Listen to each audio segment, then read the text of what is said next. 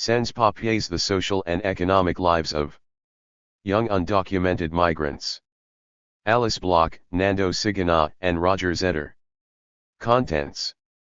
1. Researching Everyday Illegality, an Introduction. 1. The Scale of Undocumented Migration, Counting the Uncountable. 4. Methods and Methodology. 7. How the book is organized. 12.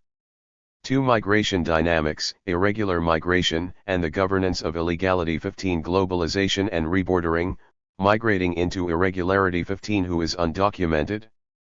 The Governance of Migration and the Vocabulary of Irregularity. 22. Official Status and Categories, Policy and Practice in the UK. 23. Status Mobility, Undocumentedness as a Process. 25. A Constructed and Criminalized Identity. 27. 31. 3. Migrant Agency, Youth, and Legal Status. 32. Immigration Status and Everyday Lives. 32. Migration and Youth. 35. Migration, Destinations and Youth. 35. Integration and Identity. 36. Migrant Agency. 39. Agency in Migration Decision-Making. 40. Migrant Agency in Destination Countries. 43. 45. 4. Visibility and Invisibility, Arrival, Settlement, and Socialization into Irregularity. 46. Confronting the Reality. 47. Undocumentedness in Everyday Life, Encounters and Consequences. 56. Accommodation. 57. Education. 60. Healthcare. 62. Finance. 65. Sexual Exploitation. 67. Coping in the Public Realm, Mobility and Communication. 68. 72. 5. Legal Status and the Labor Market. 74. Situating Experiences of Employment. 74. The Wider Economic Context. 74. Precariousness, The Case of Undocumented Migrants. 76. Migrant Agency. 77. Employment, An Overview of Labor Market Experiences. 79. Finding Employment, Social Networks, Agencies, Middlemen, and Paying for Jobs. 88. Employment and Individual Agency. 93. Managing Without Work. 95. 98. 6. Fragile Communities, Social Networks and Geographies of Undocumentedness. 99. Here in England, you need other people, family, friends, and acquaintances. 100. Language and Time. 105. Negotiating the Boundaries of the Community of Trust and Reciprocity. 108. Social Activities and Where People Socialize. 112. Remittances and Undocumented Migrants. Transnationalism. 119. 124. 7. Intersecting Youth and Legal Status. 126. Myself as a Young Person. 126. Youth as a Driver of Migration. 128. Youth and the Risk of Illegality. 133. Being Young and Undocumented in Britain. 137. No Right to Dream. 141. Making Plans for the Future. 141. Was it worthwhile? 144. 149. 8. Conclusion. Current Policy and Political Climates. 151. Looking Forward or Looking Back. The Immigration Bill. 156. Rights, Segregation, and Marginalization. 161. Concluding Reflections. 166. Bibliography. 168. Index. 186. 1. Researching Everyday Illegality, An Introduction.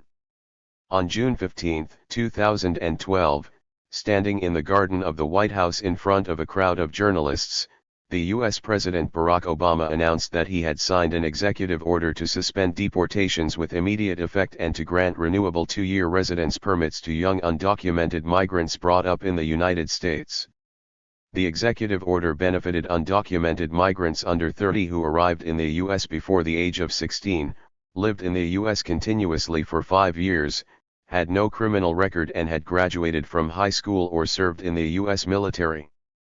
The Deferred Action for Childhood Arrivals program is an interim solution which came at a strategic time in the run-up to the presidential election and after over 10 years of unsuccessful attempts by the legislators to find a compromise, firstly on the DREAM Act and, more recently, on a comprehensive immigration reform.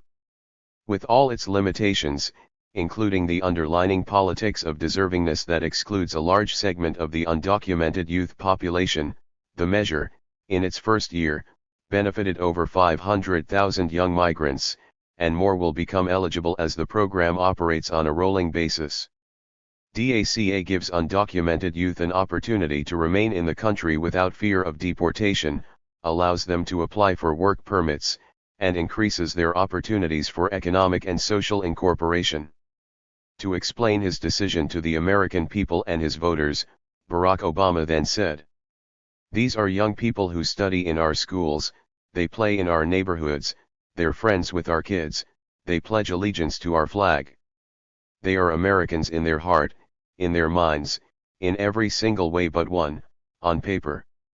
2. Other undocumented migrants, however, are met with a much tougher approach. In fact, under the Obama administration, the forced removal of unauthorized residents has reached an unprecedented level, 2 million since Obama took office. Meanwhile, in the United Kingdom, Prime Minister David Cameron, in a speech at the Institute for Government in London in October 2011, announced his intention to crack down on illegal immigration, stating that he wants everyone in the country reclaim our borders, going so far as to urge people to report suspected illegal immigrants. The latter invitation led to thousands of allegations, 28,243 in the third quarter of 2012 alone, to the launch of the National Allegations Database, which went live on September 30, 2012, and to a record number of forced and assisted removals. However, in parallel, through the case resolution program established in 2007 to clear the backlog of pending asylum and non-asylum cases, the UK government has also regularised the position of tens of thousands of unauthorised residents, in particular families with children and young people. Moreover, despite the use of forced and voluntary removal increasing significantly over the 2000s in both countries, the stock of undocumented migrants was affected only marginally or not at all. Over the same period, the population of undocumented migrants in fact grew, which, as Sigona and Hughes argue, indicates that undocumented migrants are more likely to stay for good, or at least for a long time, in the country of residence in a situation of legal precariousness, particularly if they are children or young people. The phenomenon of undocumented migration and undocumented migrants is not going to disappear, making it increasingly important to understand their heterogeneous experiences. This book sets out to fill a gap in the literature by offering an in-depth insight into the everyday lives of young undocumented migrants. The book uncovers, through the voices of these young migrants, the ways in which they exist in a protracted limbo and how, as young people, they are largely unable to develop personally and contribute more broadly to society in the positive and productive ways they imagined and sometimes longed for. In this introductory chapter we set out the book's aims, highlight the significance of irregular migration by presenting data on the scale of undocumented migration, provide an explanation of the methodological and empirical basis of chapters 4, 5, 6, and 7, and finish with an outline of the book's contents. Starting with the aim of the book, we offer original insights into the lives of young undocumented migrants living in England about whom little is known. While the focus is on experiences in one country, their experiences echo those of undocumented migrants in other Western democracies and globally. In reality, though, irregular migration, once a phenomenon of the wealthier countries of the global North and West, is now a global issue, with most irregular migration occurring between countries in the developing world. It is a global issue also because nation-states cooperate at the national, regional, and supranational levels to try to control immigration flows, including flows of irregular migrants. The causes of irregular migration are complex and multifaceted. Uneven development, economic opportunities, survival migration, social networks, family reunion, and exile are all included in the constellation of factors that result in irregular migration or in individuals becoming irregular. Some people are born into irregularity and enter their adult lives occupying this precarious situation, others enter into it as part of a migration project, and some fall into it without ever realizing it or out of desperation due, for example, to their need to avoid returning to a country where they fear persecution. Most irregular migrants initially enter countries legally and then overstay their visas or breach their conditions on entry. Whatever the roots to irregularity, being, as this book will demonstrate, permeates all aspects of migrants' lives, significantly reduces their access to economic and social opportunities, and renders individuals vulnerable to different forms of exploitation, exclusion, and marginalization. Within the academic literature, irregular migration and irregular migrants occupy spaces in a number of disciplines, including sociology, geography, politics, social policy, anthropology and law. The literature that emerged from North America in the 1970s focused mainly on migration from Mexico to the U.S. and identified structural determinants as precipitating irregular migration, both the sending and the receiving countries benefiting from it. It also stressed the paradoxical impact of immigration control and enforcement practices which, instead of reducing inflows, produce enforced immobility and trap unauthorized migrants in the country of residence. Migrant-receiving countries benefit from cheap and flexible labor while migrant-sending countries benefit from the partial alleviation of social and economic uncertainty and inequality.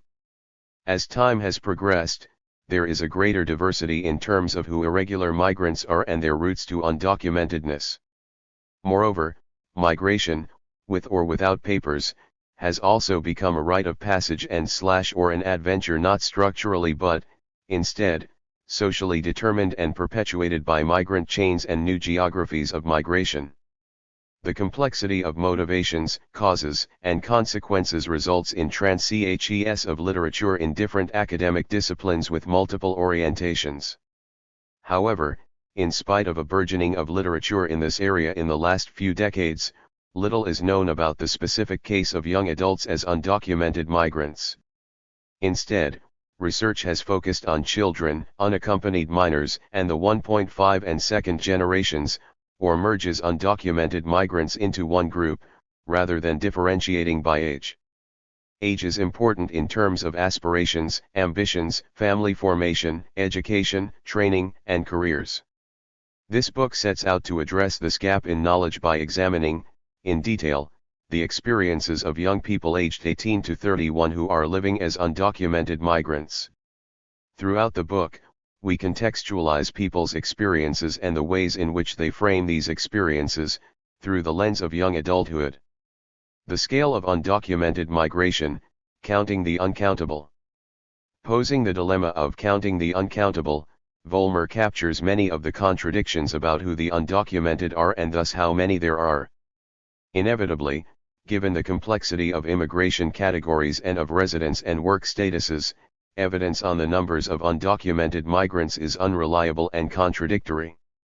The UK government adopted a standardist system of measurement, but this is problematic not only because of the categories used, but also because it relies on data sources which are proxies for immigration status. By definition, accurate data cannot exist for a hidden population, the more so for undocumented young migrants for whom no data have been found. Only Sigona and Hughes have attempted to disaggregate by age. They have offered an estimate of 120,000 irregular migrants aged under 19 living in the UK, of whom 60,000 to 65,000 were UK-born. However, we know nothing about the numeric or demographic profiles of the young people aged 18 to 31 who are the subject of this book. In this section we build a picture of the numbers of undocumented migrants, both in the UK and globally, and critique the methodologies used for estimating these numbers. In her multinational survey of unauthorized migrants, Levinson cites Home Office data on enforcement statistics as a proxy for undocumented/unauthorized migrants. The estimate given is 123,300 irregular migrants in 2002, an increase from the 1996 statistic of 56,000. However, this figure is certainly a very large undercount, since it includes over 50,000 persons who were refused entry at port and removed, but does not include overstayers, other irregular categories or those who are undetected. Levinson cites International Organization for Migration estimates of anywhere up to 1 million in the UK. The Home Office, under political pressure to respond to the strident anti-immigration lobby, developed a complex methodology to estimate the undocumented migrant population. Based on the study by Woodbridge for the Home Office and the Office of National Statistics, it was estimated that the unauthorized population in 2001 lay between 310,000 and 570,000, with a central estimate of 430,000. The methodology used was problematic in several respects. First, it was based on census rather than on immigration data. Secondly, it did not include children born in the UK to irregular migrant couples. Thirdly, the census is cross-sectional and therefore only records the stock of residents/migrants at a single point in time. Finally, departures are not recorded, and so the data fail to capture the flows and fluidity of migration, which have been particularly significant given the intensity of migration to and from the UK in recent years. In addition to the figure of 430,000 given as a central estimate, there were, at that time, 175,000 quasi-legal migrants whose right to remain depended on the future determination of their asylum status, and might account for some 50,000 to 80,000 additional unauthorized migrants, as well as the category of illegal entrants. Conversely, as a later study pointed out, statistics for the number of asylum seekers present in the UK in 2001 would account for 286,000 failed asylum seekers in the country, almost two-thirds of the total central estimate offered by Woodbridge. Using a different methodology, the study by Gordon et al. Reviewed and updated the Home Office figure, adding an estimate of UK-born children of irregular migrants. This study produced a central estimate of 618,000 and a range of between 417,000 and 863,000 undocumented migrants at the end of 2007, of whom the largest single category are thought to be visa overstayers. We can conclude that the numbers are quite sizable, although the tightening of border controls and visa requirements, together with the increasing level of removal in recent years, some 93,500 from 2008 to 13 and 135,000 voluntary departures over the same period, suggest that numbers may not necessarily be increasing. Estimates also exist about the numbers of undocumented migrants at the global level. The International Organization for Migration estimated in 2010 that, of the 214 million international migrants in the world, 10 to 15% were in an irregular situation. However, calculations of these global flows of irregular migration vary widely. The Council of Europe estimated in 2002 that 30 million people crossed international borders without authorization every year. By contrast, a 2004 estimate by the International Center for Migration Policy Development put the flow of irregular migrants at between 2 and 4.5 million every year. This is equivalent to between one-third and one-half of the world's 6 to 9 million annual migrants. Within Europe, the Clandestino Project's findings suggest a decline in the numbers of irregular migrants during the first decade of the 2000s. The reasons for the decline are threefold. Firstly, EU enlargement by default regularized some Eastern European migrants who had been living without status. Secondly, national regularization programs again legitimized many migrants. And, thirdly, increased international policing and cooperation halted some unauthorized flows. By 2008, estimates of the numbers of undocumented migrants for 27 European countries were between 1.9 and 3.8 million, which represented between 0.39 and 0.77% of the total population. The Clandestino Project highlights the emphasis placed on unauthorized and/or clandestine entrance within policy and public discussions of irregular immigration flows, that is, migrants crossing borders without authorization. There are, in fact, at least three different types of flow: geographic, demographic and status-related. Geographic flows are those that dominate the public and political arena, people moving across sea or land borders without authorization. However, they also include outflows of irregular migrants leaving countries, a trend on which almost no data exist. Demographic flows include the birth and death of those with an irregular residence status. Status-related flows indicate the movement between legal and irregular status. However, The Clandestino Project report also notes that the flow from irregular to regular status has been more significant in the EU than the opposite flow, largely due to the regularization effect of enlargement. In Chapter 2, we provide a detailed overview of the legal and policy frameworks in operation and of the focus of policymakers on curtailing unauthorized entrance through in-country sanctions that include high-profile raids and deportations. The data suggest that large variations in the methodologies used are all problematic. Apart from the speculative nature of these estimates, a key point to be stressed is that they refer to the total undocumented migrant population, with the exception of Sigona and Hughes, not to the number of undocumented young migrants who are the subject of our study. Methods and methodology. The book draws on data from 75 in-depth interviews and testimonies with young people living irregularly, that is, without any legal rights to reside in the UK at the time of their interview. Interviews were carried out with migrants from China, Brazil, Ukraine, and Zimbabwe, and with Kurds from Turkey.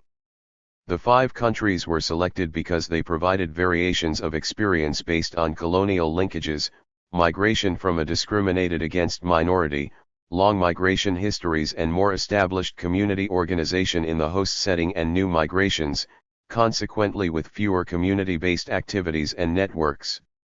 Moreover, a variety of motives for migration were evident alongside the different routes and strategies for coming into the UK, including seeking asylum, the use of visas, using forged documents and clandestine entry.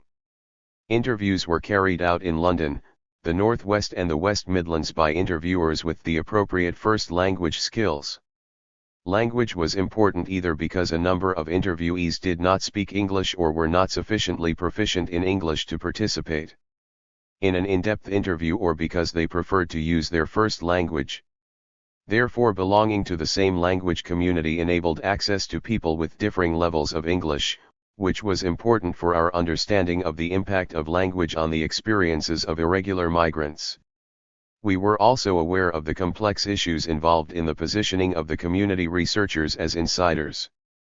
For our research, in addition to linguistic imperatives, community researchers from the same linguistic and often ethnic group enabled access to research participants and a level of trust and openness that may not have otherwise been achievable. Within the concept of insider there are different relational positions that include total insiders, those who share multiple identities of race, class, or gender and or profound experiences, such as war, with the interviewees, and partial insiders, who share one or just a few identities with the research participants and so maintain an element of separation from the research participants. Although the positioning of the researcher in relation to participants varied, in some interviews there was shared researching everyday illegality 9. Gender, in others shared experiences of discrimination and or political persecution, some shared ethnicity, some shared class backgrounds, they significantly did not share an undocumented status and, as we shall see, this had a profound impact on identity and kept the community researchers slightly separate, regardless of other shared characteristics and identities, from the research subject. Employing interviewers from within the community to carry out the fieldwork enabled us to diversify our routes to potential interviewees and thus to depend less on the more formal and visible community structures and organizations accessible to the university-based research team. The aim was to diversify the sample by using multiple access points for snowballing in order to obtain a more heterogeneous sample than would have been possible had it derived from fewer networks. The different routes into communities were more accessible to those with the relevant language skills and a greater awareness of cultural specificities. However, using insiders for fieldwork is not without its limitations, as the work by Song and Parker and Gunaratnam demonstrates. On balance, though, for our project, interviewers who were from the same ethnic community and spoke the same language not only solved the practical difficulties of communication but also provided an essential interface for the research in terms of network building and trust among a group that is not only hard to reach but potentially extremely vulnerable. The undocumented status of our participants makes them particularly vulnerable. Ethical considerations informed all aspects of the data collection and subsequent dissemination. Throughout the project we complied with the British Sociological Association ethical guidelines and the ethical guidelines for good research practice developed by the Refugee Studies Centre, University of Oxford. Participants were fully informed about the study and the use of the data. The interviews were recorded, but it was made clear to interviewees that they could stop at any point, ask for the recorder to be switched off, or decide not to continue with the interview. Extensive training was carried out with the community researchers, including sessions devoted to ethical issues to ensure the maintenance of the highest ethical standards, informed consent, anonymity, and confidentiality. Trust was an important aspect of the process, and high ethical standards created trust and therefore facilitated participation in the project. In the absence of a sampling frame, we set quotas for key explanatory variables, including gender, age, and length of time in the UK. Table 1.1 shows that, in the final sample of 75, we achieved a reasonably even distribution. As Table 1.2 shows, region was less evenly distributed than the other variables. One reason was that, for some groups, there was relatively little residence outside London, which corroborates with Gordon et al.'s estimate that 2/3 of undocumented migrants lived in London. The second possible reason was that the networks were so hidden outside London that we were unable to access them, despite persistent efforts, partnerships with organizations, snowballing and cold calling. In the final sample, 12 interviewees, 6 men and 6 women, had children in Britain, and 3 women were pregnant at the time of the interview. 4 people had children elsewhere, and 1 had a child in Britain and 1 in Brazil. Moreover, the age of arrival varied, as figure 1.2 shows, though most people had arrived in the UK aged between 18 and 24. The non-probability basis of the sample does not allow us to generalize to the population of young undocumented migrants as a whole. However, this is a sizable study for a qualitative project and the largest of its kind to date in the UK. Moreover, because sampling was based on the use of diverse networks as starting points, we were able to obtain a more heterogeneous profile of interviewees than would have been the case had we used more limited starting points for our sampling. Table 1.3 illustrates how we accessed our Zimbabwean interviewees in the 3 regions where fieldwork took place, and illustrates the varied range of access points to research participants. Access points among Ukrainians and Brazilians included community organizations, social networking sites, faith groups, and community researcher contacts. For Chinese undocumented migrants, cold calling on street sellers was an additional successful route, alongside community groups, interviewee contacts, and community research leads. Among Kurds from Turkey, approaching people at a festival led to research interviews, as did approaching community groups, a human rights organization, and snowballing through community researcher contacts. The diversity of starting points, in our view, enables us to present a methodologically robust account of the experiences of young undocumented migrants in England. How the book is organized. This book provides a rare insight into the lived experiences and everyday lives of young undocumented migrants, from their own perspective. In taking a qualitative approach, we recognize the importance of individual framings and interpretations and the ways in which personal biography shapes experiences. In the substantive chapters of the book, we shed light on the intersections of young people's narratives with the policy frameworks that shape their experiences, and outline the broader theoretical concepts that inform the field of study. In this section, we outline the key areas covered in each of the remaining chapters of the book. Chapter 2 provides part of the book's overall contextualization. Drawing on the academic and policy discourse, mainly from the United States, Australia, Canada, and Europe, it examines the globalization of migration within which the phenomenon of irregularity has been framed. The chapter explores the label undocumented, the mechanisms through which some forms of mobility are irregularized, and how illegality has been constructed in Western liberal democracies. Building on these themes, the chapter then discusses the emerging global governance of irregular immigration flows, placing UK policy and practice within the wider context of the European Union's immigration regimes. Chapter 3 further develops the conceptual and contextual framework of the book.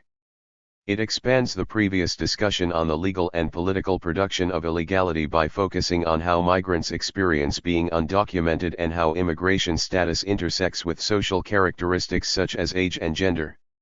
It also lays the basis for the analysis of migrant agency in the condition of irregularity and the significance of youth as a factor shaping migrant agency at key moments in the migration project. Chapter 4 focuses on arrival and settlement and examines the ways in which young people become undocumented and are then socialized into irregularity. The chapter draws out the diverse ways in which these processes occur and their intersections with other experiences, particularly the role of youth as a factor for migration. A way of shaping the circumstances and characteristics of migration projects is also explored. Chapter 5 has as its focus the labor market and, more specifically, the experiences of work and the strategies or tactics of young undocumented migrants within the context of the economic environment, policy climate, and status implications. Key themes here are the lack of choice and the uncertainty in the labor market, migrants' dependence on work within the ethnic enclave or ethnic minority niches, and the centrality of social networks, both in terms of job search strategies and support during periods of unemployment. Issues of exploitation and racism also surface in several migrants' accounts, though there are also examples of individual agency and incremental changes. Chapter 6 explores the social lives and networks of young undocumented migrants, both in the UK and transnationally. The issue of trust surfaces in most accounts, in relation both to the fear of betrayal, which inevitably makes people diffident and cautious in their social interactions, and to the sense of guilt that affects their interactions with other people, with whom they cannot be completely open. Trust also shapes migrants' relations to space and mobility. From the narratives, a map of safe, more or less accessible and forbidden places, that is, geographies of undocumentedness, emerges, whose shape varies in relation to different individual experiences and positionalities. In this chapter we also explore the role of different community and faith groups in the lives of young undocumented migrants, showing how the size and settlement patterns among the 5 groups researched affects the extent to which community and faith-based groups exist. Chapter 7 focuses on youth, legal status, and futures. In this chapter we address the ways in which young people see their future, and how they express their aspirations, hopes and fears. One central concern is the way in which immigration status intersects with young lives and narratives of their future, and the extent to which being undocumented erases the idea of the future. Chapter 8 concludes the book and looks both backwards and forwards in assessing past and current policies. In this final chapter we situate the experiences of young undocumented migrants within the wider policy frameworks and political discourses in the UK, and in relation to the broader issues of employment and human rights. We consider the ways in which policy and the inability to access rights has left this group of young people marginalized, excluded, and unable to obtain the basic protections offered to others in society. In the conclusion we highlight the differences and commonalities in the everyday lives of this group of undocumented migrants and reflect on the ways in which youth is one of the aspects that defines their experiences. 2. Migration dynamics, irregular migration and the governance of illegality. The context of this book is defined by a new era of global migration. Highlighted in 2 UN high-level dialogues, this phenomenon is propelled by complex processes and patterns of people on the move, demarcated by both a volume of migrants and a diversity of ethnic and national origins unfamiliar even a decade ago, and notable for its profound impacts on the destination countries and localities. This chapter explores this broader context and the emerging global governance of irregular immigration flows in which the stories and experiences of young undocumented migrants are situated. First, the chapter considers the wider academic and policy discourse on the globalization of migration within which the phenomenon of irregularity has been framed. The second part of the chapter, and core to the book, seeks to understand the mechanisms through which some forms of mobility are irregularized and the production of illegality in Western liberal democracies. It discusses the label undocumented, how it has emerged from these broader global trends, the vocabulary associated with the label and how it has become inscribed in immigration regimes and, more specifically, within immigration policy and practice in the UK. Globalization and rebordering, migrating into irregularity. Highly differentiated patterns and processes of international migration, and a new political discourse on migration, form the starting points for this chapter. The shorthand terms new migration and mixed migration flows are often used to capture the complexity of contemporary international migration and, within this frame, new labels and typologies, such as the asylum/migration nexus, the asylum/development nexus and irregular or undocumented migration, are established to designate more specific categories and forms of the new migration. Indeed, particular features are the fluidity of categories and statuses and the relatively large number of irregular or undocumented migrants compared to previous episodes. Three interrelated dimensions of this global perspective, somewhat in contradiction with each other, are pertinent to this book. First, increasing international migration is a salient feature of globalization. It is both a product of transnational social networks and a platform for the transformation and consolidation of these networks. Rather than intraregional, the reach of migration is increasingly global, and it is stimulated by the progressively more complex and sophisticated interplay of social and economic decision-making. New migrations mostly, but not exclusively, originate in the South, but they have substantially impacted on the countries of the North. Thus, while much research focuses on the developmental impacts of economic globalization on the global South, in terms of structural adjustment, brain drain, and poverty alleviation, the impacts on developed and post-industrial receiving economies are equally diverse and profound, but are manifest in different ways. This book investigates particular features of this spatial reconfiguration of the new migration, the presence of young people and the impacts of irregular legal status on their lives, livelihoods, and social relations. Second, the conjuncture of globalization and international migration is both the cause and the consequence of a fundamental restructuring of the world's economy, framed around neoliberal political economy priorities. The linkage between economic and migratory processes of globalization has had significant consequences for the immigration/labor market nexus in post-industrial societies. Challenging traditional models of labor market structure, the contemporary characteristics across all post-industrial economies display a strong tendency towards segmentation, more fluid structures and a reliance, at least in part, on low-wage, unskilled labor mainly supplied by migrants prepared to work under increasingly exploitative conditions. Within Europe, the rebordering and debordering of the European Union in order to facilitate the free movement of labor within the Union following the Single European Act 1986, the Maastricht Treaty on European Union 1993, and the Schengen Agreement/Convention 1990/1995, represent the early stages of this opening up of intra-European labor markets to conform to the new economic realities. However, the freeing up of Europe's labor markets had immediate and paradoxical implications for immigration and immigration policy.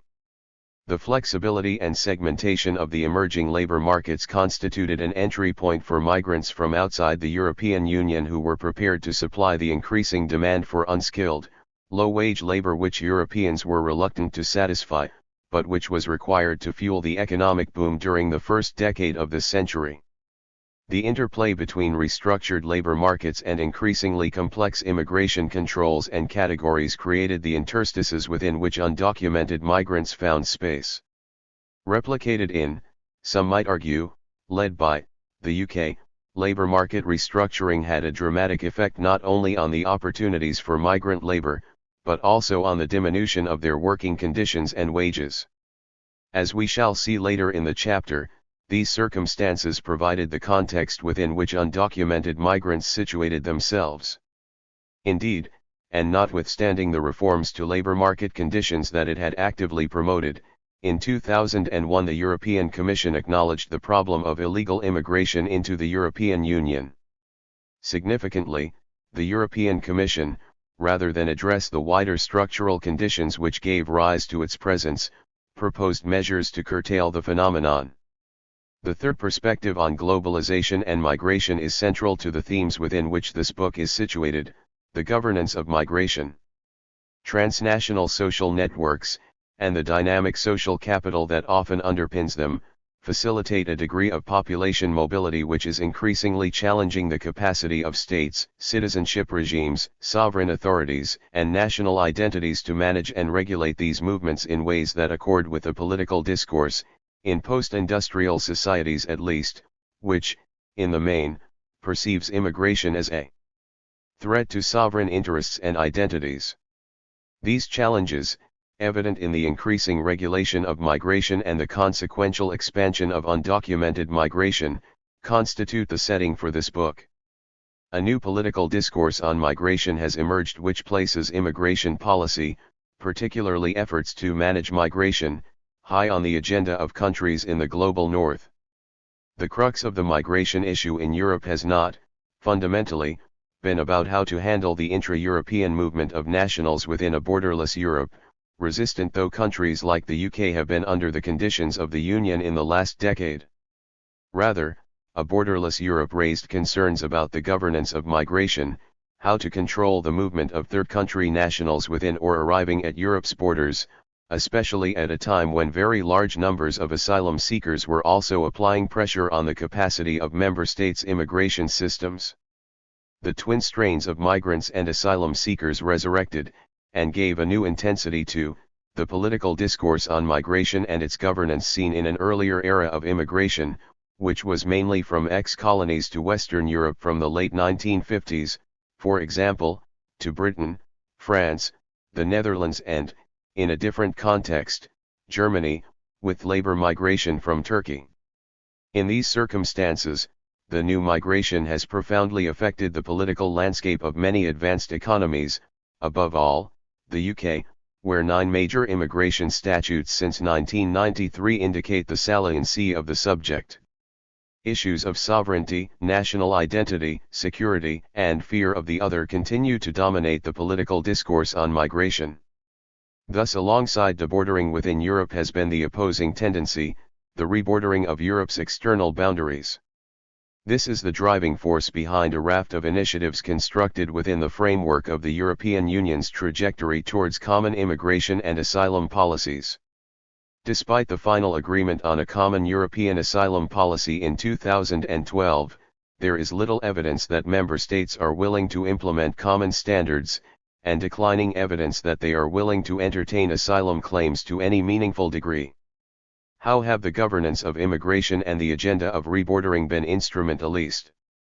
For most countries of the global north, the machinery to regulate and control migration generally comprises a threefold typology of policy instruments: pre-frontier measures, measures relating to border management, and post-entry measures.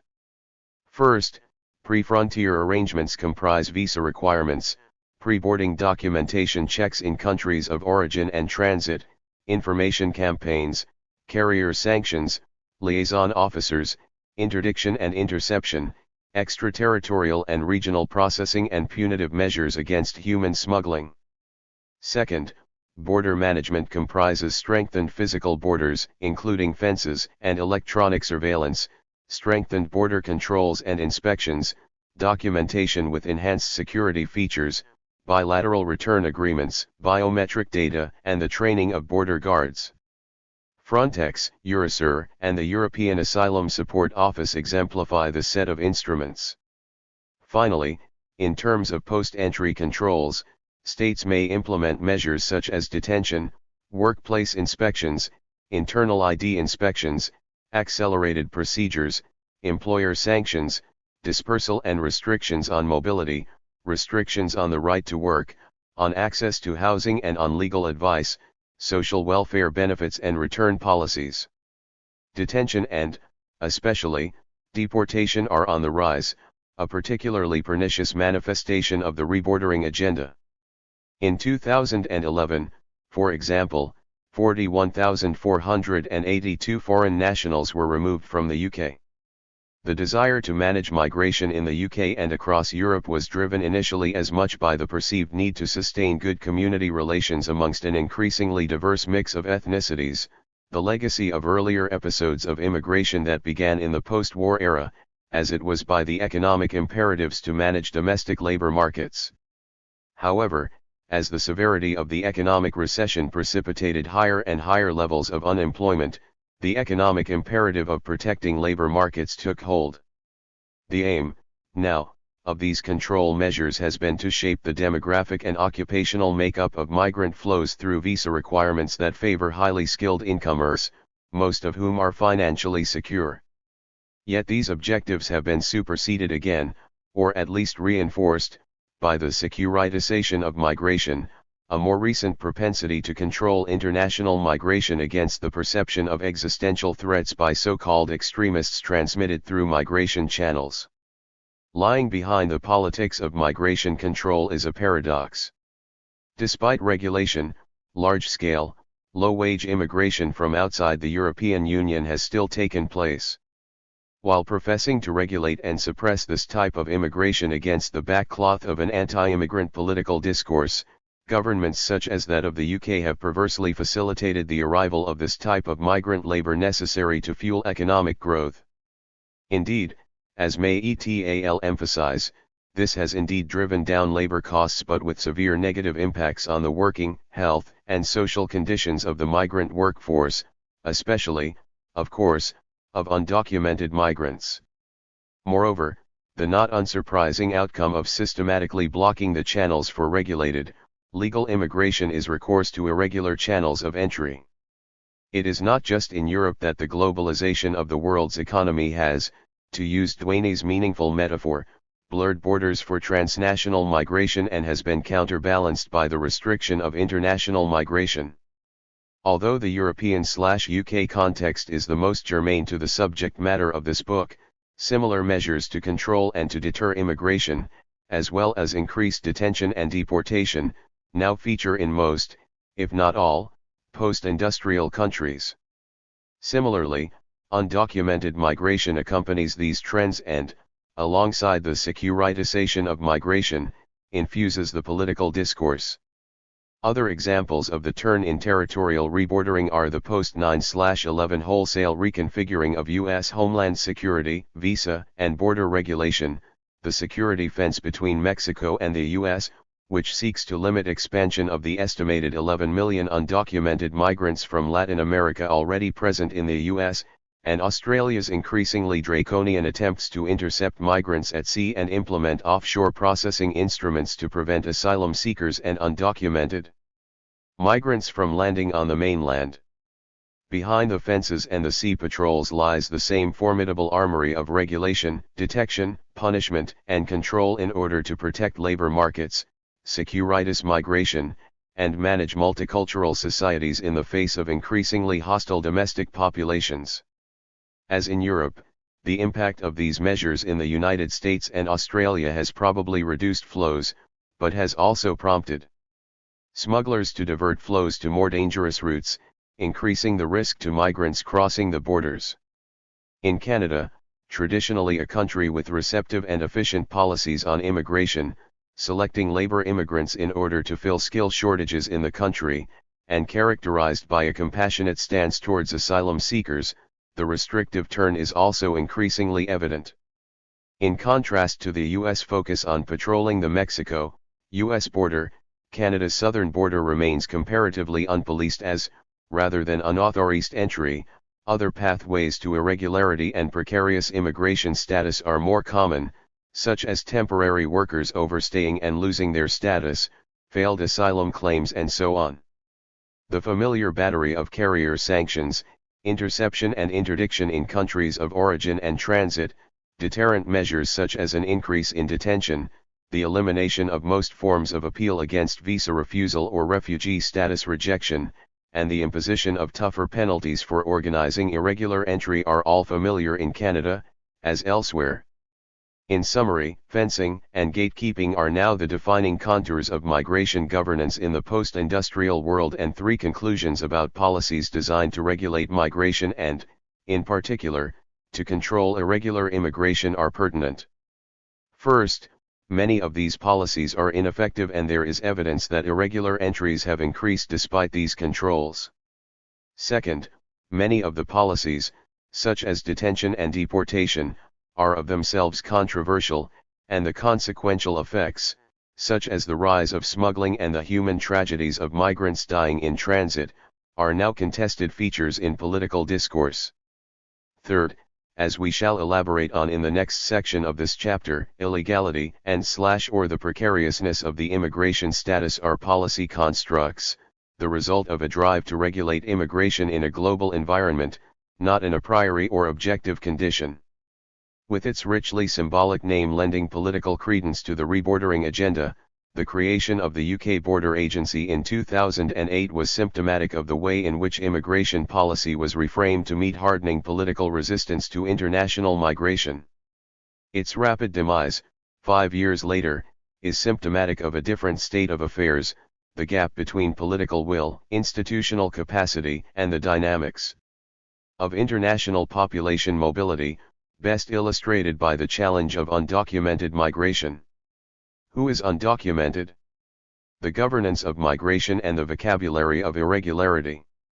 Drawing on de Genova's work on the legal production of illegality, Willan, in her research on labor migrants in Israel, examined how illegality is the product of converging global, regional, and national factors and how it is three-dimensional, as a juridical and political status, a socio-political condition, and a status that creates particular modes of being in the world. The previous section defined the converging contours relevant to the book and highlighted the socio-political conditions that give rise to the phenomenon of undocumented migration. This section turns attention to the juridical and political dimensions of the status of being undocumented and, in the final part, examines the links between the juridical, political, and the particular modes of being in the world, in other words, the negotiated or liminal reaction of young migrants to their shifting status between legality and illegality which underpins the empirical chapters of the book. Migration, as a field of research and, even more so, as an arena of policy, is infused with labels and categories. The increasing scope and complexity of international migration has spawned an expanding conceptual and policy vocabulary dealing with this phenomenon, as we have seen above. Thus the question of what we mean by undocumented and, more importantly, how it is constructed, interpreted, and politicized, is central to this book. Our thesaurus could include, inter alia, undocumented, irregular, illegal, clandestine and unauthorized and illegally resident. The politically charged nature of some of the terms is clear and probably deliberate.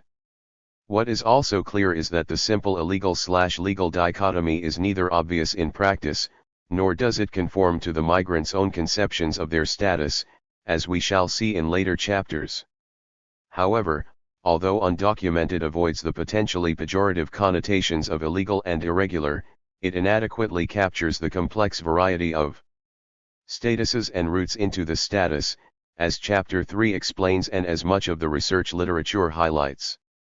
Jordan and Uvell offer a working definition of undocumented or irregular migration as crossing borders without proper authority, or violating conditions for entering another country. While offering a valuable starting point because of its simplicity, the definition masks both the techno-legal complexity of the process and the constructed nature of the label. How, then, is the identity of the undocumented migrant created?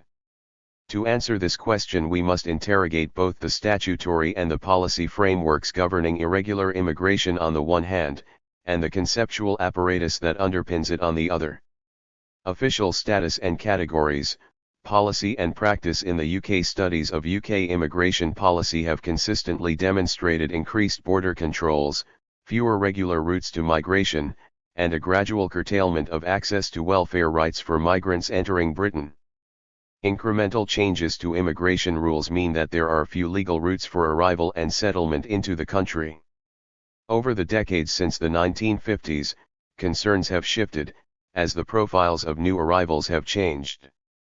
In the post-war period up until the 1980s, policy restricted entry to citizens from Commonwealth countries and the racialized nature of these restrictions has been documented. From the 1980s until the end of the 20th century, the focus was on controlling the arrival of asylum seekers. The agenda shifted from the start of the 21st century to managing migration, labor, asylum, and undocumented, and social cohesion. Within the UK, raids on businesses thought to be employing undocumented migrants, early morning incursions from the Home Office to properties where undocumented migrants were thought to be living, and public deportations were all part of the highly politicized arsenal of weapons used to create the appearance of the state fighting against those who circumvent procedures and policies. Immigration policies, since as early as the Aliens Act of 1905, have also been conflated with welfare rights and the notion of no recourse to public funds. For irregular migrants, excluded from welfare, there is no option but to work or to have alternative means of support, leaving them potentially vulnerable and open to exploitation in the labor market.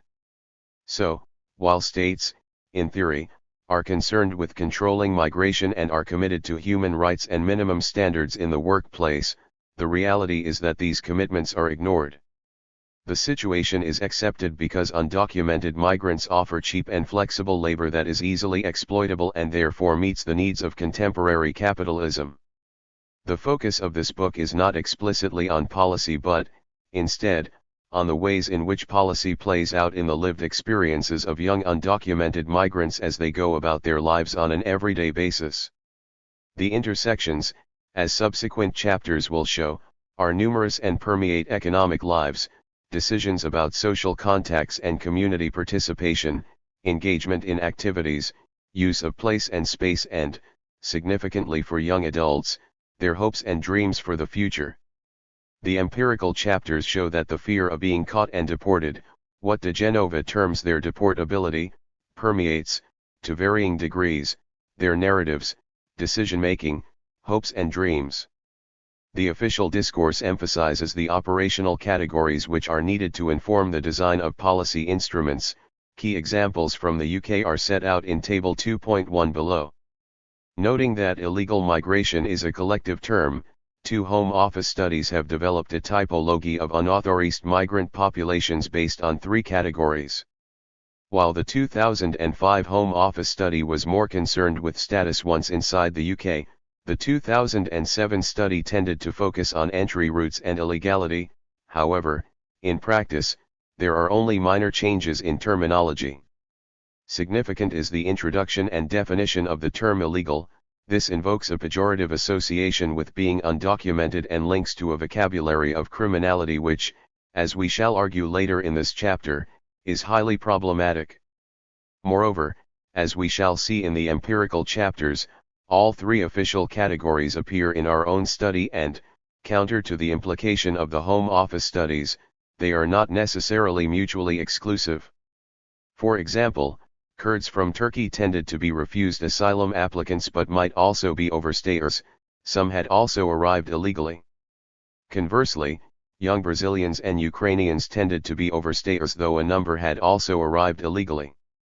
Indeed, our evidence confirms Jordan and Yuval's findings from their study of Brazilians, Turks, and Poles, that open channels are by far the most common form of entry for economic migrants rather than illegal or asylum routes. Expanding the Home Office typology, the Institute for Public Policy Research, drawing on the work of Kozer, delineated a more nuanced account and vocabulary for what they describe as routes into irregularity. In addition to the three categories deployed by the Home Office studies, they include a fourth mode of irregular entry, as Table 2.1 shows. Status mobility, undocumentedness as a process. These official categories, enshrined in residence and in some of the employment rights afforded by UK immigration statutes, paint an essentially static picture of irregularity and the status of being undocumented. In contrast to the official discourse, our evidence draws on the migrants' own perceptions of what it is to be undocumented. What this reveals, as we shall elaborate on mainly in Chapter 4, is three salient characteristics of their status. First, as noted above, they may fit within several types of undocumentedness at any one time. Second, and linked to this, they may migrate between the different categories of being undocumented at different times. Third, and also linked to these two conditions, they may move between irregular status and irregularity at different times. In other words, being undocumented is a process, not a fixed status, at least in the experience of the young migrants themselves. Confirming and building on this contention, our research uses concepts of status mobility and fluidity of status to explore how the room for maneuver, in reality, the limited room for maneuver, determines the lives and livelihoods of the young migrants. Consistent with this view, we argue that migrants may move in and out of official statuses by design as much as by default. Thus, in contrast to the official imperative to define different legal categories of undocumentedness, a central feature of our study is what Schuster has termed status mobility. This concept is nested in the wider discourse on the agency of migrants, in which migration status can be perceived as a dynamic and continuing, rather than an end state, process which is mediated by transnational interests and affiliations. Framed within this broader representation of process and mobility, our study is similarly premised on a conception of undocumented migrants as social actors negotiating and mediating space within and between the boundaries of complex social and economic categories and differential employment, work permit and immigration statuses. While these spaces may be prescribed, and mobility within and between these spaces highly constrained by the scale and diversity of government immigration legislation, regulatory visa and employment categories, mobility between categories over time and space is a prevalent feature of the new migration. The question, then, is not the saliency of the categories per se. Rather, the questions are how these categories condition the economic and social aspirations and day-to-day circumstances of undocumented migrants, and how and why they move in and out of certain categories. Since increasing restrictionism, and more categories, as the means to manage migration, have perversely enhanced rather than constrained status mobility, these are significant questions for our study. Status mobility is informed by a number of complementary perspectives. Morris and Kaufman draw attention to status mobility through the lens of packages of rights attached to different immigration statuses. Fuvell and Russ and Anderson reject the conventional, static, dichotomous status of being either legal or illegal. Fuvell argues for a concept of paths into irregularity, while Russ and Anderson speak to the notion of different levels of compliance, compliant, semi-compliant and non-compliant. The concept of compliance is valuable in our study because it opens up the exploration of the levels of knowledge that undocumented migrants possess about the regulatory frameworks for immigration, highlighting the room for maneuver which migrants might exploit. Schuster's research in Italy emphasizes that rights, notably the protection of residence rights offered by various amnesties and the rights afforded by the different work permit categories, play a significant role in status mobility. The examination of rights-based approaches to the study of young migrants' lives and livelihoods in the UK would be a brief undertaking, not least because migrant amnesties are not a significant feature of UK policy. However, what Schuster stresses is that status mobility has been as much conditioned by factors such as opportunism, geographical mobility within Italy and to other EU member states, conditions in countries of origin, the role of traffickers and the presence of social networks and community groups, as it has been by the governance of migrants. As we shall see, commencing with the first encounters in the UK elaborated in Chapter 4, these variables are equally dominant parts of the process of the, albeit limited, status mobility of young undocumented migrants in the UK. We explore how these variables condition status mobility and the extent to which the agency and motives of the undocumented migrants enable them to shape their status mobility. A constructed and criminalized identity.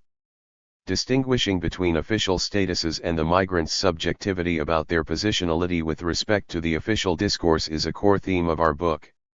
This dialectic takes on particular power and significance in the lives of our young undocumented migrants when we consider the legal, political, and populist construction of an illegal identity. Here there is a valuable body of theoretical and empirical research on the construction and criminalization of migrant identities, to which our own study adds.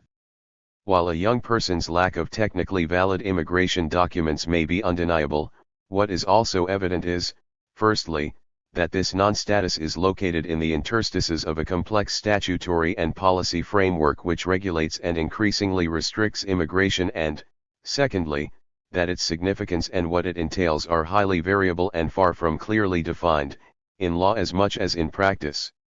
Immigration and border controls thus bring with them new problems, including an increase in clandestine entry and the greater use of forged documents. State policies therefore contribute to the prevalence of illegal immigration, which complex bureaucratic practices and machineries further inscribe. In other words, being undocumented is a constructed identity, not an a priori objective status. It is the outcome of the discursive practices of receiving states like the UK, which have constructed and reconstructed the identity of migrants in their sustained attempts to label and distinguish between, and then regulate, the complex yet fluid motives, patterns, and processes of contemporary international migration and modes of entry. As Calavita argues, immigration law actively and regularly irregularizes people by making it all but impossible to retain legal status over time with changing categories and regulatory practices.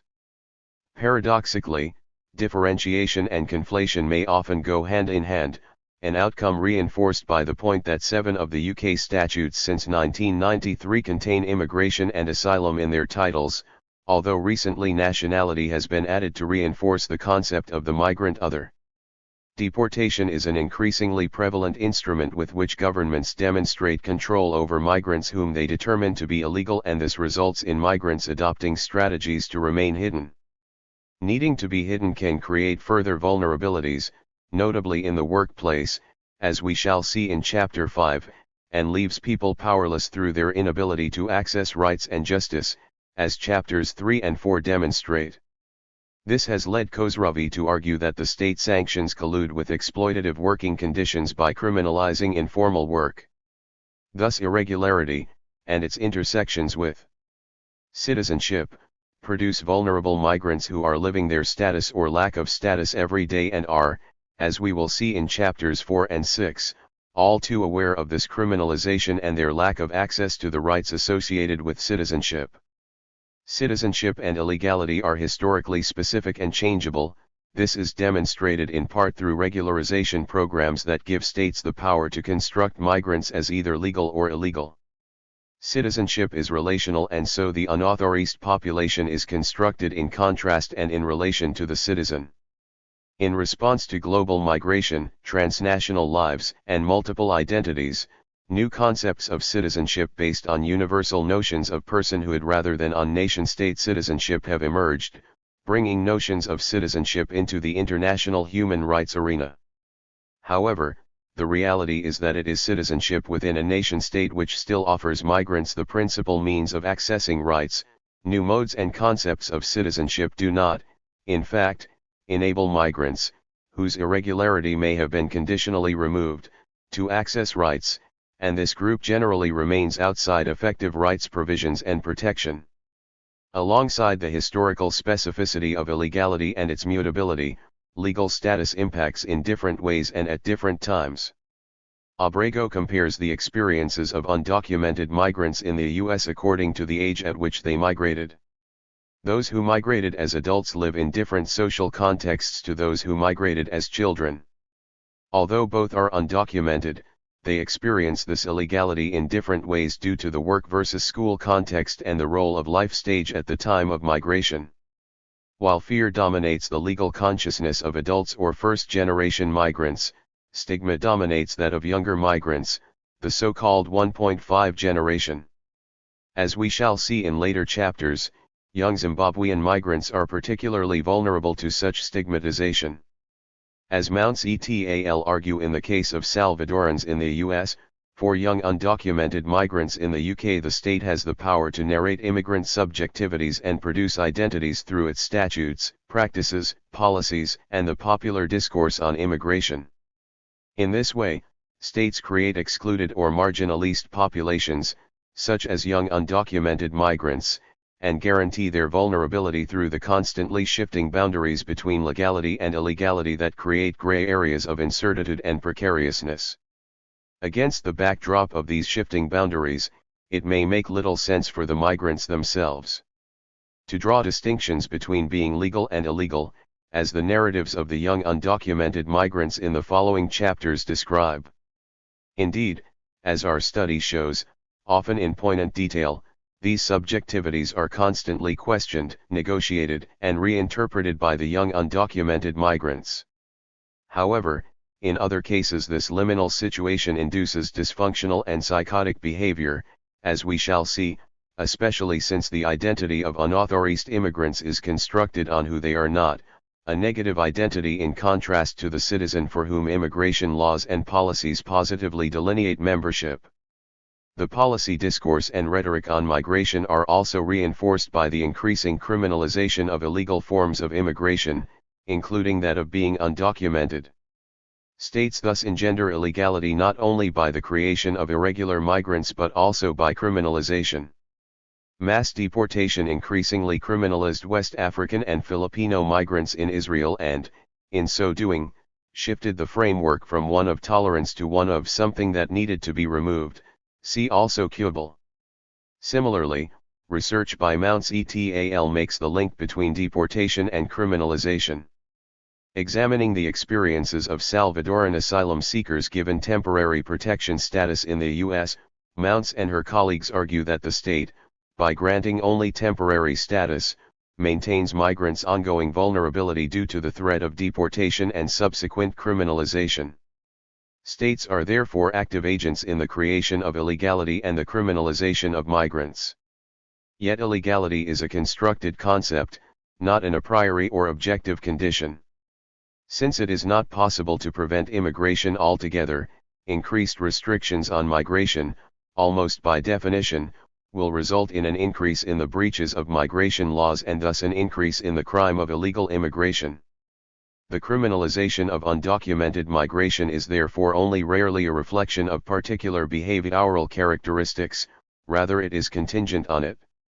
Criminalization is politically and legally constructed, the result of specific regimes, contexts, and a multitude of power dynamics. Undocumented migrants or asylum seekers who enter illegally are not increasingly criminal per se, as the ascribed identity implies. However, the tightening of entry routes, visa requirements and the machinery of deterrence has created conditions whereby migrants are rendered illegal. Even asylum seekers who have a powerful claim to protection risk being identified as bogus and forced underground. The construction of an identity of the migrant as illegal, as clandestine, and criminalized, resonates powerfully with the highly politicist public rhetoric on migration. This chapter has located the concept and the category of the undocumented migrant within the wider landscape of the globalization of migration and the specific framework within which migration is governed. It has argued that recognizing the dualistic burden, an identity that is constructed and then criminalized, helps in understanding why the young migrants seek to escape this ascribed stigma and prefer to see their status as a mobile commodity and as a process, not an official formulaic condition. This distinction, and how the young migrants are both heavily constrained by, yet seek to survive outside, their official status, are crucial in appreciating their narrative accounts of life in Britain in subsequent chapters. 3. Migrant agency, youth, and legal status. The key concern of this book is to present a nuanced account of the lived experiences of undocumented migrants. The legal or undocumented status of migrants can and does shape identity formation, social and family relations, transnational ties, participation in community and in political activism, participation in the labor market, conditions of work and wages, access to health care, the social and civil rights associated with citizenship, fear and decision-making, and more. In short, the lack of documents pervades all aspects of a migrant's life and decision-making. This chapter complements the previous one by turning the focus from the production of illegality to everyday illegality. It further develops the theoretical toolkit we draw upon in the empirical chapters. In particular, it reviews the scholarly literature on everyday illegality, the intersection of migration and youth, and migrant agency. Immigration status and everyday lives. In the previous chapter we outlined a three-dimensional framework for understanding the experiences of undocumented migrants and the multiple ways in which the lack of status can affect their lives. After having discussed the conditions that determine the increasing irregularization of some immigration flows and groups, what can be termed the political economy of illegality, we turned our attention to the legal production of illegality as a juridical and political status and eventually outlined the ways in which illegality as a socio-political status creates particular modes of being in the world. Undocumented migrants tend to remain hidden and to limit their social interactions and use of social spaces to those people and those areas considered to be safe or low risk, a theme that we explore in more detail in Chapter 6. Unauthorized migrants often limit their social ties to connationals and often further restrict their contacts to others of similar immigration status. Within this context, family, friends, community, and faith organizations can become key resources for some, while others opt to distance themselves from these networks. Nevertheless, being an undocumented migrant requires the mobilization of social networks in the form of social capital in order to avoid detection, to find a job or to access information and advice. So decision-making in terms of social and other interactions is often carefully evaluated for its risks and benefits.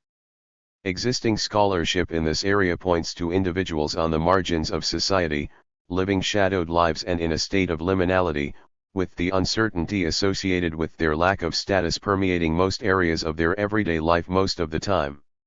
Menjivar draws on her ethnographic fieldwork with Salvadoran and Guatemalan immigrants in 4 U.S. cities to illustrate the liminal legality experienced by those with in-between statuses, moving beyond the simple dichotomy of legality/illegality. These migrants are neither documented nor undocumented, but are occasionally granted temporary reprieve from deportation without being given access to rights and benefits. Considering the effects of liminal legality in different areas of a migrant's life, Menjivar highlights the negative impacts on family and on children and young people's educational prospects. Additionally, the negative impact she identified on participation in religious activities was significant not just in terms of migrants' spiritual lives but also in terms of the social and material assistance, information, and advice which churches provide. Thus churches play an even more important role in the lives of those with an irregular or temporary status. Moreover, churches provide transnational spaces where migrants can meet others from the same country of origin and thus maintain their transnational ties. Importantly, though, places of worship can be safe spaces for undocumented migrants, spaces where status does not matter or matters less within lives that are lived in fear of being caught and deported. The fear of deportation shapes the lives of irregular migrants. This is explored in detail in Chapter 5. What makes deportability so decisive in the legal production of migrant illegality, De Genova argues, is that some are deported in order that most remain. Deportation permeates whole communities and the fear of it can also translate into migrants' avoidance of public places. Which places are considered safe and which not depends on specific immigration enforcement practices, which vary across countries. The significance of being undocumented varies depending on context, and so the condition of illegality is felt the most acutely in those contexts where documents are checked. In the U.S. context, strategies are developed to avoid detection and deportation, such as reporting ethnicity as white rather than Hispanic, or moving to jurisdictions where immigration controls are less likely to occur. Deportation can have a lasting social and psychological effect on families who live in fear of separation. In the U.S., more than 1 million families experienced separation due to deportation in 2009, and the consequence is the increased likelihood that deportees will attempt to return to the United States. Kutan notes the ways in which, post-deportation, Salvadoran youth engage in transnational activities that maintain cultural ties with the U.S. and, in some instances, even attempt to make the difficult journey back to the U.S. Similar patterns of deportation and return have been found in research in Europe. Housing and work represent two main sites where lack of legal status surfaces and the impacts are felt acutely, as we shall see in Chapters 4 and 5. However, irregular migrants, as Kvagener and Sciortino note, generate income through work, find places to sleep, fall in love, establish personal relationships, buy household appliances and even represent themselves in the public space. Although the effects of not having a legal status are often negative, the empirical chapters in this book also demonstrate that undocumented migrants are not always passive victims but are sometimes able to use the agency they have in many aspects of their lives. In the following section, we discuss the intersection of youth and migration in the literature and focus in particular on two aspects: youth and migration decision-making, and youth and settlement. Migration and youth. Central to this volume are the concepts of migration and youth and, more specifically, the intersections of youth at key points, including the decision to migrate, the choice of destination, their integration, and their aspirations. The concept of youth is not simply about chronological age, it also intersects with structural conditions, the life course, and characteristics such as gender, ethnicity, and class. It can be hard to unpack the significance of any individual factor in understanding the experiences of young people as migrants with an irregular status. However, in this section we examine the limited literature that explores these areas, beginning with migration and destination choices, and will return to a number of the themes emerging in the literature in the empirical chapters, in particular in Chapter 7. Migration, Destinations, and Youth. Any decision to migrate is complex and often involves a number of intersecting considerations. Moreover, being young can, in itself, be a reason for migration, a rite of passage into adulthood. Some young people migrate out of personal choice, some as part of a household survival strategy, with remittances and other contributions driving the migratory movement, and, in some cases, children and teenagers move either as unaccompanied minors, or to join parents and other adult family members. Destinations will depend on the migration journey and ease of travel, migrants' financial resources, their perceptions of the destination country and any pre-existing kinship and social networks in the different destinations. Migration is an experience that shapes and transforms identity and social relations. However, there is limited literature on how being young influences the decision to migrate or on the agency that children or teenagers have in shaping migration decisions. Akers argues that the lack of meaningful analysis of children's role in the migration process is a function of the tradition in migration research of subsuming women and children into families and therefore rendering them mere appendages of the traditional male economic migrant. This has changed, however, and women as migrants, rather than as simple dependents, now occupy a much more central place in the literature. Similarly, the literature on children and migration challenges the notion of children as passive dependents. In reality, experiences are diverse and are reflected in pre-migration experiences, the journey itself and the things that occur post-migration. For example, a trafficked child is much more likely to experience trauma than a non-trafficked child. An unaccompanied minor faces different insecurities to those who are joining family members, while a stable and secure immigration status gives the potential for settlement and identity formation in a way that being either an asylum seeker or an irregular migrant, with their associated insecurities of deportability, does not. Little is known about the situation of children as undocumented migrants, the exception in the UK being the study by Sigona and Hughes.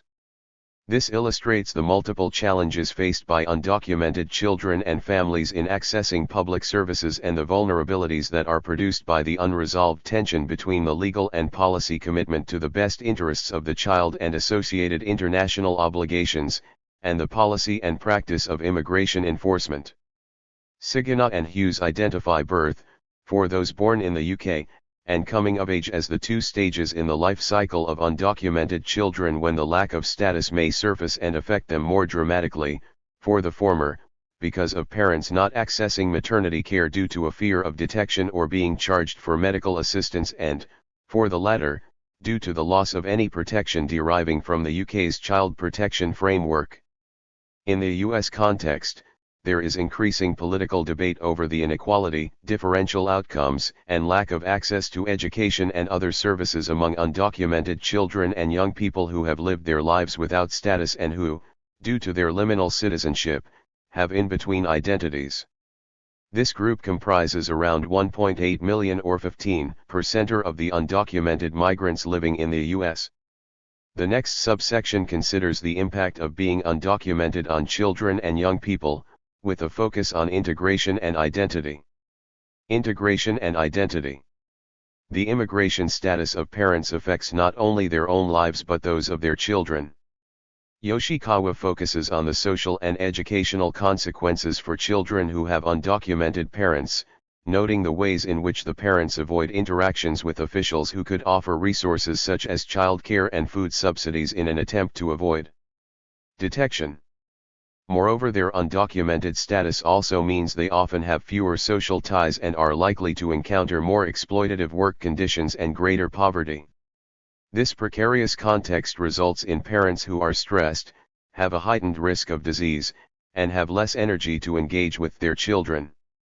In turn, this can have a negative effect on the children's early skills development and their subsequent performance at school and in the job market. Other research has found similar negative consequences of an unauthorized status on children and youth, discussed mainly in Chapter 4, because it can lower educational performance and lead to economic stagnation, blocked mobility, and ambiguous belonging. Experiences inside and outside the family shape children's sense of identity and their ambivalent relationship with their new host country. In the context of U.S. research, a country so diverse and full of contradictions, Americanization is impossible to achieve, or even to define. The focus of this book is on young adult migrants, though some of our interviewees either arrived in the UK as children or young teenagers and so completed their compulsory schooling in England, or have children with them in the UK, some of them UK-born.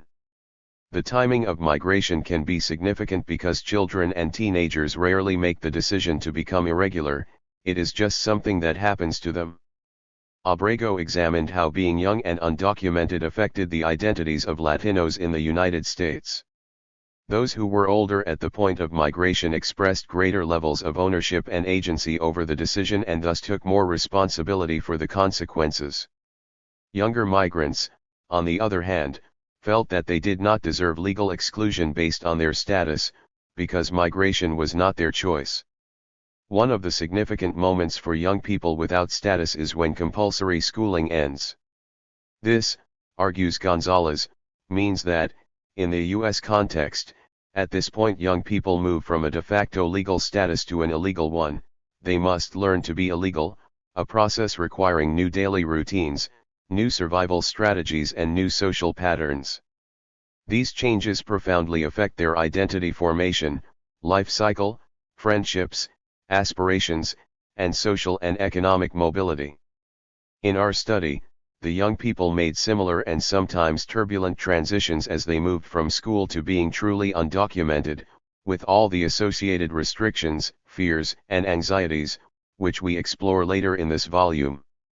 However, being undocumented is not a homogeneous experience, and integration and identity, though intersecting with status, are instead complex and multifaceted.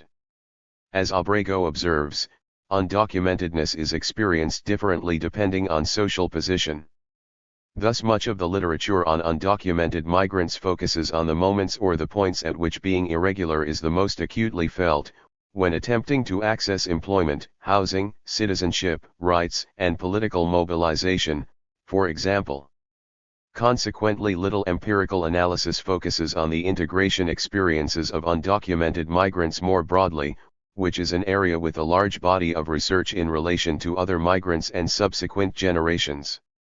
However, some of the key concepts relating to social capital, ethnic enclave employment, and the development of human capital in the form of language and other skills, seen as crucial for the adaptation of migrants more generally, are also applicable to undocumented migrants, who can make incremental, albeit small, improvements and changes in their lives in many of the same ways as those with regular status, as the chapters in this book show.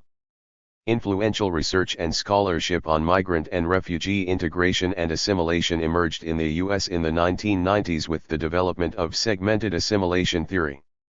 This theory allowed for a greater understanding of the complexities and the range of different integration outcomes, in contrast to earlier academic work that presented assimilation as a linear process.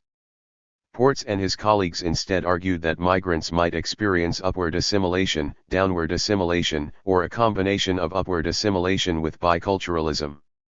These three forms of assimilation correspond to the three processes of consonant, dissonant, and selective acculturation. Consonant acculturation occurs when both children and their parents assimilate into a new culture at relatively similar speeds, leaving behind their old country ways and language.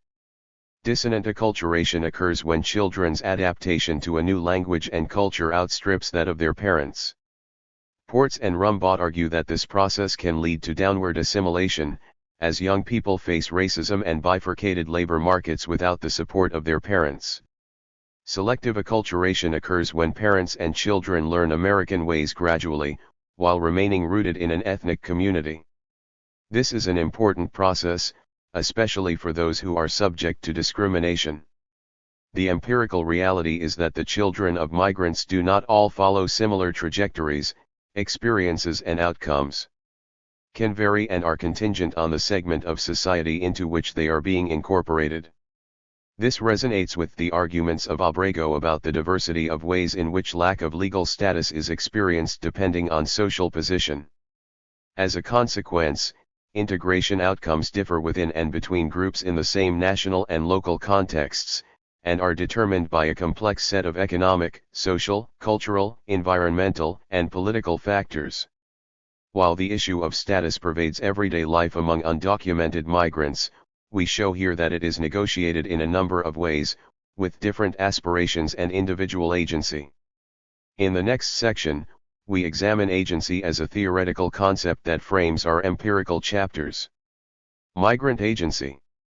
Migrant agency can occur at different stages of the migration process, in relation to the decision to migrate, the journey, the choice of destination and entry route, the settlement, and even after deportation. Agency can also exist during acts of individual and/or collective resistance and within the mundane everyday acts of migrants. As noted earlier, age at the time of migration is a signifier of the agency which an individual might have in making their decision. Elsewhere we have explored in detail migration routes and strategies, including the decision to migrate, the destination, and the significance of age in relation to choice. The spaces for migrant agency are limited, and the exercise of agency occurs in a highly structured legal and policy environment defined by changing government agendas and global and national labor markets. Social networks and other forms of social capital may facilitate the agency of migrants within different contexts. In this section we explore some of the existing research and scholarship on migrant agency, first during the migration process, including issues around the decision to migrate, the journey and the choice of destination and entry routes, and then in terms of individual and collective modes of mobilization and resistance in the country of residence. Within the substantive chapters of the book, the ways in which agency intersects with choice of destination, employment, social networks, and everyday decision-making will be explored, with links to the literature. Agency in migration decision-making. Why do migrants choose the destinations that they do? How do they arrive? How do they access the country? The reasons why people choose to migrate are complex and their motives are most often mixed. The decision to migrate may be an individual one, but migration might also be the outcome of a household survival strategy, with migrants sending remittances to family members in the country of origin or elsewhere in the diaspora. These microeconomic explanations of international migratory decisions, conceptualized as the new economics of migration, have shifted attention from the individual to the household as the unit of analysis. International migration is also facilitated by a complex network of social and economic transnational connections which intersects conditions at home and at the destination. Cassels argues that it is transnational social transformations interacting with the globalization of migration, both voluntary and forced, which define the distinctive character of the contemporary era of migration. Migrant and transnational communities no longer live in atomized clusters around the world, but are part of the network society in which their social and material worlds are adapted to the virtual, but deterritorialist, World of electronic communications. The networks cover political and economic interactions, as well as social ties such as clan, ethnicity, and religion, in a complex ebb and flow of people, resources, and information. As Arango puts it, migrant networks can convey information, provide financial assistance, facilitate employment and accommodation, and give support in various forms. In doing so, they reduce the costs and uncertainty of migration and therefore facilitate it. In this context, social network analysis and the concept of weak and strong ties mediating the functionalist, microeconomic calculus of the NEM, offers scope for an enriched understanding of the motivations of young migrants and the dynamics of household social relations. This is not to deny the importance of economic factors such as the role of remittances. Nevertheless, as Lindley points out, kinship links, social norms such as gendered roles, and traditions can all shape, in powerful ways, the migratory process and must be carefully scrutinized. The thesis of transnational social transformation and networks is crucial to our study. The empirical chapters that follow illustrate the many reasons why this is so in terms of the ways in which these networks underpin arrival and immediate settlement, access to employment, and the social world in which the young migrants locate themselves. Not only does this thesis remind us of the complexity of factors which explain migration, it also signals that being an undocumented migrant may be an important additional variable in the migratory complex, rather than just a bureaucratic and political problem for receiving countries. On the one hand, this indicates that official discourse has not caught up with the social reality of international migration, which goes to the heart of the politics of understanding and managing migration. On the other hand, it suggests that undocumentedness may well be an important part of strategizing the process of migration. Economic factors arising from global inequality, the lack of sustainable livelihoods and uneven development contribute to the reasons why people migrate.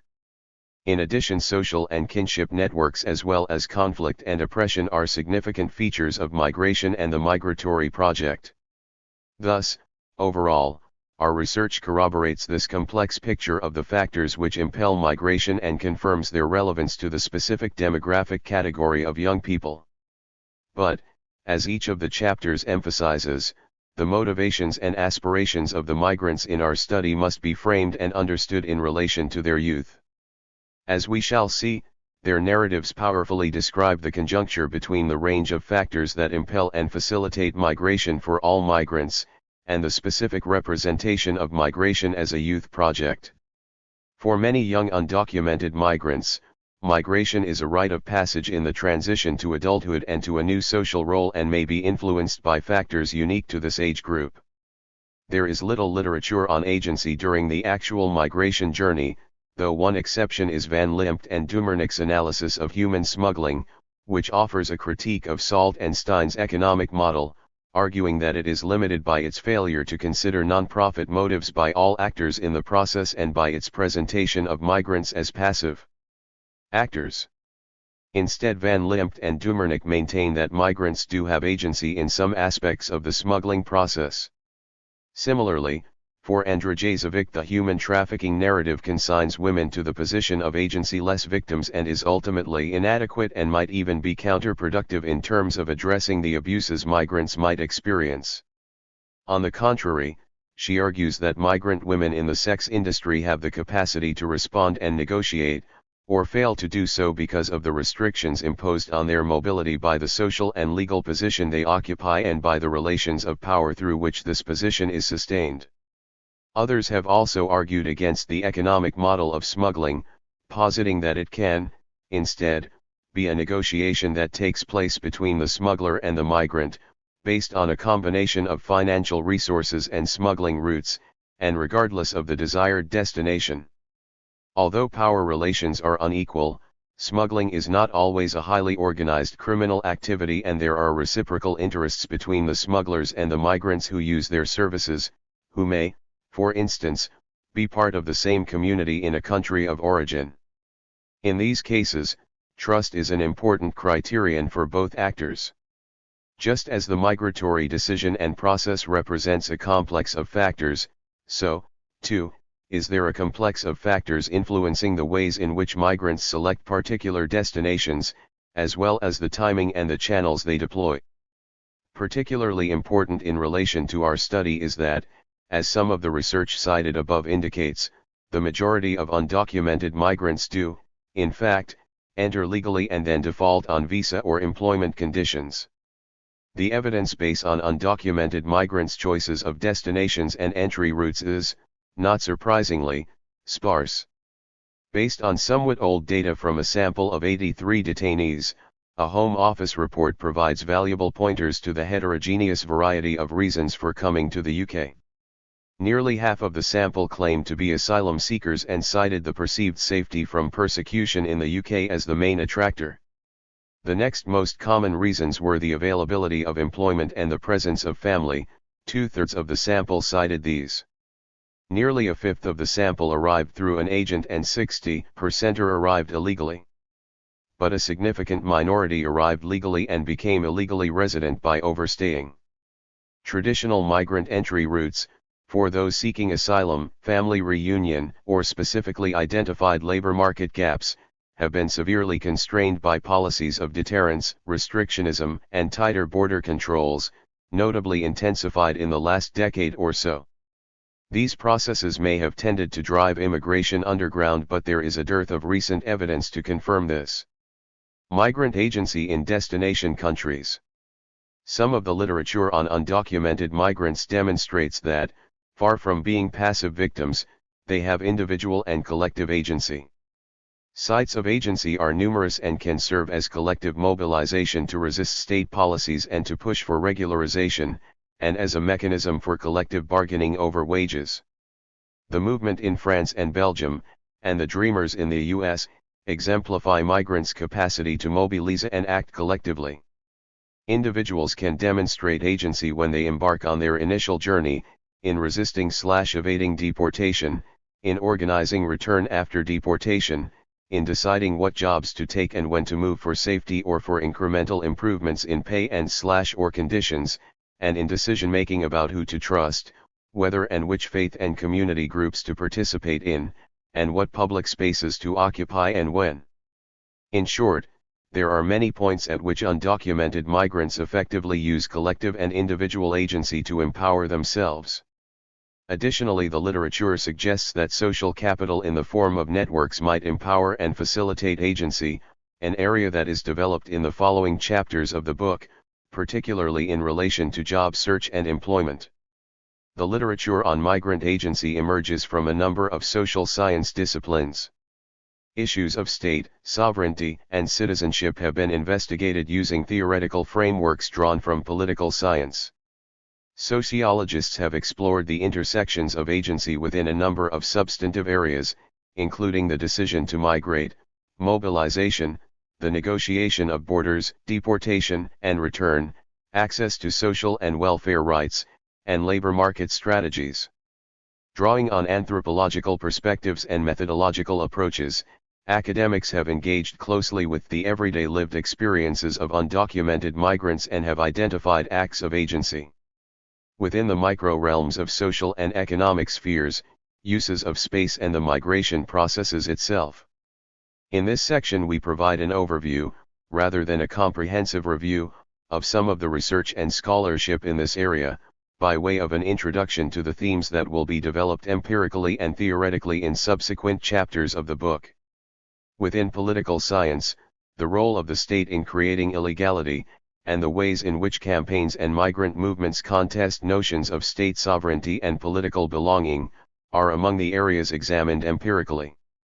Exploring the campaign to stop deportation and have status regularized among Algerian non-status refugees in Montreal, Quebec, NURS argues that, through migrant agency, the traditional conceptualizations of political community, identity, and practice are reshaped. Such action challenges a key aspect of the sovereign power of the state, namely inclusion and exclusion, and, in so doing, enables global cast-offs to reclaim acts of citizenship and to question the sovereign order. Other researchers explore the ways in which migrant movements contest traditional conceptualizations of citizenship and thus imply new modes of political belonging. Migrant agency around status and citizenship has been examined from different perspectives. As discussed in Chapter 2, status is not static, instead it is fluid and people move between statuses where necessary and expedient and so experience periods of status regularity, such as being in the asylum system, between times of undocumented status or moving from a visitor's visa, to being an asylum seeker and then an undocumented migrant when the asylum case is refused. In Italy, Rigo noted the ways in which migrants are able to straight guys by using child protection legislation to gain residential benefits, though such loopholes were subsequently the subject of restrictive policies. Like political scientists, sociologists have also explored migrant acts of resistance and collective social movement, though most of the literature on mobilization has focused on migrants with irregular status.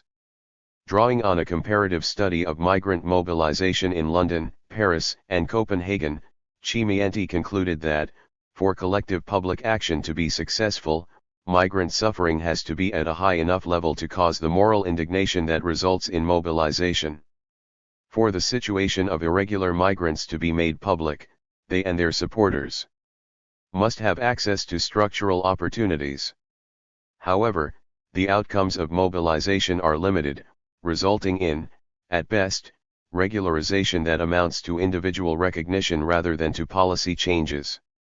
In reality, many acts of agency are individual micro-acts rather than collective ones. This relates to visibility or wanting to be invisible. Decisions about employment, whether to use forged documents to improve opportunities, or what Vasta terms irregular formality, and the development of social networks with their links to social capital, all form the mundane ways in which irregular migrants acquire and use their individual agency to make improvements to their lives. Qualitative research has also explored the daily routines of irregular migrants, and the ways in which they interact socially and attempt to stay outside the gaze of the state. In so doing, individuals are protecting themselves against the possibility of deportation. This chapter has developed further the conceptual toolkit on which we draw in our analysis of the everyday experiences of young undocumented migrants. It has added to the previous discussion on the legal and political production of illegality framed in the context of concurring agendas and factors operating at global, regional, and local levels, by shifting the focus onto how migrants experience being undocumented and how immigration status intersects social characteristics such as age and gender. It has laid the foundations for reflecting on the room for maneuver among young migrants without status, and on the significance of youth as a factor shaping migrant agency at key moments in the migration project. We successively reviewed the existing scholarship on migrant agency, first during the migration process, and then in terms of individual and collective modes of mobilization and resistance in the country of residence, and pointed out that, although the spaces for migrant agency are limited, and the exercise of agency occurs in a restrictive policy environment, agency does exist. In the next 4 chapters, we draw on empirical data to show how young undocumented migrants negotiate their social and economic lives, starting with their arrival in the UK. 4. Visibility and invisibility. Arrival, settlement and socialization into irregularity. In this chapter we explore the conjuncture of youth, migration, being undocumented at the point of arrival, and the early stages of adjusting to living as a young undocumented migrant. While some of the struggles which these young people face are common to other marginalist social groups in Britain, what this chapter shows is that being undocumented rapidly manifests itself as an all-encompassing experience which produces distinctive and unique forms of marginality. So what is the day-to-day reality of being undocumented? How does the juxtaposition of being invisible but necessarily visible in, for example, the workplace or in social meeting places, shape both the experience and the identity of the young migrants? How do the young people navigate their way through the insecurity of being, and what coping strategies do they adopt to handle their immigration status and the marginality that comes with it? To what extent do these processes vary between the different ethnicities, countries of origin and genders? What are some of the longer-term implications for their development as individuals and their social worlds? These are some of the questions which define the complex interplay between being young and being undocumented in Britain, and which this chapter seeks to answer in 4 main sections. Providing the obvious entry point for the chapter is confronting the reality, the stage of arrival where migrants' aspirations now appear to be naively optimistic in the face of the unfamiliar and the initial sense of isolation. The discussion then proceeds along 2 further lines: undocumentedness in everyday life, encounters and consequences of having to suppress one's identity, and coping in the public realm, mobility and communication. The chapter concludes with some wider reflections on the substantive analysis. Overall, the narratives demonstrate the means by which young undocumented people navigate their way through considerable uncertainty and the manner in which their status very quickly structures those key aspects of their lives which render them in a liminal state at once transitory and insecure. Confronting the reality. Perhaps surprisingly, it was not so much the lack of a documented immigration status, on arrival in Britain, which generated the most immediate anxieties for the young migrants. Instead, it was confronting the unfamiliar, the unknown, and a reality that fell far short of what they had imagined and of the expectations that had propelled their migratory adventure. The migration literature has little to say either about the significance of these immediate, personal, micro-level reactions at the point of arrival, and indeed about the journey itself, or about how these transitory stages might shape subsequent adaptation and settlement experiences. Yet, as the reflections of the young migrants reveal, the arrival process is both a very challenging encounter in itself and a formative experience. Sirhadu captures something of this sense of despondency and failure when he says, "I came here and I faced the reality." The terseness and finality of his statement is a bleak summary typifying the initial reactions of many young migrants in our research. Reinforcing the disjuncture between expectation and reality, other young migrants went further by declaring their shock when they realized that their hopes and assumptions had been dashed. 8 years after arriving in Britain at the age of 13, Ray can still recall his feelings. "To be honest, I was shocked. I came here thinking, oh, London, such a great place. Well, it wasn't a great place." Jian also expresses her shock. In this case it is not the shock of finding a reality far removed from her imagined world, but the specific realization that her expectations of a generous asylum system had been false. "I came here, I saw how refugee things work and I had a shock and I am still in shock." The reality and emotional shock on arrival were reinforced by the physical conditions that they encountered. Victoria relates how she had to cope with the interplay between the dehumanizing environment and the sense of isolation in the first week. Devoid of emotion, her matter-of-fact account suggests both a sense of despair and the suppression of her true feelings. "When we arrived in London, we lived in a place where there were 8 people sharing 2 beds. This was the first week. The reason for that, I think, was that we didn't know anything about London." Others, such as Daniel, offer a more poignant reflection that the wonderful things are left at the airport when you get on the airplane. In this response, Daniel inverts the expectation that he would find the wonderful things at the end of his journey, not left behind at the beginning of the journey in his home country. In this way, like Ray, expecting to find the great place, Daniel intimates that migration, as a youthful adventure, had been based on false aspirations and information. Youthful migration, as the search for contrasting and more fulfilling experiences than those available at home, almost without exception ends up with shattered illusions, at least initially. This outcome is more prevalent amongst female migrants, and something of the bitterness of this realization is expressed by Carol. "I wasn't aware of how much we create such a big illusion in Brazil. The people who are there say, 'Go to England.' The number of people, 'Come, it's wonderful here, come.' I'm one of them. You have to come, then they'll taste the same as you and they will see how England is hard."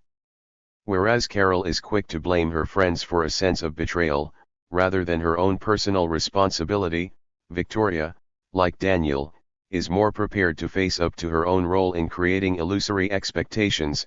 "I didn't believe, just like everyone else in Ukraine. We live in some sort of illusion. Instead of excitement mixed with anxiety, normal reactions to a new and very unfamiliar environment, this overwhelming sense of despondency on arrival is compounded, as we have seen, by isolation, fear and also concern at the lack of escape. These emotional feelings are prevalent in many of the narratives, as the examples of Fang Ping and Zhu Chen illustrate. I didn't like it when I first came. When I first came, I came with several other girls. I used to be homesick, and often when I became homesick, I'd cry. It continued like this for months. I didn't even feel like eating. I used to cry when I was having my dinner. Back in China, anything that makes you not happy about it, you can just go home. Here in the UK you can't just say I'm not happy, I want to go home. Juliana's reflections reinforce the strength of these reactions, capturing the sequence of sensations which left her in a dejected and desolate state, emphasized by the feeling that she had to suppress and keep her emotions and anxieties to herself. We went there, in Hackney. Beautiful. When I first saw it. Autumn. Those leaves. And all that rubbish. Windy. I felt so disgusted. I thought, oh my God, is it London? And then, we went into this house and there were so many people. I just sat there at the end of a bed. I thought, you are in trouble. I had that feeling that I was there alone, that no one wouldn't even move a finger to simply help you. In some cases the experience of arrival may be contingent on how the young migrant came to the UK. 5 years after she arrived, Avashin still reflects on her first few days. I was in the truck with the 5 other people. I didn't know where to go or nothing, so the first couple days I stayed at one of their houses, and after that I have just been staying around. Each person would send me to a different place and it just goes on. I look back at the past 5 years, I think to myself, how did it happen? To what extent these reactions are conditioned by the different motives for migrating is not clear. Yet it is tempting to think that the Kurds from Turkey, whose main motive was to seek sanctuary, were the most affected by the sense of betrayal, evident in the 4 following responses from Kurds: all lies. They told us their lies. Nothing same as told or completely untrue. There was nothing true in the information given by him to me. How did it happen? Of the different nationalities we interviewed, Kurds did, indeed, seem the most extreme in their unremittingly negative reactions. By contrast, Daniel's and Victoria's reactions perhaps recognize the self-delusion that might have propelled young people like them to migrate, but given their original motives for migration, far less is at stake if their expectations are unmet. If the objective of migration to the UK was, for Brazilians like Daniel, and Ukrainian and Chinese migrants, to make a better life, then, for the majority, the moment of arrival and the immediate aftermath were depressing times. Are young people more severely affected than older, more mature migrants by the negative experience of arrival? To what extent is youth a factor in explaining these conditions? Given the lack of comparative research evidence on this stage of the migratory process, it could be argued that their reactions were probably little different to those encountered by other adult migrants entering an alien country.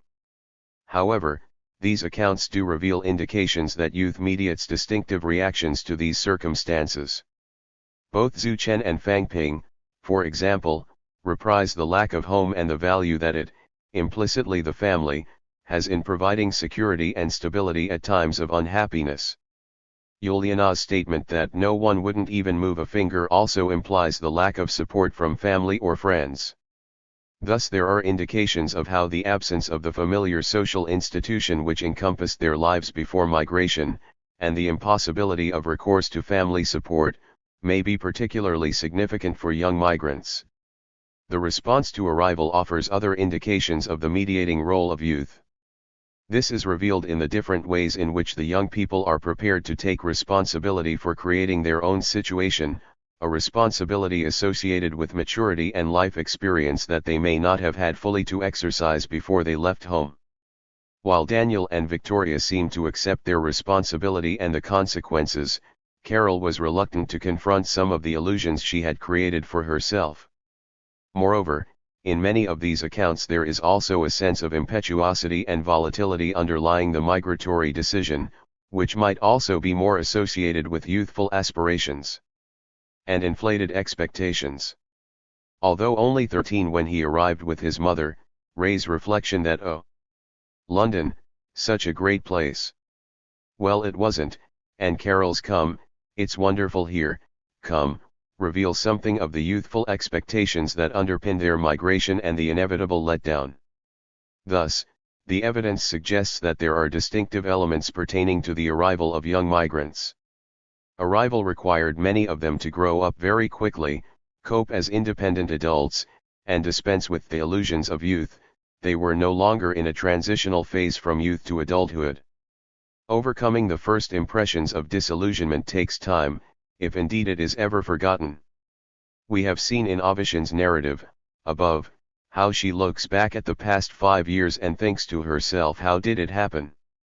Diana, after 7 months in Britain, feels that this magical thing of being in London, being in England, it's gone. I don't feel like getting to know it. I don't have anybody to share with. Experiencing not just downward socio-economic mobility working as a cleaner, for Diana, the initial loneliness and isolation that many of the young migrants describe still constitutes an all-encompassing milieu. And yet, alongside these narratives of despondency, isolation, and shock, the young migrants also demonstrate resilience and the capacity to rapidly adapt.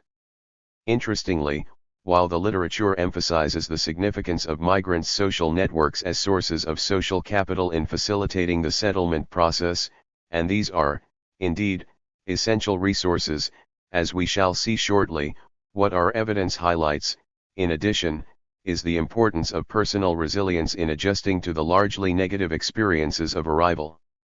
Little attention has been paid to date, in the research literature, to the personal assets and attributes on which migrants draw when they arrive and seek to adjust and make sense of their new environment.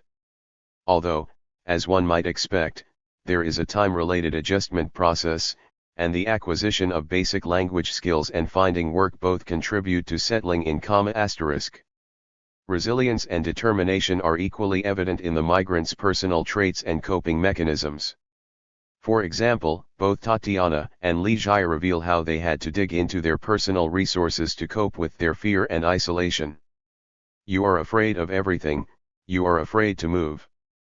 But with time, I learned a bit of English so I could find a job myself and not to beg, please give me any job. I realized that I have to get myself because no one will bring it to you on the plate. Well, at the very beginning, I thought, oh God, why did I come? Why did I come? No job. Must pay for everything. Children are in the other end of the world. Then, I went to work. Later I felt very good. I was much better. Like Tatiana's resolution and reliance on her own resources to get for myself, something of this personal determination and persistence is also implicit in Sipawi's narrative, although, in her case, the process was far more protracted. She was a hospital doctor prior to arriving in the UK and had lived there for 5.5 years when we interviewed her.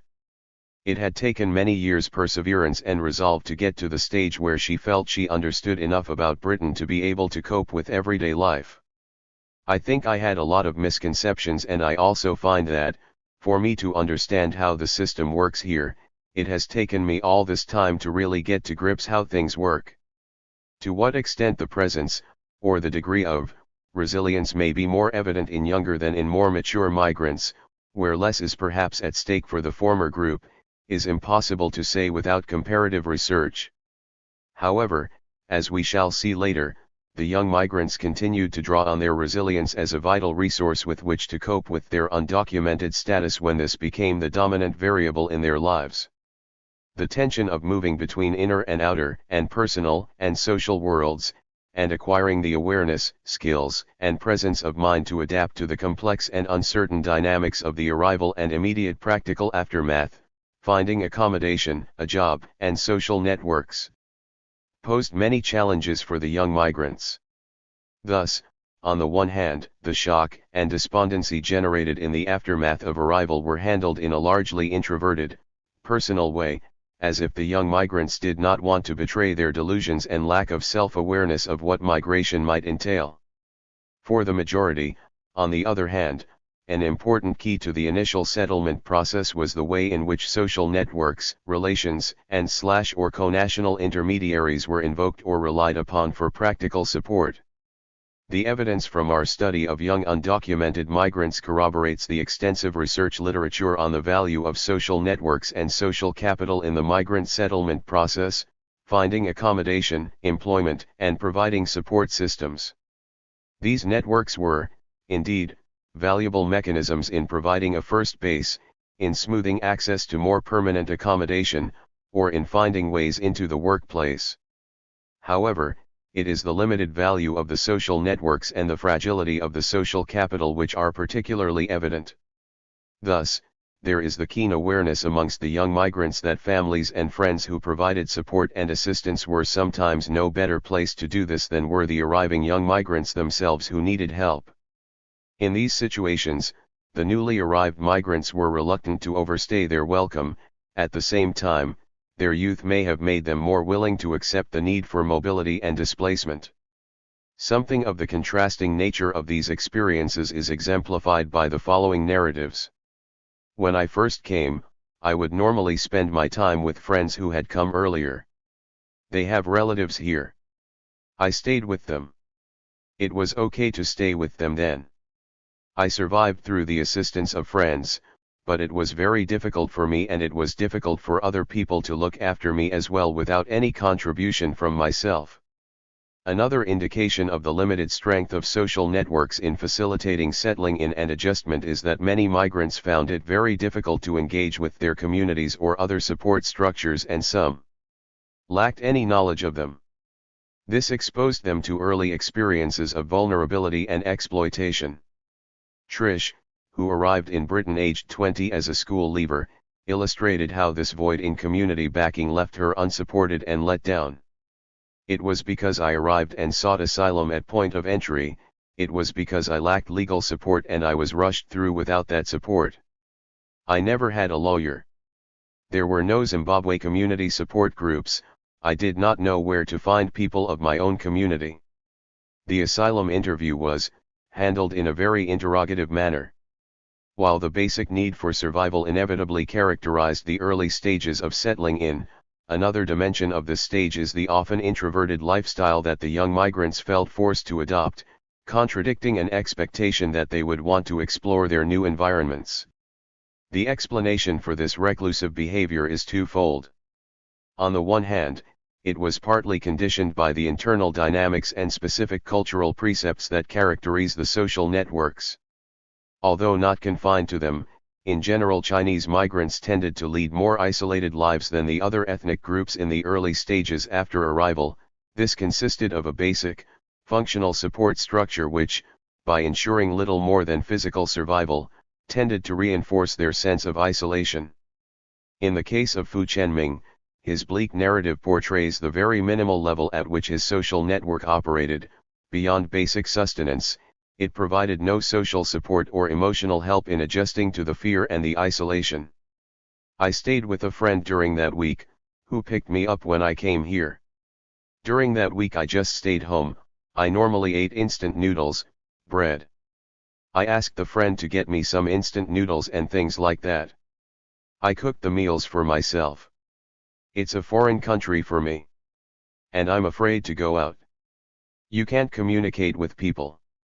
On the other hand, for other young migrants, this early stage reclusiveness was determined by the powerlessness of their undocumented status. Their isolation and vulnerability were defined by the nature of official controls and regulation, or by their mode of arrival, or the way their own social networks dealt with these exigencies, or a combination of all three factors. Firat's evidence illustrates exactly how this combination of issues could generate a feeling of helplessness, dependency, and necessary isolation, caught as he was between the immigration authorities on the one hand and the fear of possibly being found out as a smuggled migrant on the other. When I arrived here they took my ID from me. They told me that will release me now and then I need to make an application. They have explained to me that I need to find a lawyer and other procedures. Smugglers had contact with my brother-in-law, so I think they have informed him about my arrival date and time. The officials, they gave me some papers, then we went to a lawyer. We prepared a statement with lawyer. I gave them my statement. Then we have applied to Home Office, then legal procedure has started. I got refusal at court. Zhu Chen had an even more frightening experience of the way in which her undocumented status necessitated that she remain hidden. They sent a person to pick us up at the airport. I stayed in the Snakehead's place for 2 or 3 days and moved out to the place where my friend's friend stayed. I had to stay with her because she could not find accommodation for me immediately. They gave us support for the first 2 days. They said to us that if we needed further assistance from that point, we had to pay for it. However, not all the undocumented young migrants struggled in these initial stages because of their irregular status, their mode of arrival, or the limited value of their social networks. Others had clearly been very well prepared. They availed themselves of a sophisticated and efficient tour operator process that brought them into the UK and immediately provided them with accommodation and employment. Juliana could thus confidently assert that this was quite normal. Everything was normal, with documents. We were met. She didn't say anything at all about where we were going. Then, she told the address where to take us to a taxi driver. They took us to. When we arrived, there was that house managed by a XXX. It was like a hotel for those who came from Ukraine. They were first taken there, stayed overnight, and straight away, in the morning, another taxi, and taken to that farm. Others did not arrive as undocumented migrants but on visas or temporary work permits, or they claimed asylum at the border and so had a different range of options and experiences on arrival before becoming irregular migrants. For a minority, this had also included being detained in a removal center or joining family members who were already in the UK. For example, a minority of Zimbabweans had arrived as children or teenagers to join older family members, and had then stayed on once their visas had expired, going to school in England. In the following section we explore the ways in which, regardless of the initial entry route, undocumented migrants became accustomed to their status and learned to negotiate life within its constraints. Undocumentedness in everyday life, encounters and consequences. These contradictory, but largely negative, initial reactions upon arrival in the UK segue into the young migrants' realization that their irregular immigration status is both very problematic and infuses their everyday lives in ways which either cannot readily be resolved by personal resilience and/or support from their social networks, or which will merely diminish with time. Echoing much of the despondency associated with conditions of arrival, the chapter now moves beyond the immediacy of these experiences to explore the complexities of trying to settle in. Given their status, young undocumented migrants must learn to be illegal, a process replete with ambiguities of visibility and invisibility and which requires new daily routines, social patterns, survival strategies, or mere tactics to get by. Moreover, beyond the functional and material impacts, the youngsters are also compelled to use their agency to avoid or subvert official procedures and legal requirements, forms of transgression which introduce ethical dilemmas that the migrants, because of their youth, may have little experience of handling. Thus, this turbulent transition has profound implications for the initial stages of settlement which may subsequently cast a long shadow over their identity formation, friendships, trust, aspirations, and social and economic mobility.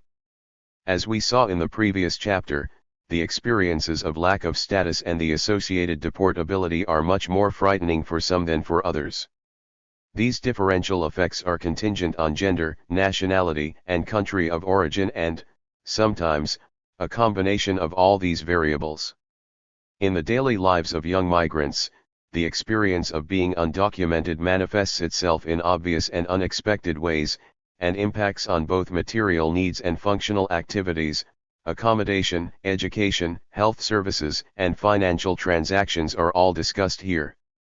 At the functional level, the young migrants described the many constraints on their day-to-day existence.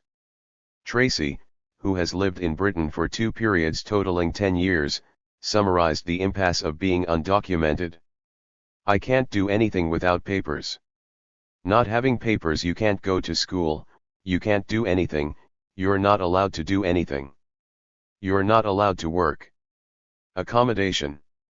Finding more permanent accommodation, given the constraints on staying in temporary accommodation when they first arrived, was the first major problem the young undocumented migrants encountered." Dylan, who stayed with relatives on arrival, captures some of the issues that arose and narrates how her initial dependency on co-nationals inevitably gave way to tensions and the imperative to move out into separate accommodation with her family. "Yes, we stayed in their house when we first arrived. They are valuable for you. We are thankful to them that they have opened their house for us. We stayed there about 5 months. But if you live in the same house, there are some issues. You have to share rooms with these people. Although you love them, still difficult. It's not best option to stay with them. In the end we said we should get our own place, even it is a single room. When they put us in a hotel, all of us stayed in the same room." Yet moving on did not solve Dylan's unsatisfactory housing conditions. Overcrowding, clearly a continuing concern for her, was a widespread reprise of many of the young people, alongside poor quality small rooms, a lack of communal space, high rents, tight accommodation, and conflict with fellow tenants. These are familiar experiences. For migrants with families and children, the poor housing conditions were very distressing, as Jian, who was living in a small, damp basement with her partner, who was also undocumented, describes. "Very small house. Have to deal with the mice and bugs. Because I have a daughter. Living in such a place is bad for my daughter." These inadequate conditions persisted for many. The example of Guoming illustrates the problems particular to those who lived in tight accommodation, often over the shop. "Like a number of the Chinese migrants, I presently live in the shop. 3 of us share a room." How the young undocumented migrants responded to these unsatisfactory conditions reveals much about their levels of resilience and their agency, or lack of it. Many were resigned to the structural forces of housing markets which consigned them to this situation. They endured poor and often exploitative housing conditions, not through inertia, nor because, like other socially marginalized groups, they lacked the political or economic power to voice their grievances and demands or to find better housing. Rather, as undocumented migrants, they had to remain compliant, invisible, and were thus unable to access any formal means to redress these conditions. These early experiences of living with, and learning to be, illegal compounded their vulnerability and their unwillingness to organize resistance. Housing, like employment, is one of the situations where being undocumented is particularly relevant because bank accounts, references, and identification can be required, and so most young migrants relied on others to assist them, for example, workmates, family, friends, or acquaintances. Family groups or those whose accommodation was tied to their work, notably the situation of Chinese and Kurdish migrants, were especially susceptible to the structural pressures of exploitative housing market conditions and their irregular immigration status, which suppressed their rights and voice. Proposals put forward in the UK's 2013 immigration bill include the requirement for private landlords to check the immigration status of their tenants. This is likely to make undocumented migrants even more vulnerable to exploitation and to the risk of homelessness. Conversely, it was predominantly the younger or single migrants, or those in relationships without children, who were able to exercise some agency in their search for accommodation. They were more easily able to move in and out of different housing situations in the hope of alleviating some of the stresses of unsatisfactory accommodation, or of reducing rental payments.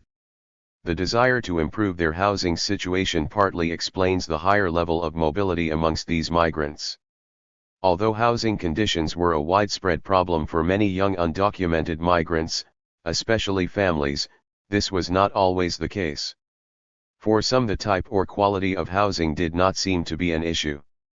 These migrants seem to have found accommodation of a reasonable standard, sometimes, as in the case of Custodia, by sheer luck, given the irregular immigration status to which she alludes.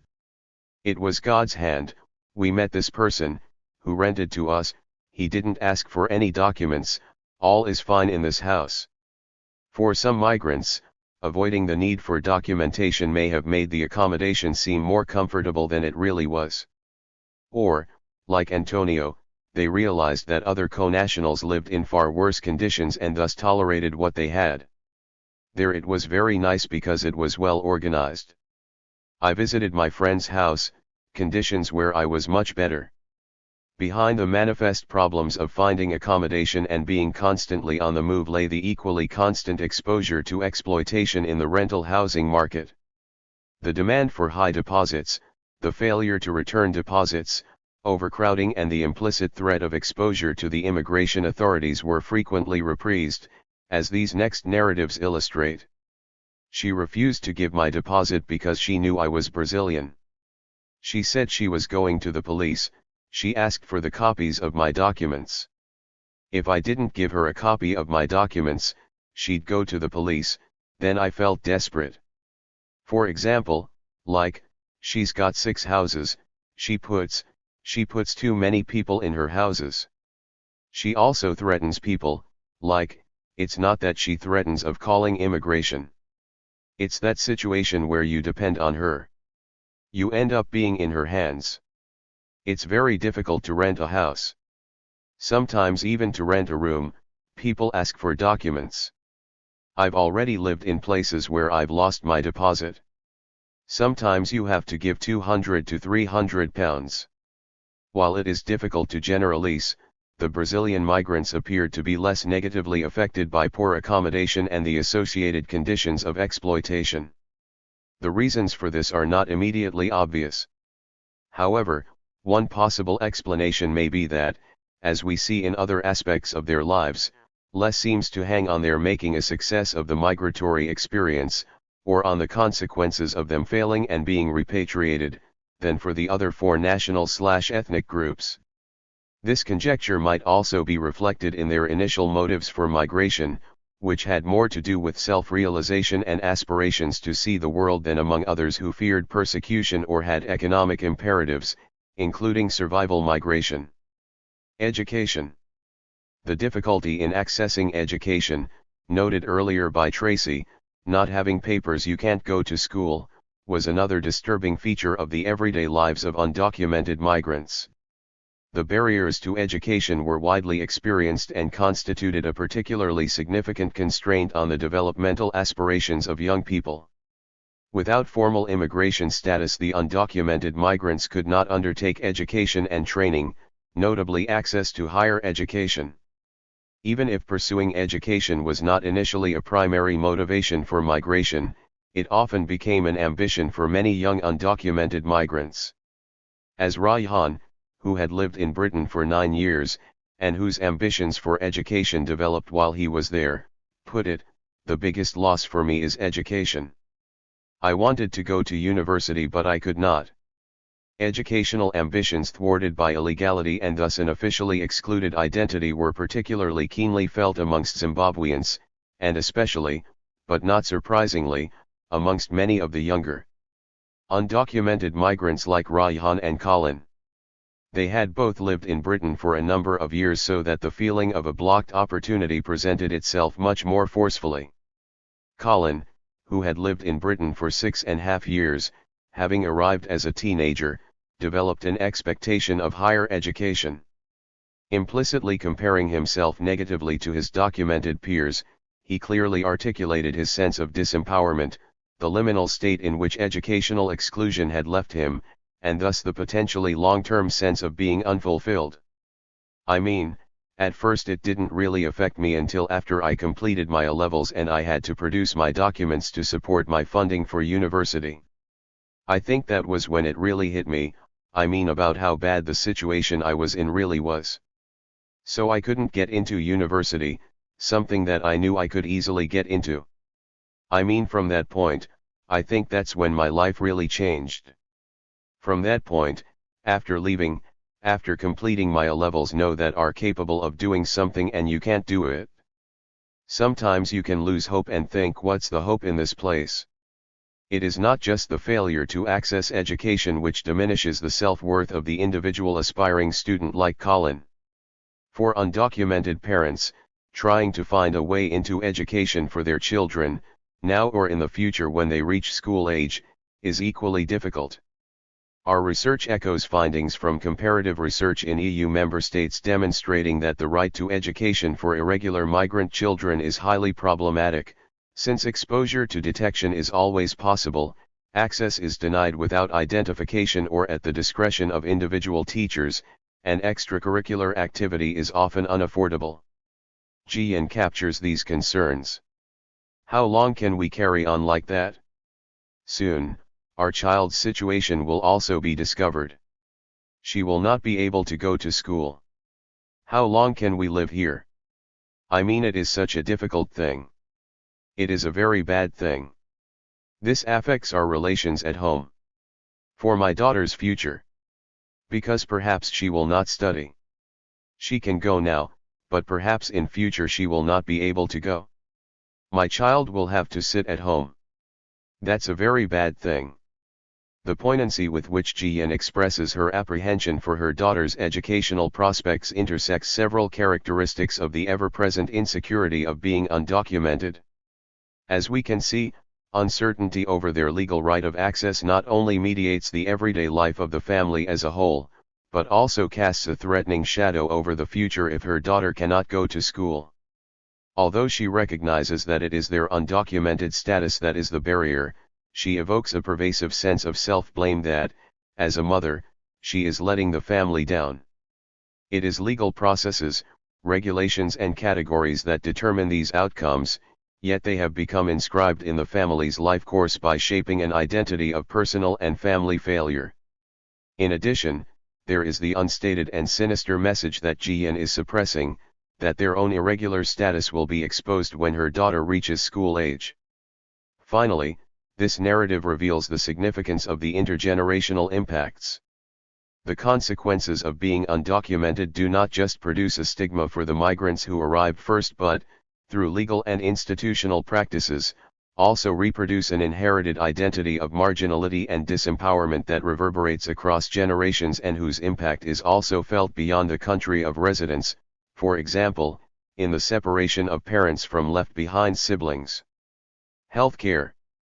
Another constant concern for the undocumented is what happens when medical care is needed, a concern which echoes other studies showing how, although government policies acknowledge the needs of migrant populations, specific categories of migrants, such as refugees, asylum seekers, unaccompanied minors and, especially, irregular migrants, receive significantly less attention.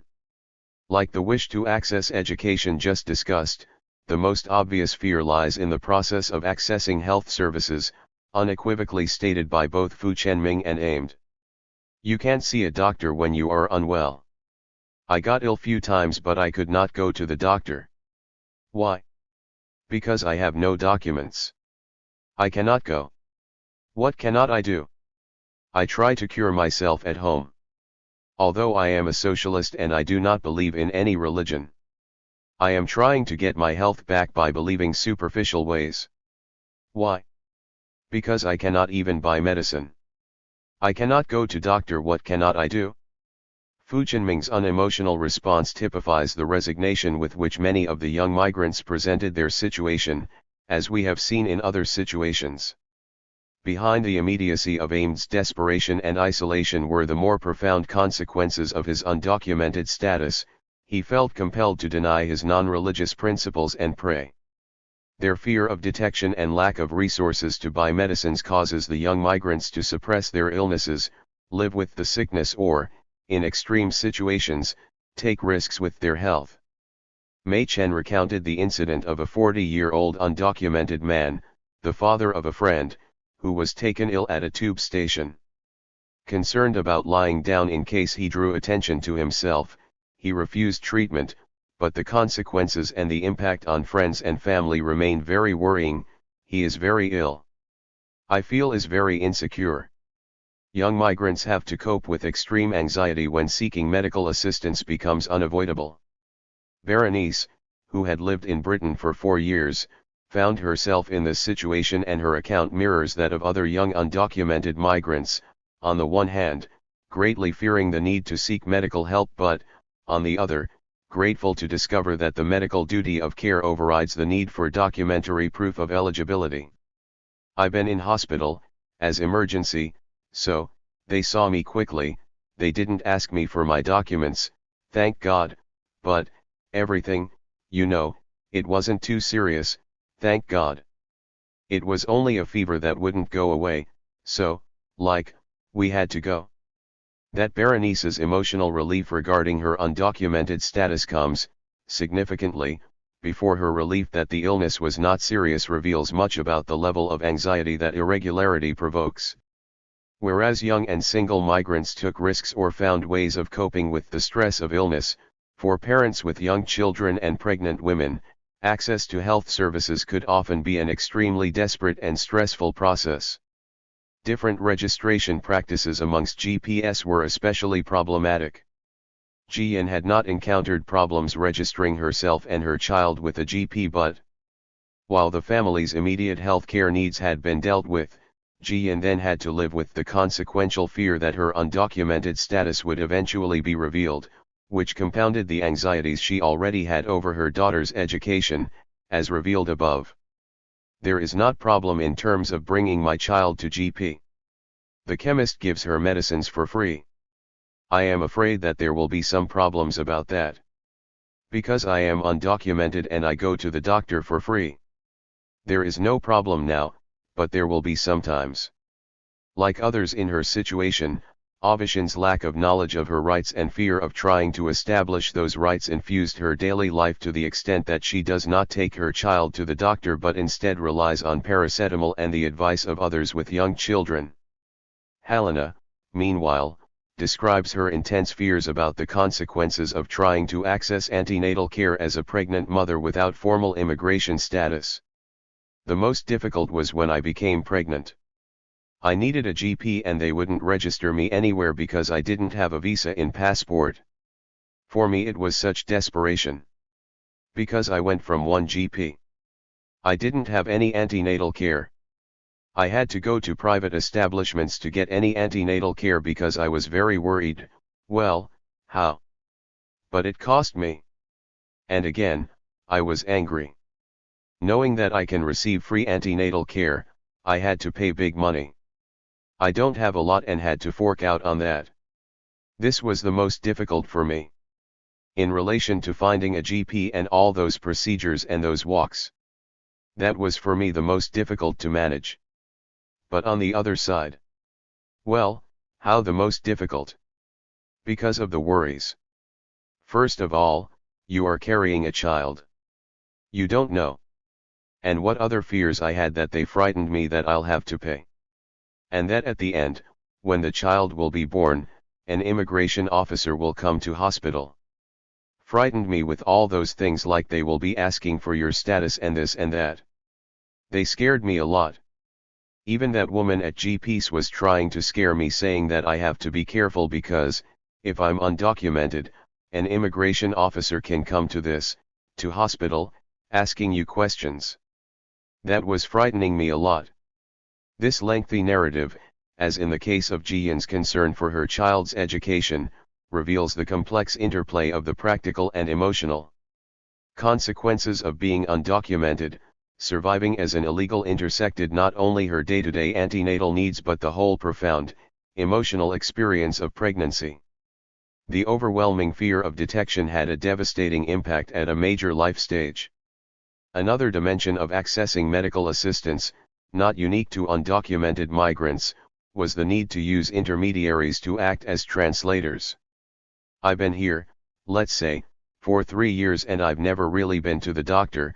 The worst thing is that you have to find somebody to accompany you. That's what I find horrible." Here we see how illegality not only dominates day-to-day functional needs, Alice has had to deny herself medical attention, but also infuses even the most intimate personal aspects of one's life when medical assistance becomes essential. Being illegal thus subjects the individual to degrading behavior. Even if a medical diagnosis can be obtained, the problems do not stop there. Nando ironically described how he had to conceal his lack of status when buying his medicines. Although costing more than the prescription charge, his lack of status and thus of a national insurance number necessitated paying privately. Again, we can see different dimensions and levels of learning to be illegal. At the most basic level, there is the suppression of an illegal identity. At another level, it produces practical penalties, paying a higher charge. And, at yet another level, it governs the migrant's disposition and personal behavior. We can find this exemplified in the perverse obligation that Nando felt in having apologized to the chemist for the fact that he incurred a penalty for his illegality, despite the hardship this caused. When I bought the medicine at Boots, the staff told me, if I had the GP, I should try to get it, because I'd pay £7. She asked me why I don't go to the GP and register. I told her that my GP was private. She said, "Don't do this, it's too expensive." Poor thing, she didn't know about my situation. I said, "That's okay, it's not a problem." Finance. Another situation where their undocumented status affected the livelihoods and well-being of young migrants was in handling money. Whether or not the primary motive for migration was to earn money, being undocumented and thus working illegally was very problematic when it came to banking. You cannot even walk into a bank and open an account easily. You try to open bank accounts because that's one other thing as well. Without an ID in this country you can't open a bank account. That's a basic thing that everyone needs, a bank account.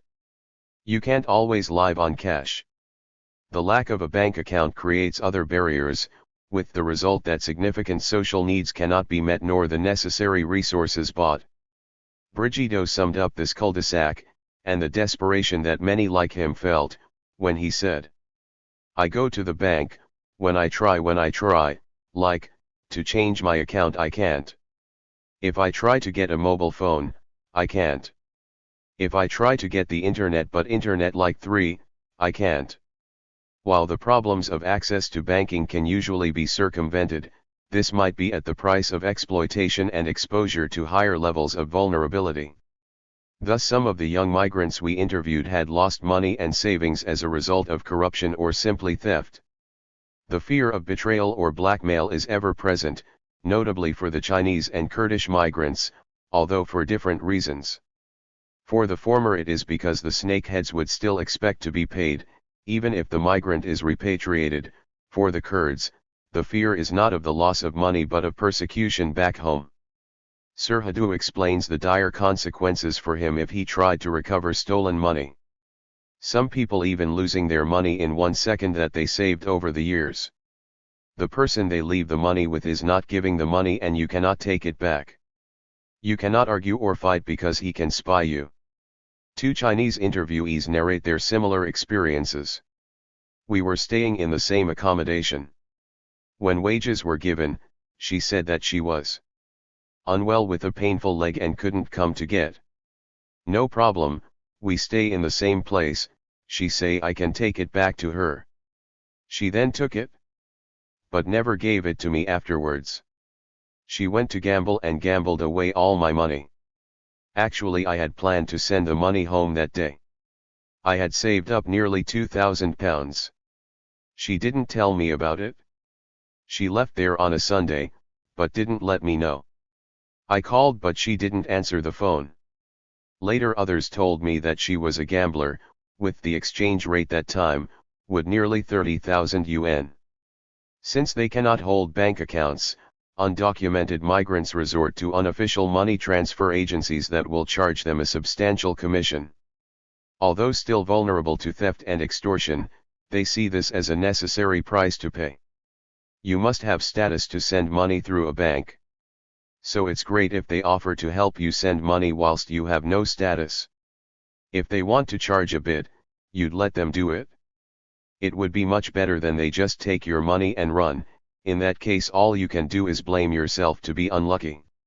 You may want to take them to the court if you want to, but you can't even find them anywhere. Sexual exploitation. Financial exploitation was not the only encounter with an immoral world which the young migrants had to learn to deal with very fast.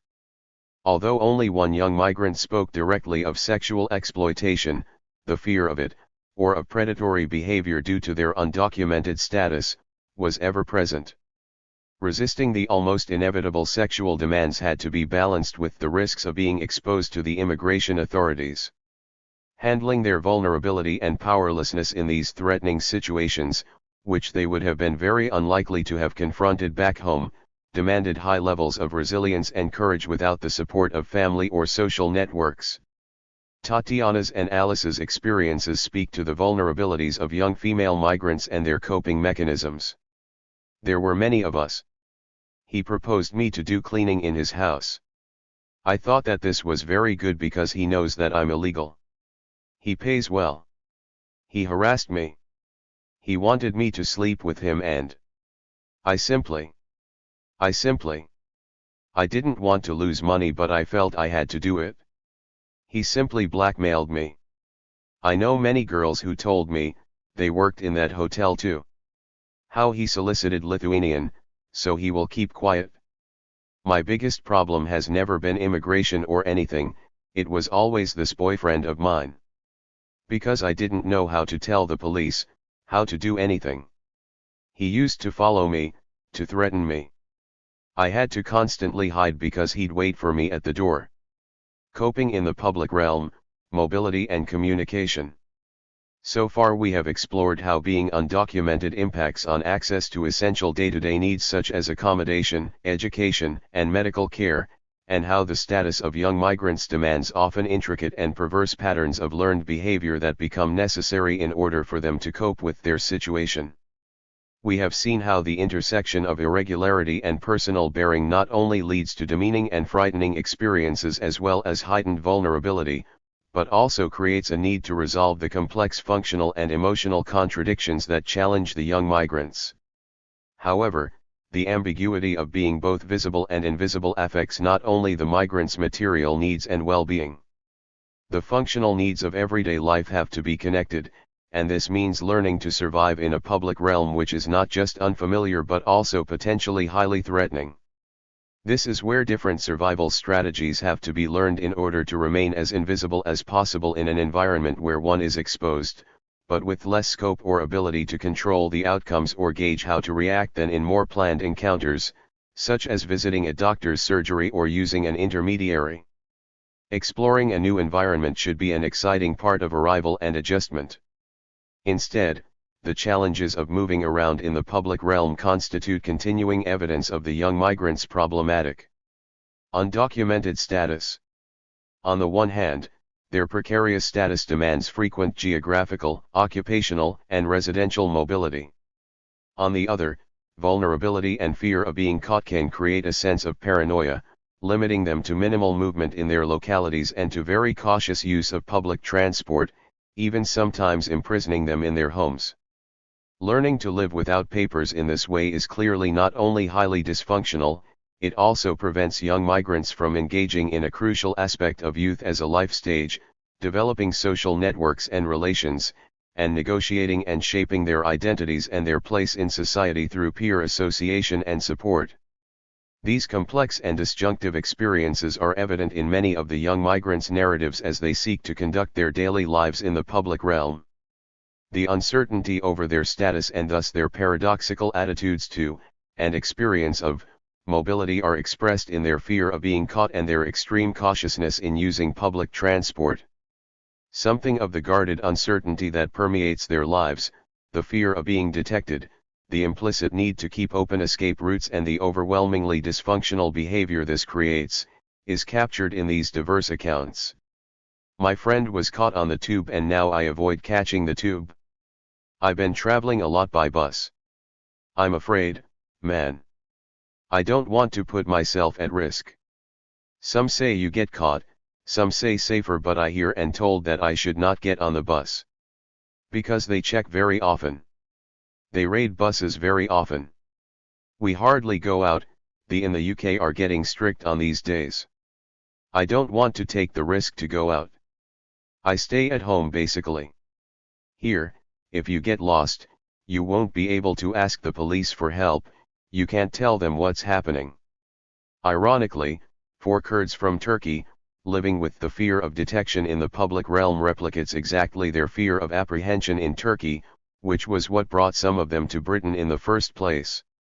This is exemplified by Avashin, who came seeking asylum. She dramatically expresses how her fear of persecution has now been transposed from Turkey to Britain, reinforcing her physical and social isolation. Yes, I do get scared that might get caught by the immigration officers. Sometimes I don't leave house of my friends. I just stay in all day. I use public transport, and if I get caught without a card, they may send me back home, so I feel scared. For others, keeping one step ahead of the immigration authorities necessitated being on the move. I was in Birmingham for over a year, and then I've come here for some months now. In February they began to round up people. They hadn't got me yet. But some of those that worked in the boss' other restaurant were arrested. The boss then quickly laid off all those who had no status working in the restaurant that I was in. That's why we got the sack. Then we came down to London and hired a room to stay and look for work. Conversely, the potential for being apprehended, but without the fear from previous experiences of persecution or a repressive state apparatus, sometimes makes this into a familiar game which young people play, challenging or outwitting authority figures, in this case the police and the immigration authorities. For Brazilians like Custodia, for example, being caught had fewer direct consequences, since the impetus for their migration or the retrospective experience of state security were so different. You have, it's a bit of fear, caution of going to certain places, for example, we are not going to the pub because the immigration, not immigration, the police usually goes there from time to time. Or I am not going to this pub because the police has closed it down and will do it again. So you end up, you have to get streetwise to know which places you go. The best places are the English ones, you know. They never go there. Material needs and social conditions were also drivers of mobility. Poor accommodation, in particular, was a major factor in the young people's mobility. Brigido said, "I've moved many times." He had lived in Britain for over 3 years, whereas Carol had only arrived about 2 years later, yet their narratives are typical of their instability, and of their resilience in dealing with housing crises. We arrived and lived with a couple, we moved, more because they moved, and the landlord wanted the house. After I went to live with this Brazilian girl. Then I moved to a far place, in a building, God, such a strange building. It looked like a prison, whatever, such a place. Then I went to live with all those people. Then I moved to another building with this couple, then they broke up and we left. Once we had problems with a flatmate. So we moved because, I couldn't even look at her, so we moved. There are problems all the time. Like, I was the only one to tidy up the house. They didn't. So, there are these little clashes. Evident is the way that their social and personal circumstances accentuate the dynamic pressures of settling in suitable accommodation. For Alice, the breakup of the relationship with her boyfriend and the need to change accommodation accentuated still further the instability and vulnerability of her situation. He used to follow me, to threaten me. I had to take a month's holiday because, he'd go there all the time. I had to constantly hide because he'd wait for me. The other main factor driving the almost constant shifting of accommodation was the search for employment. In the case of Wei Dezhang, this was combined with the fear of detection by the immigration authorities. But, for many young Chinese migrants, it was the search for other employment that most frequently precipitated a change of housing, as Mizan he said. I stayed in Manchester for a few months and then returned to London.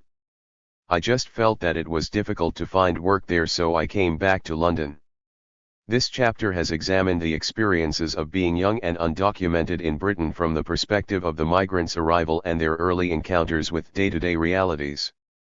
The importance of examining these initial encounters lies not only in the fact that they determine the migrants' longer-term disposition and strategies for settling in, more importantly, they also demand coping mechanisms and agency in highly challenging circumstances at a formative stage of these young people's lives that are likely to shape their social, emotional, and personal values for the rest of their adult lives. This requires them to manage an ambiguous and often suppressed identity at an early stage of adulthood, in which they are paradoxically both visible and invisible, and where security and insecurity, trust and mistrust, autonomy and dependency, vulnerability and self-reliance, are in almost constant tension. The sense of powerlessness, fear and exclusion, and the frustrations which come from being undocumented and which limit access to perceived opportunities, are the prevailing reactions of the young migrants after their arrival and in their initial day-to-day encounters. Without recourse to the law or the police to remedy many of the injustices from which they suffer, and which have nothing to do with their undocumented status, they often feel humiliated at not being able to claim their rights for fear that their illegal status will come to light. Alice, who had been in the UK for 3 years, and May Chen, summed it up thus: "The lack of freedom due to being an illegal. You know, it keeps you from things which I believe are essential to human beings. Go out, to travel around the country, you can't do it. We cannot have a proper life here." But then he didn't dare to report this incident to the police, because he knew full well that he had no status. I have heard of many such stories. Yet at times the narratives also provide ironic asides on daily life, sans papiers. The only thing you can do in this country is get a bus pass, that's the only thing you can get without being asked for papers, that's all. Sometimes, when I want to buy myself a beer and I'm asked if I have any ID, it gets so funny for me because I have 29 years and they still ask me for ID. That's when it gets funny. What these excerpts, and indeed the chapter as a whole, tell us is that whereas much of the literature frames migrant agency in host states mainly in terms of collective support and the substructure of social capital and social networks, what emerges from our study, following Das and Sigona, is that an irregular status requires the young people to deploy far more mundane, fragile and, most importantly, individualist acts of migrant agency in everyday lives in order to cope with frequently changing circumstances, precarious livelihoods, and the overshadowing fear of deportation. Underpinning many of the narratives is a sense of liminality and the need to remain invisible, or at least a perceived need to remain invisible in the early stages. For these reasons, undocumented migrants are reluctant to rely on existing networks, for fear of either exposure or exploitation. While, in some respects, their undocumentedness, in challenging the authority of the state, could be portrayed as the agency of migrant resistance, the focus of much of the literature on migrant agency, it is far from the resistance and political mobilization through which documented migrants contest and reshape the state's monopoly over traditional conceptualizations of citizenship and identity. In these early stages, as Sigona concludes, youth and illegality intersect the migrants' lives, creating a form of agency which mediates their emotional, socio-economic, and legal milieu, as well as their expectations of the migrant project. But this is the agency of survival, coping with isolation and growing into adult life in highly vulnerable circumstances, not the agency which situates an identity within the wider political discourse on migration and migrant political mobilization. 5. Legal status and the labor market. Employment is one of the main areas that defines the experiences of young undocumented migrants. While economic factors act as a migration driver for some, for all undocumented migrants, whatever their reasons for migration, having paid work or having alternative support structures are crucial in the absence of welfare entitlements. Decisions about type of work, sectors of employment and potential employers are taken within the framework of being undocumented. Levels of human and social capital, routes to becoming undocumented and aspirations to, or fear of, return to the country of origin all intersect with decisions about employment. Additionally, gender, family and household circumstances, alongside the context of being young, all affect experiences. Labor markets are segmented by immigration status, ethnicity, and gender, and while for some, being young provides the drive and energy needed to work several jobs, earning as much money as possible in as short a time as possible, for others the constraints of being undocumented lead them to reflect on wasted qualifications and ambitions and generate a sense of growing older without progressing. In this chapter, the work experiences of undocumented migrants will be explored. The chapter will show that undocumented migrants occupy very particular places in the labor market, clustered in the least regulated parts of the economy. Situating experiences of employment. The wider economic context. Though migration motives are complex and varied, irregular migration is often precipitated by uneven development and differential opportunities. Within this framework, both the economies of the sending countries and those of the receiving countries will have an impact on the choices, experiences, and strategies of undocumented migrants in the labor market. In the UK context, and that of other developed countries of the global North and West, changes in occupational structures, from manufacturing to a finance and service-based economy, have resulted in a greater reliance on migrant labor to fill low-paid jobs in the service sectors. New migrants provide labor for the low-wage economy with workers clustered in sectors such as hospitality, cleaning, care work, construction and food processing. Wills et al. Note the existence of employment cleavages by gender, nationality, and ethnicity, and the greater propensity for women to be working in private domestic spaces, compared to their male counterparts. These cleavages, which also intersected with the migrant division of labor based on immigration status, resulted in differential experiences among new migrant workers. Those with an irregular status were more marginalized and vulnerable in the labor market than others, as their lack of papers, coupled with their lack of access to welfare rights, left them with few choices. Thus Wills et al. Observe the ways in which migrants are caught in the crossfire of contemporary capitalism because it relies on cheap, disposable labor with workers enjoying few or no rights and lacking basic employment benefits such as sick leave, overtime payments, or pensions because these all incur employer costs driving up the price of labor. Being easy to hire and fire is one of the hallmarks of the kind of casual work carried out by undocumented migrants, which can be seasonal in the case of agricultural work, daily for casual laborers in construction, hourly or by piece as is the case with cleaning jobs and work in the garment industry. Segmented labor markets with similar cleavages and patterns of precarious low-paid work undertaken by undocumented migrants and gendered in nature are in evidence all over the world. Rutherford and Addison, for example, found that Zimbabwean men were better paid as farm workers in South Africa than women. Moreover, they reported the more generic experience that employers took advantage of their desperation and the fact that their legality was unclear. As a consequence of their status, workers had little recourse to making complaints because they were vulnerable to losing their jobs and to deportation.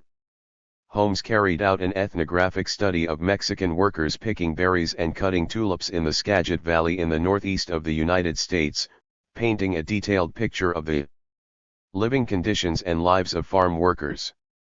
Work experiences, conditions, and opportunities were based on ethnicity and citizenship hierarchies, with indigenous Mexican undocumented migrants doing the most back-breaking jobs in exchange for the worst living conditions on the farms and the least pay.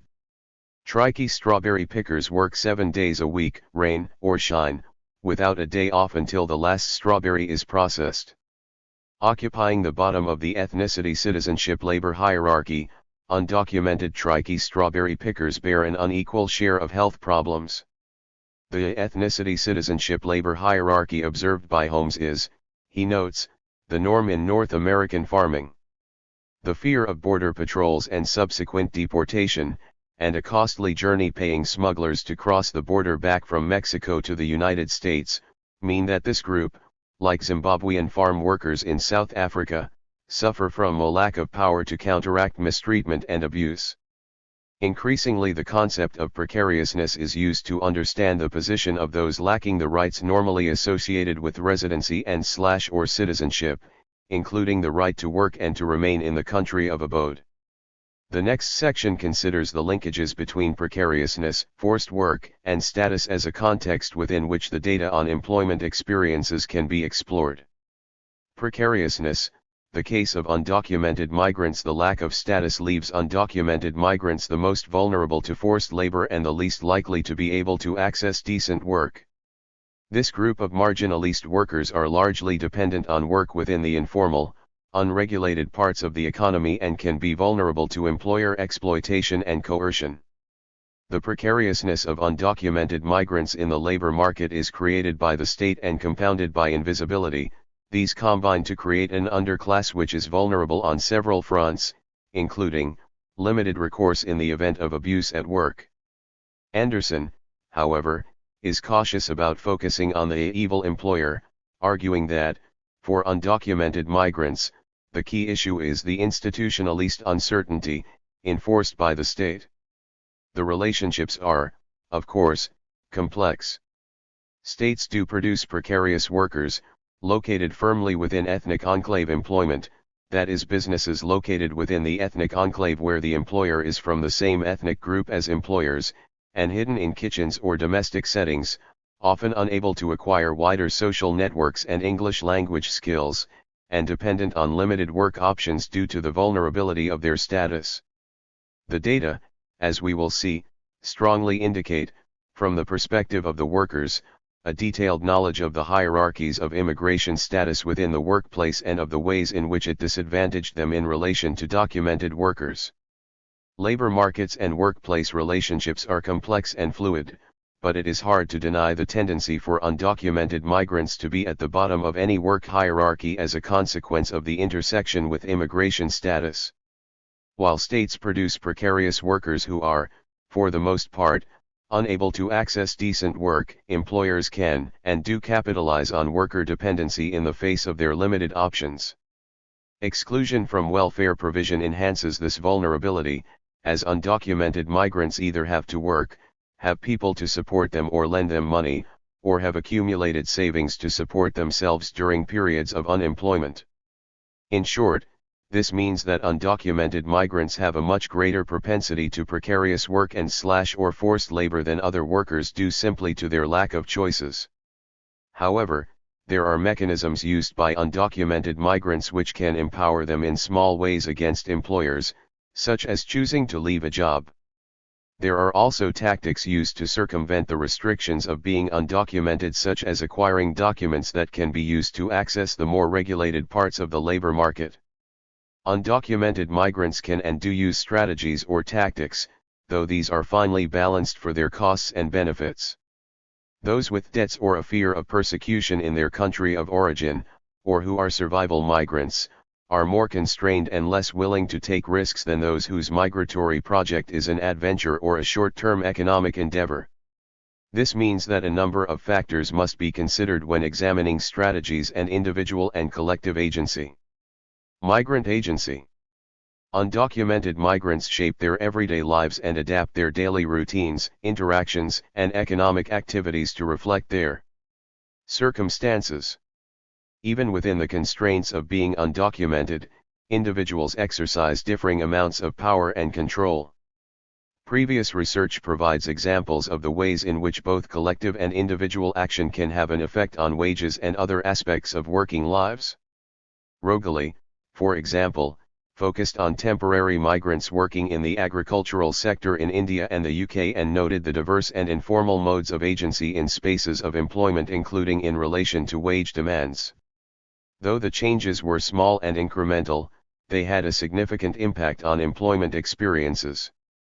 Similarly, the ethnographic study carried out by Cleveland and Pearson with undocumented Latino workers in the United States found that, by exercising choice over the jobs they accepted, workers were able to use collective action to ensure a minimum level of pay for everyone. Other modes of agency are more individualistic, such as buying, selling and borrowing documents to enable more autonomy and control within the labor market, though such strategies are not without risk. In short, people exercise agency in collective and individual ways, and these all intersect with labor market experience, even among the most marginalist of workers. For some migrants and their employers, being undocumented can be a strategic choice, creating agency within the framework of the state's migration policies. Russ and Anderson explore the hazy and contested spaces of semi-compliance, when migrants are legally resident but working outside the conditions attached to their status, that allows migrants and their employers to maximize economic benefits while, at the same time, reducing the risk of state sanctions associated with violations of immigration law. This serves the interests of both employers and workers. The following sections offer a more detailed qualitative understanding of the labor market experiences and decision-making of undocumented migrants and the ways in which these experiences are mediated through the intersecting lenses of migration and migration motives, irregularity, youth, policy, aspirations, gender, and individual agency. In the first section, we provide an overview of employment, particularly of job sectors and conditions of work, highlighting the location of undocumented migrants within the informal and most unregulated parts of the economy. This is followed by an exploration of the strategies used to find work and their intersections with social networks. Next, we look at the extent to which undocumented migrants see themselves as exerting agency in their decision-making, before finally examining the ways in which people cope when they have no work. Throughout the chapter, we see the important role of family and friendship networks in relation to work and during periods of unemployment. Employment, an overview of labor market experiences. Employment was the main reason for migration among a number of our interviewees, so it was not surprising that the majority were in paid work. The pressure to find work was exacerbated by the lack of welfare entitlements and, for some, the debts they had incurred making the journey. There were differences in economic activity by gender and the reasons for migration. Women were less likely to be working than men, partly as a result of childcare responsibilities or pregnancy at the time of the interview. 9 of the 16 women who were not working or were working very occasionally had children. For the most part, these women had either close family members or a partner to support them.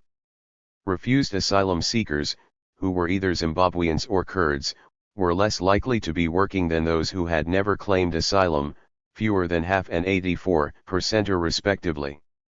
Some refused asylum seekers had opted not to work as part of a risk reduction strategy. This was only possible for those who were able to find alternative support. Some had relatives who looked after them, others relied on handouts from churches, community groups, and other charitable organizations, and a minority exchanged unpaid childcare and cleaning for a room and food. Among those who were working, the jobs were almost always in the secondary sector and there was virtually no mobility into primary sector employment. The pattern was horizontal movement across secondary sector jobs. Most people were working for co-ethnic employers in either ethnic enclave businesses or in ethnic minority niches. A very small minority had found work outside of these spheres, but this depended largely on using constructed documents to facilitate access to more regulated parts of the economy. The main sites of work within the ethnic enclave were restaurants, takeaway shops, small supermarkets, and off-licenses. In ethnic minority niche employment, the main jobs were cleaning or other domestic work such as looking after older people in their homes. Zimbabweans were most likely to be working or to have worked in the cleaning or care sectors.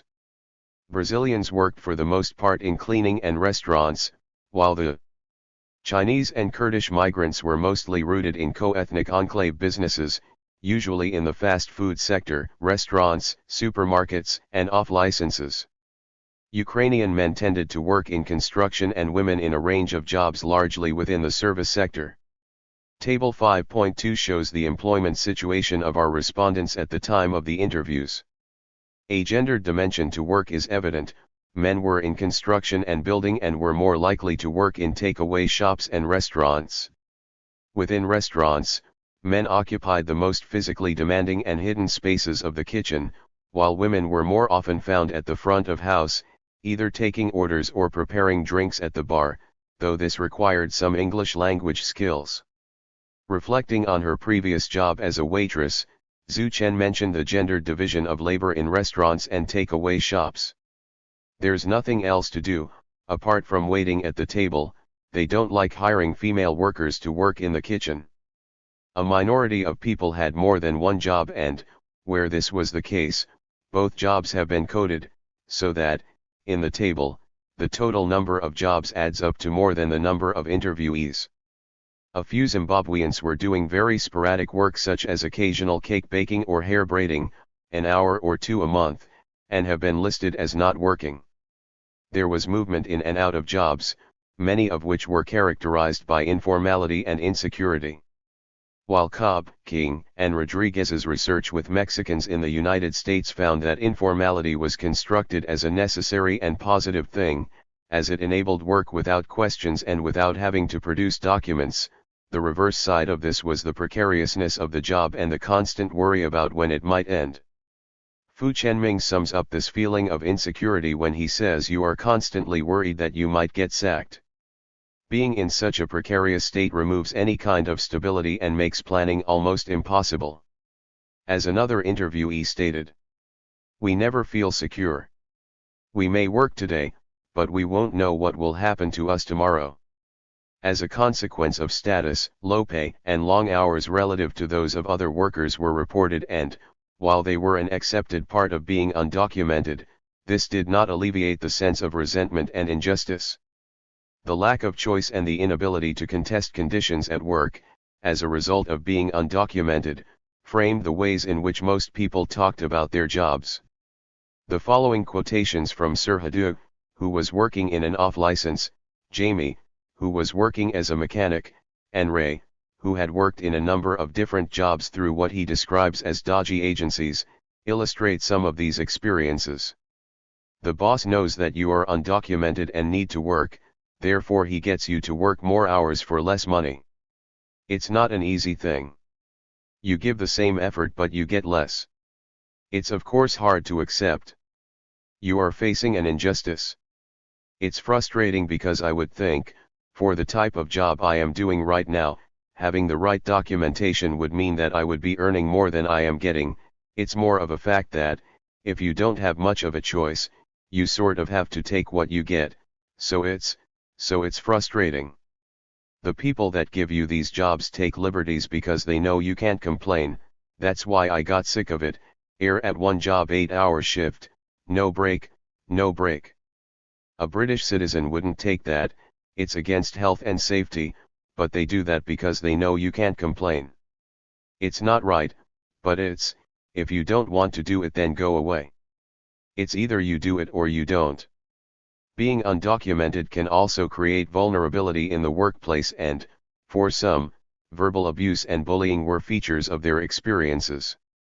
Others highlighted what they felt were unreasonable and unequal expectations of the kind of physical work that was suitable for undocumented migrants compared to others. This relational idea of the impact of status was very evident in the narratives.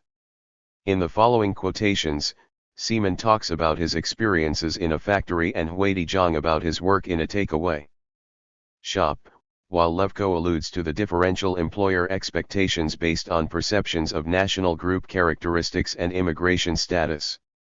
At the factory, they were shouting at workers, the treatment was brutal. I am not saying that they were running behind you with whips. They would simply yell at you hysterically. You work non-stop. If you pause, he'd say that you're lazy. He shouts at you every day. A lot of leaves falling now and, there was a street that needed to be cleaned so we told the boss bring us that hoover to clean that all up. He said why we need a hoover, we have Ukrainians. So I always faced crap like that at work, you know why we need a tractor for digging, we have illegal. Vulnerability made some feel they lacked choices and this was most acute among those who had no relatives to help them or who had incurred large debts while making their journey to the UK. The pressure to pay back debts was most often faced by workers from China, who in some cases had spent up to £20,000 getting to the UK. What if the police get you? I'm always worried. At the end of the day, we have no status. If I were arrested and sent back, the whole family would be finished. We'd be finished. then whatever we do there is no way that we could pay back the debts. Some undocumented migrants had experienced difficulties at work, in relation to money. A minority had been forced to accept compulsory deductions for accommodation tied to workplaces, food, or transport to work, had experienced delays in payment and/or withholding of wages, or had line managers who had taken a cut of wages before paying workers. Being undocumented meant being unable to contest any of these infringements. Instead, workers had to either accept the situation or move on from the job. In the following quotations, Sipawi explains how money was deducted at source when she was working at a bottling factory, while Mizan refers to the foreman on a building site taking a cut of workers' wages. What used to happen was that they provided us with transport from the city center to work and back. It so happened that the transport cost was deducted from our wages. This money was being deducted without any arrangement or agreement. They did not even give us the option to opt out. The foreman will take some money from what you get. Say if you get £245, he will take £35. This means that, even though the boss is a British man, there is a Chinese person who is there to oversee the workers. This person will take some money from what you get. Some had been sacked and were still owed money, while others had undertaken work trials that were unpaid. In short, there were numerous ways in which employers and managers were able to withhold or limit payments to workers. Undocumented migrants are vulnerable to such exploitation and there is nothing they can do about it. In the following quotations, Guoming talks about work trials in takeaway shops while Carol recalls her experiences of not being paid. I have had many work tries here and all of them were on Friday evenings. Friday evening is the busiest evening for takeaway shops. It's the busiest time for takeaways. And they told me to go for a try. Then I went for a try. The busiest period for a takeaway shop is between 7 p.m. and 10 p.m. This is normally the busiest period. They told you to come for the try at that period. After the try, they sat down and said, I think you can't do this, you can't do that, and then they let you have a meal, never gave you money and nothing else. I've fallen a few times. This same guy offered me a job again. I asked for my money and he said, look, that money I didn't receive so I can't pay you, we cannot complain, we have to accept it in silence. Clearly undocumented migrants experience precariousness and exploitative work within ethnic enclaves and ethnic minority niches. Vertovec notes the presence of co-ethnic hierarchies based on immigration status. In reality these relationships are complex, and vulnerability and inequality are more than a function of immigration status alone. Nevertheless, our interviewees tended to highlight the ways in which experiences of work were directly related to their status, and within this the hierarchies were observed not only by managers and owners but also by co-workers, as Yao Xiaomin explained. Those people who had residential status also working in the same restaurant really looked down upon me. Similarly, Victoria talked about how documented Ukrainians feel that they are better than you and use their position as supervisors to make additional money. According to Victoria, this is what they do, they hire people for work, they take money off them, in 2 weeks' time they make you want to leave the job, working there becomes unbearable and you leave in 2 weeks. Then they call agents or their personal links, they hire new people because we have plenty of Ukrainians seeking work, take money off them and then in 2 weeks' time they fire them too. It's like a circle. It's just horrible. While co-ethnic employers were often identified as exploitative of their workers, they were also in many ways more desirable as employers simply because some were willing to employ migrants without documents. Even if the wages were disproportionately low and there was no job security, it was at least a job and, for the most part, people were paid. According to Kawa, there is work if you accept the disparities.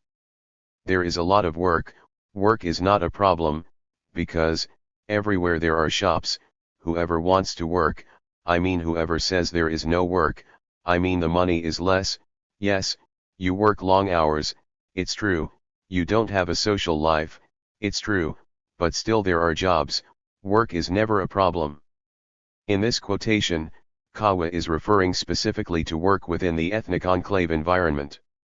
While these jobs are available, evidenced by the work being carried out by our interviewees, they can be based on what Ram et al. Describe as autocratic social relations.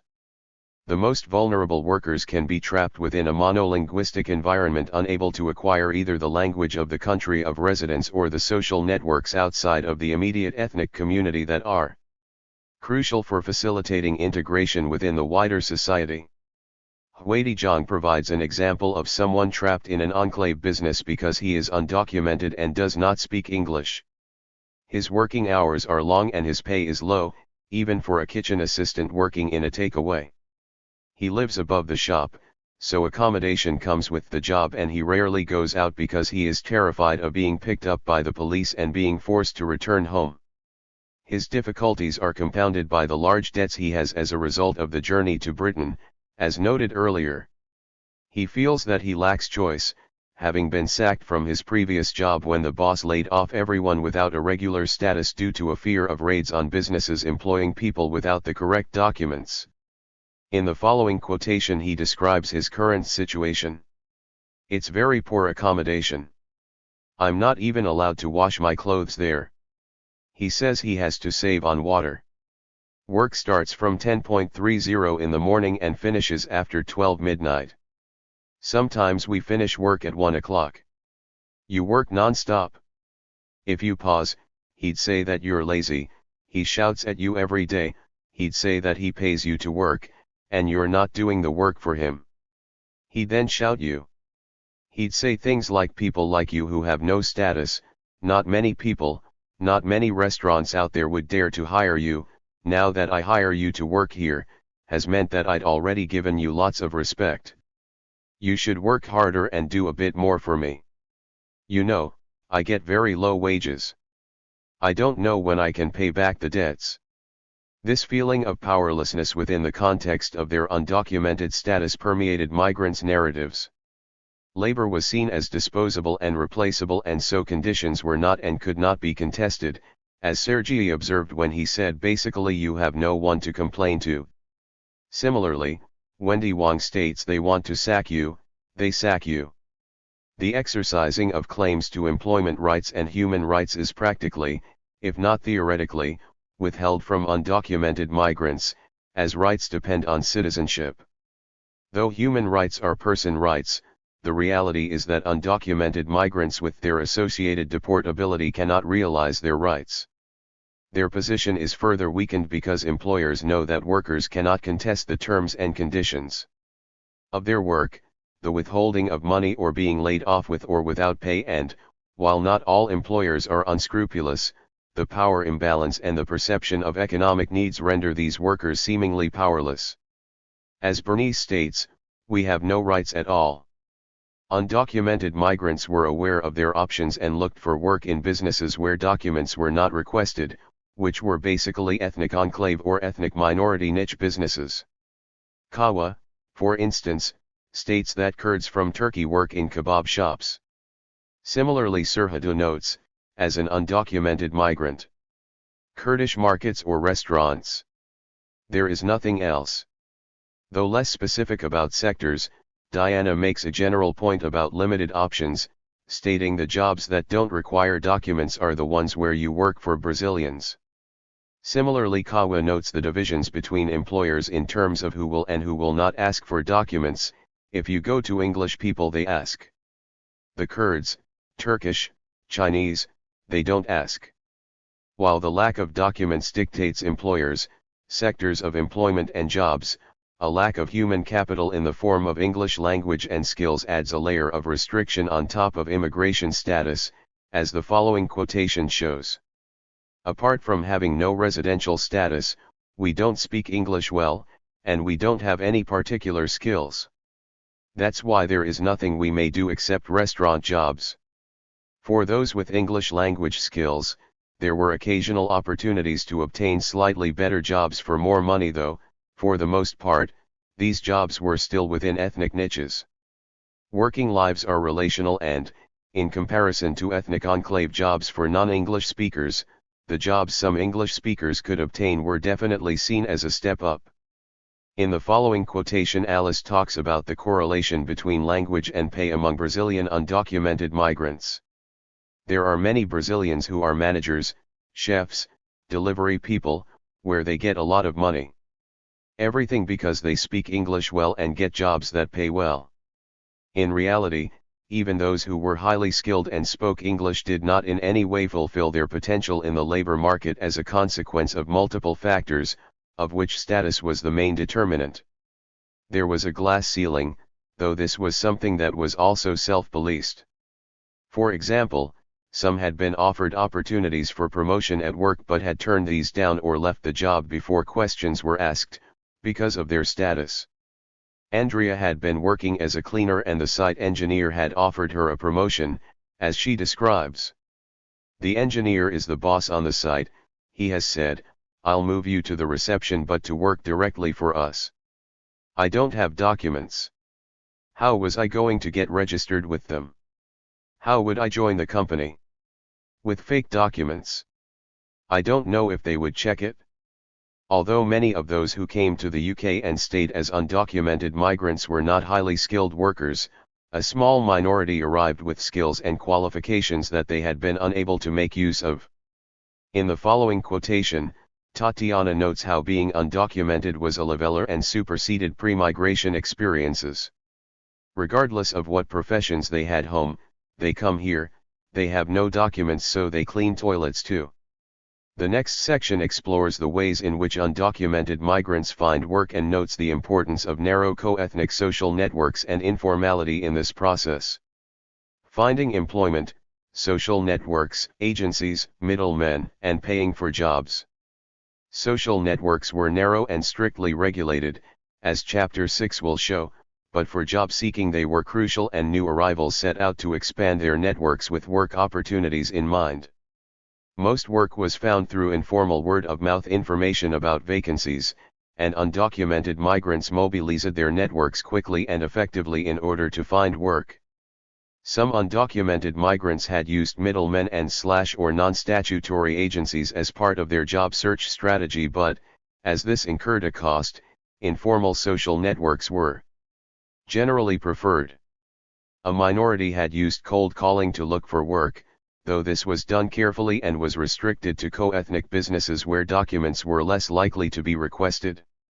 On arrival in Britain, the two key things to secure are a place to stay and a job.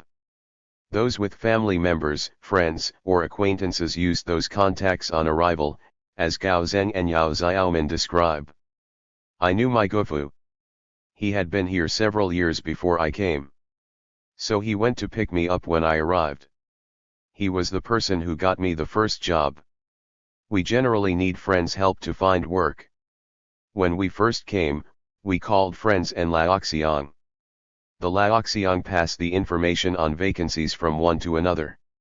They are also those who had come here illegally, they understand the hardships because they had experienced them before. Information about jobs is passed on and it is a reciprocal thing, people help each other, not for gain but just because they do, as Fedia and Guoming explain. How do we look for jobs? Through people you know, all Ukrainians, they help each other. And in this way we find jobs. I came to see friends on site, asked if they have a job. When the job appeared, they offer me and I go to do. The same everyone who comes, ask this one and that one, calling each other, helping each other. Knowing no language, knowing no rules, having also no rights, simply help each other with jobs, no one wants anything from another. Simply helping each other. Mostly friends signpost possible work opportunities to each other. So basically we rely on help within our network of friends. For example, someone may know some vacancy somewhere and pass on the information. Friendship networks were crucial and were a route through which people could find jobs without paying, making them a preferred strategy for job seeking, as Wendy Wang explains. I only ask friends to find work for me, there's no need to pay them money. If you ask a job agent to find work for you, they will charge you money. It's safer to ask your friends to help you instead. Worse still, you may be deceived asking a job agent to find work for you. There were varying gradations of friendships, and these had implications for job finders' fees. The experiences of Guoming and Victoria suggest that only close friends do not charge a finder's fee. Normally you don't have to pay if they are a close friend. But if they are just an ordinary friend, you may have to give them the first 2 weeks' wage as the fee for helping you find the job. You can only get hands on some cash after working for a few weeks. I didn't have work.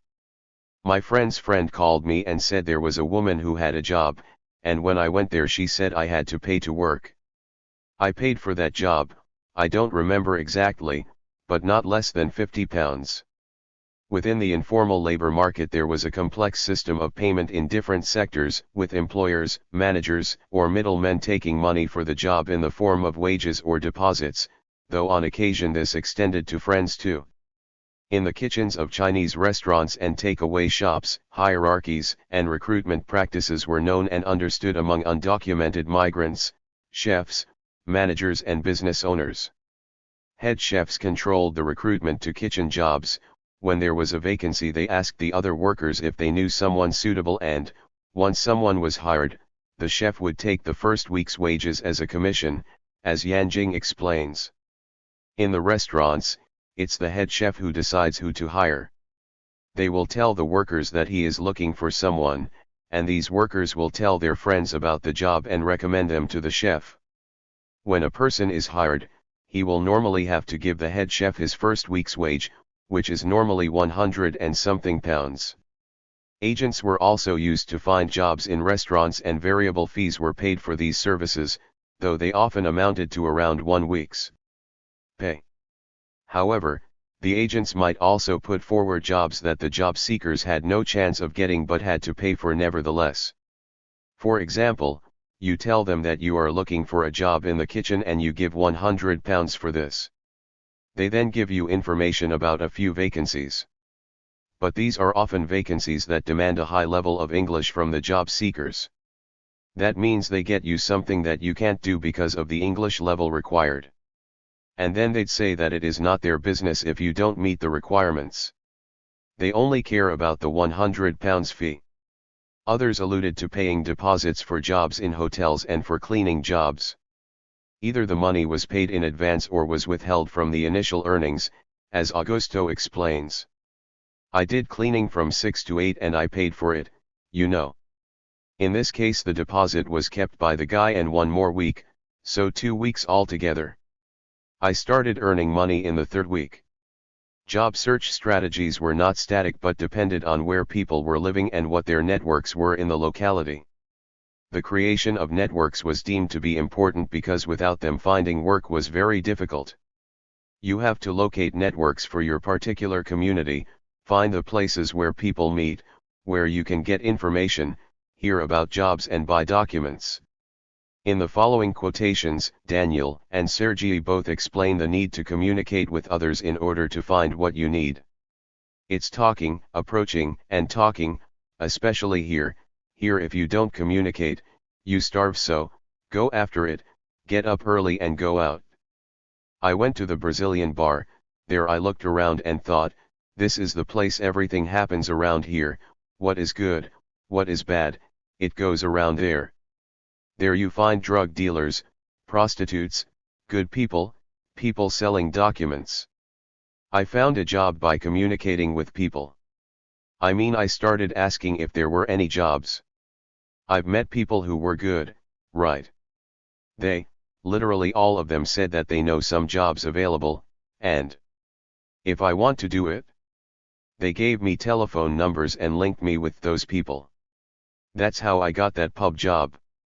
For those who participated in faith groups and community-based organizations, these networks were very important, not only socially but also in terms of providing a safe space in which to find out about work, one where the unity of faith overrode immigration hierarchies or where solidarity and a shared heritage counted for more.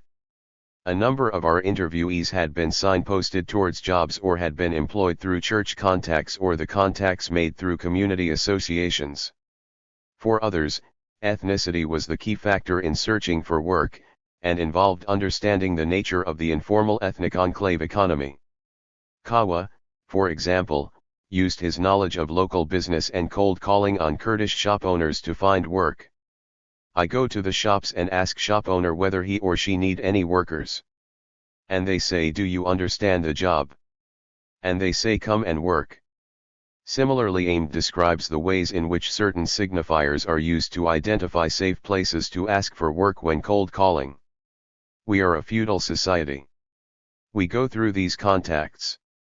When you go somewhere you see sign like best kebab.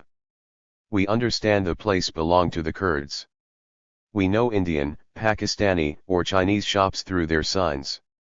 We understand the Kurdish places through shop signs. We go inside and ask for job. If they don't have, they may recommend some people. It goes like that. The quotations show the complex layers of networks and ethnicity and the ways in which these are mobilized in order to find work. Though the work was in the secondary sector, low paid and precarious, it was a job, and that, for most of our interviewees, was better than no work at all. Although undocumented migrants are extremely restricted, within their limited range of options, choices are made. In the next section, examples of individual agency and self-empowerment are explored. Employment and individual agency. Undocumented migrants can and do use a range of different strategies or tactics in relation to their working lives. As we noted earlier in this chapter, the use of social networks and an understanding of co-ethnic relations and informal working practices offered routes to work and employment in places where documents were unlikely to be requested. However, another strategy was to use borrowed or bought documents to find work or to gain access to jobs outside of the informal economy. This was one way in which undocumented migrants were able to combat paper-based labor market exclusions. There were mixed views about using documents. Some saw them as a routine and necessary occurrence and part and parcel of getting work, others were cautious but used them when necessary, and some decided against such a strategy because it represented an additional risk and greater criminality. In the following quotation, Brigitto talks about the routine nature of buying and using documents. You have to buy fake documents to be able to work. Everyone knows that the companies, that any document you show them, they accept it and that's it. They don't want to know what it is. So I went through the same process as everybody else of making documents. I had documents made. Every illegal migrant knows who does it, who sells, where, you know. While some arranged documents within Britain, for others acquiring documents was essential for making their journey. Sergii had traveled from Ukraine to London via Poland. While in Poland he obtained a Polish passport which he used to enter the UK and has used for work, tax, to open a bank account and any other official business ever since, as he describes below. I got to Poland. In Poland I was given a Polish passport, put on a bus and told go. So I went. I crossed the border with that passport. When I came here, I started arranging all documents on that passport. Bank account, CSCS, and self-employment. I arranged it all on that passport. And when I go to get a job, I show these documents first. So, I go and show these documents. Passport basically. I look like that in the passport. So that's how I live, paying taxes under someone else's name. Someone else's passport and yes, I pay taxes here with someone else's passport and try to be a law-abiding person.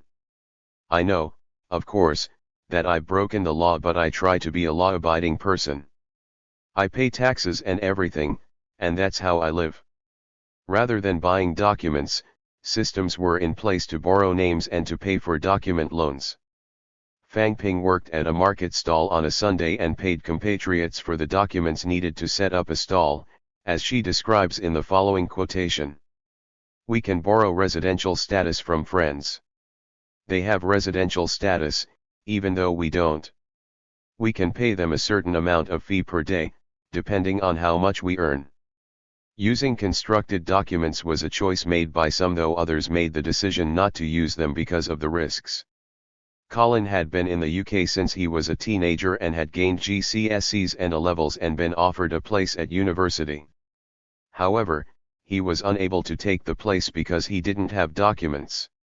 Having used fake documents to register with an employment agency, he preferred to have periods without work than to risk registering with additional agencies.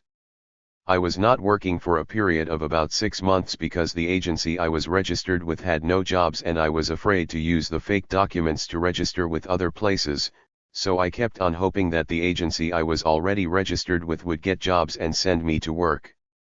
There were instances, too, when people had started jobs without showing documents, done them for a short period of time and then left when documents were requested.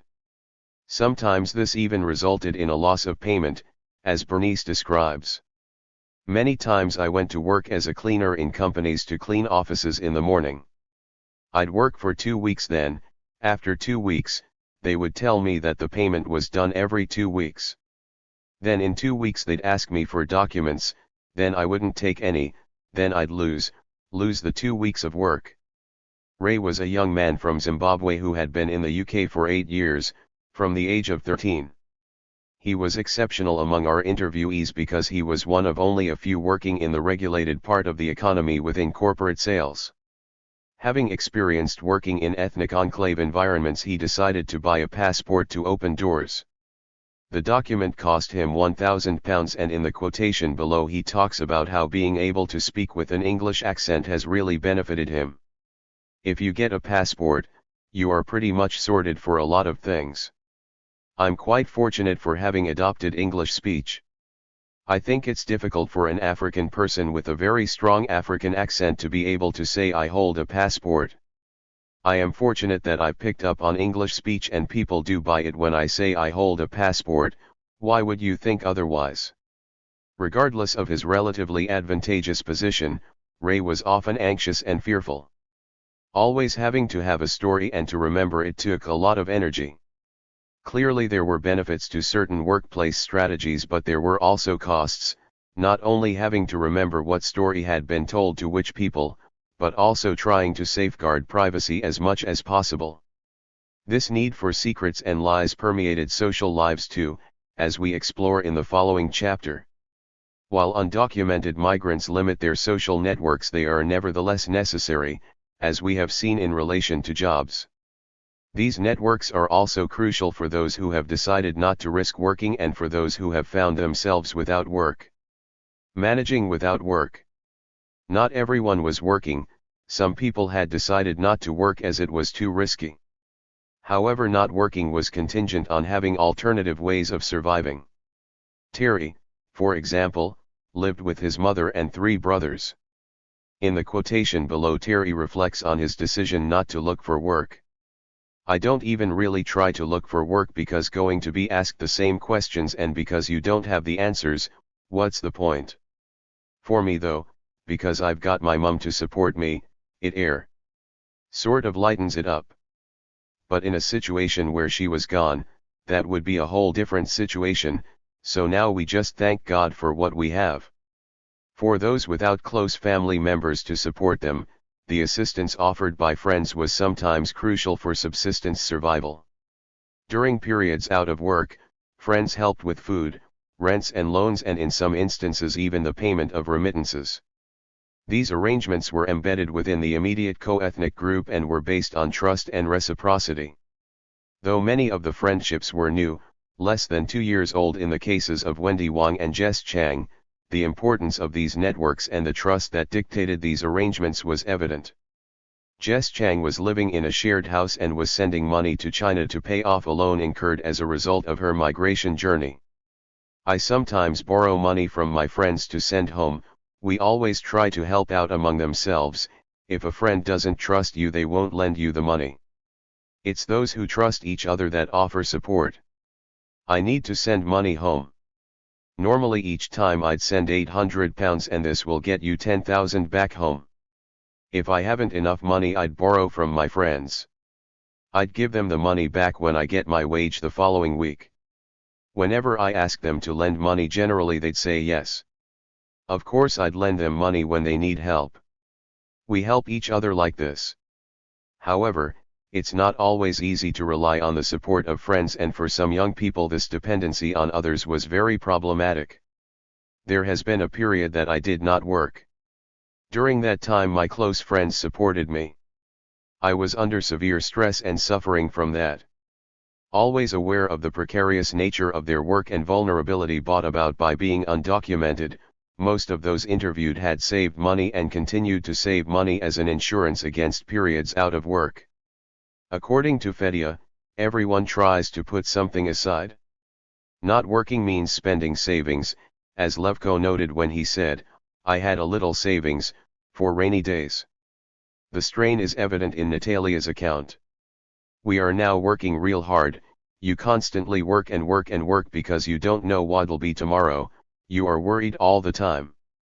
This constant worry about the future also comes through in Tatiana's narrative when she talks about being out of work. "Well, I worked before that and had that to support myself with." One has to think ahead and don't forget about situations like this.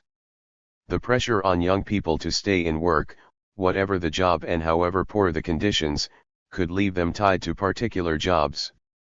Firat described how he survived without work, but also his strategy for holding on to his job in a supermarket even though he worked 6 days a week for 12 or 13 hours and was paid only £200, describing himself as a contemporary slave. "Friends were helping me. Some friends were giving me £30 to £40 per month. I have lent money from 2 friends.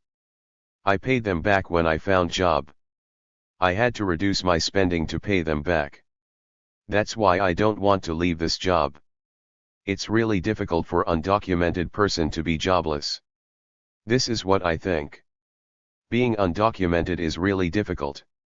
Occasionally people found themselves without the safety net of social networks or without savings to buy basics during periods out of work." Phelan described having no choice but to sleep on the street outside a mobile phone shop shortly after he had arrived in London. "When there's no work, we will have no income. I even had to sleep in the telephone shop. You'd sleep everywhere. When the shop closed at night, I sat outside and slowly, I fell asleep." Phelan's circumstances, though they were not permanent, highlight the need to develop networks and support structures as part of a survival strategy. In this chapter, the labor market experiences, strategies, and tactics of young undocumented migrants have been examined.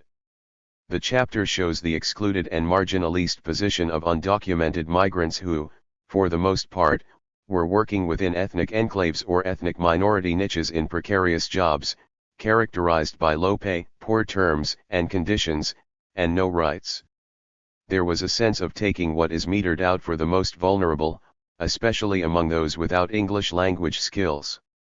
The withholding of payment, paying for jobs, and forced deductions from wages were all mechanisms used by employers, middlemen and friends. Systems were in place and understood, and so all parties operated with an awareness of their position within the labor market and their relationship with employers and others from the same ethnic group. Many of these relations were determined by the vulnerability of status and the associated hierarchies among co-ethnic entrepreneurs and their employees.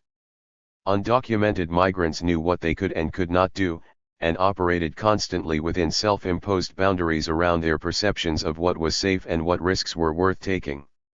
Within these boundaries, social networks were an important route to employment and a way of surviving during periods without work.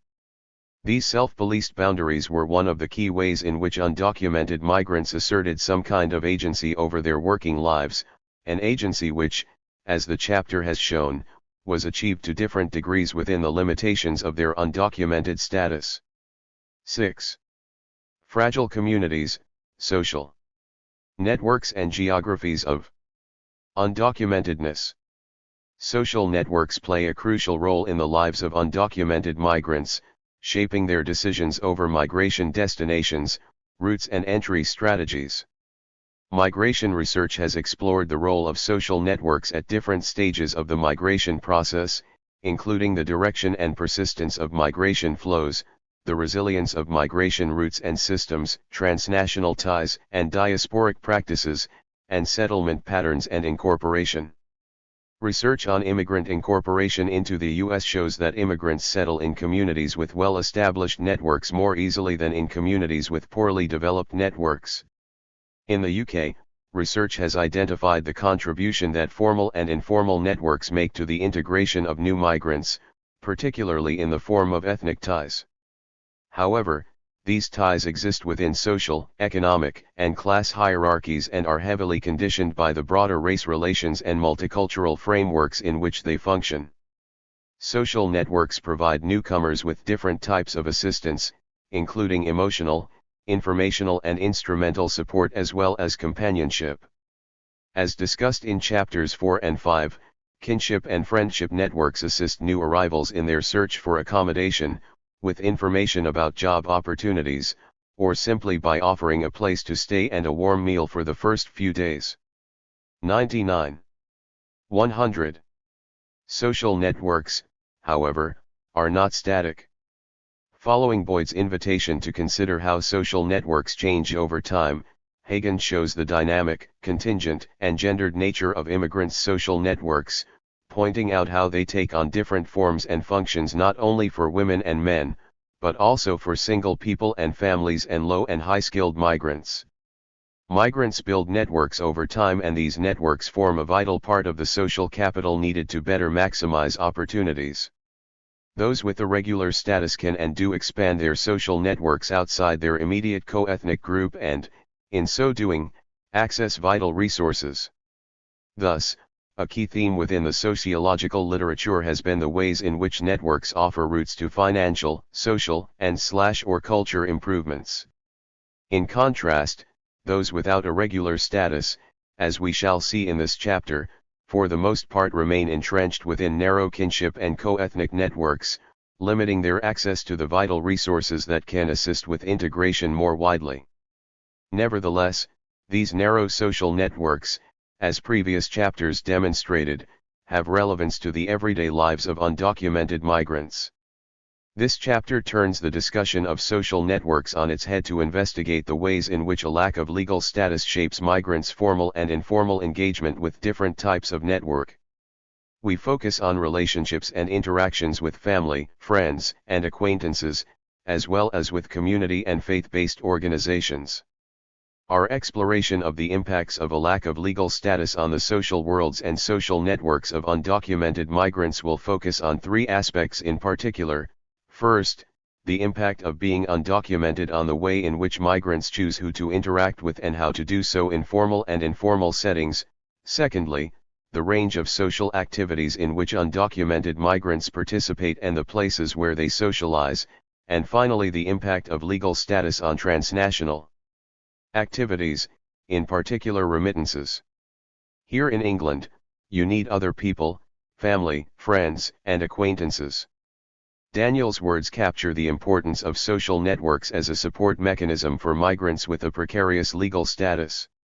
The uncertainty associated with this precarious legality permeates many aspects of migrants' lives and delimits their actions across many spheres, such as job opportunities, housing, family and kinship relations, transnational activities, religious practices, use of public spaces and artistic expression. Legal status, Menjivar argues, impacts on immigrants' informal and formal networks, which are often weak and highly unstable. Although individual human agency is always at work in the decisions people make to help one another, structural constraints condition the resources these immigrants have available to help family and friends who are in need.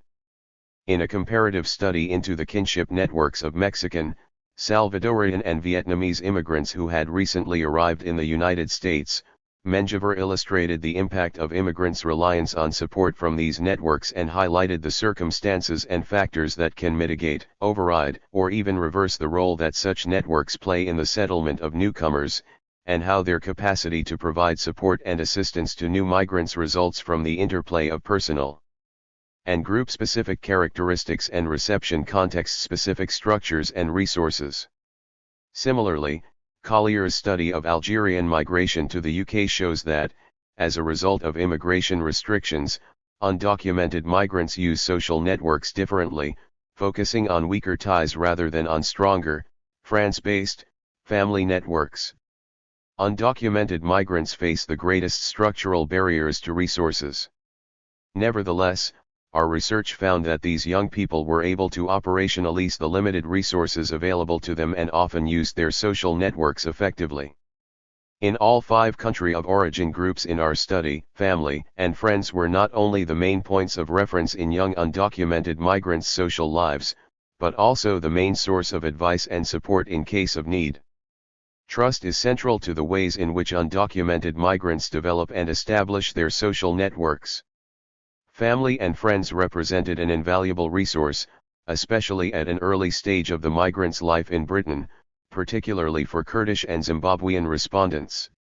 Brazilians and Ukrainians, in contrast, had less tangible pre-arrival contacts, if any, and their networks were established gradually while in Britain. The reliance on kinship and friendship networks is, however, not trouble-free.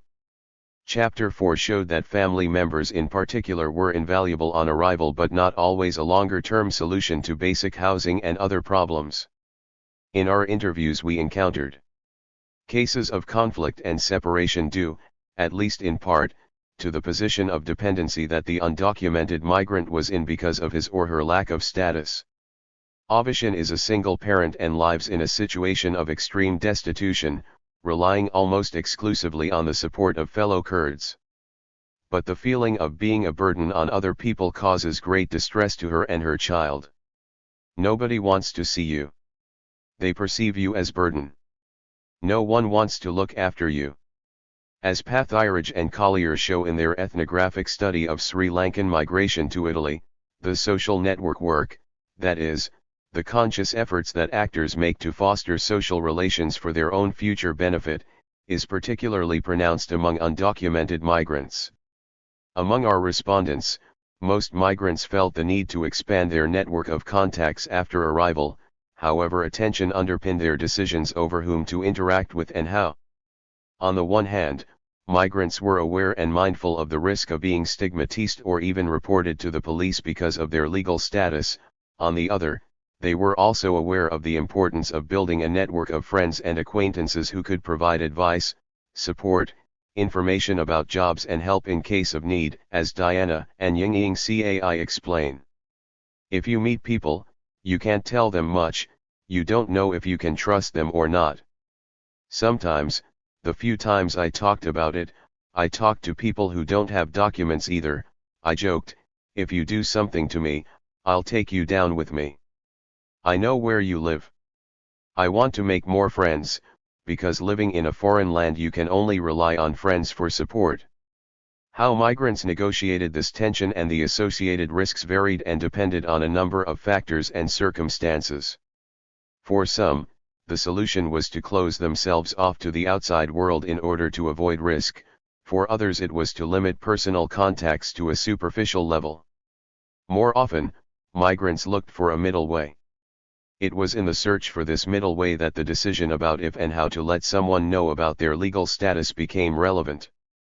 Among our respondents, some of the Kurds we interviewed were the most cautious, a consequence of their pre-migration experiences. Suwan and Serhadu explain their position in relation to disclosing their status. I hide it from everybody. Only my closest friends know that I am undocumented. Of course I don't tell anyone. You can't say that because you get scared that they will spy on you, or that their attitude towards you may change for the worse. Being undocumented can and does impact on social relations in several ways. Interviewees often mention the difficulty of liaising with others, especially if documented, and the burden of having to keep secrets and resort to lies on a daily basis to protect themselves. Being forced to lie or to hide their name and identity made respondents feel uncomfortable, ashamed, and guilty. Misleading friends and colleagues who put their trust in them raised difficult ethical dilemmas for respondents. Talking about his experience of performing at a singing festival recommended by his teacher, Brigido says, "They never asked me anything about my life. And my teacher never asked me either. She asked me once, and even now I feel sorry for having lied to her. Tanaka also had to conceal her status from her friends. Her reaction was not the remorse felt by Brigido so much as a feeling that she had to deceive herself and deny her self-worth in order to protect her lack of status. Especially when you are moving towards completing college, they'll be talking. Oh, I'm going Birmingham for my uni, I'm going London, I'm going Leeds. You keep quiet, but at times it pushes you to also lie and claim you are also going somewhere, like I'm going Luton for my uni. Tanaka's concealment compares to the way in which Colin describes how his relationship with friends affected his demeanor and morality. You have to lie to them, just to survive for one more extra day, he admitted. People see you smile every day, but they really don't see what you really go through. You try to force yourself, you know you live a life that is not true, a life full of lies, you make a lot of friends, but, the friends that you make, they trust you in everything, but you can't really be who you really are because you are restricted by those things, and it feels bad because one day, if they do find out, you do not only lose a job, but you lose friends as well that you have made over the years because they think, but we trusted this person all along. Interacting with people and building meaningful relationships is therefore difficult. Interestingly, there seemed to be no difference among newcomers, as illustrated by the quotations from Diana and Sergei, who had both been in Britain for less than a year at the time of the interview, and long-term residents like Juliana and Tracy, who had been in Britain for, respectively, 9 and 10 years. I think a lot about answering many of the things I'm asked. We live well together, respect each other, are polite, but you don't tell much. You try not to tell things to someone, telling them less. It's all related. What are the first questions when you meet someone? How are you, and what do you do, and so on. And when you tell what you do. But they have more questions. And if you tell them that you are a student, then it is all clear. But if you are not a student, then you are doing something. You tell that you are working at. Well, it's not always coming out nicely. Or you try to hide everything to make it look better. The fact that I am undocumented means that I don't feel comfortable socializing because I am conscious of my status and I do not want people to know.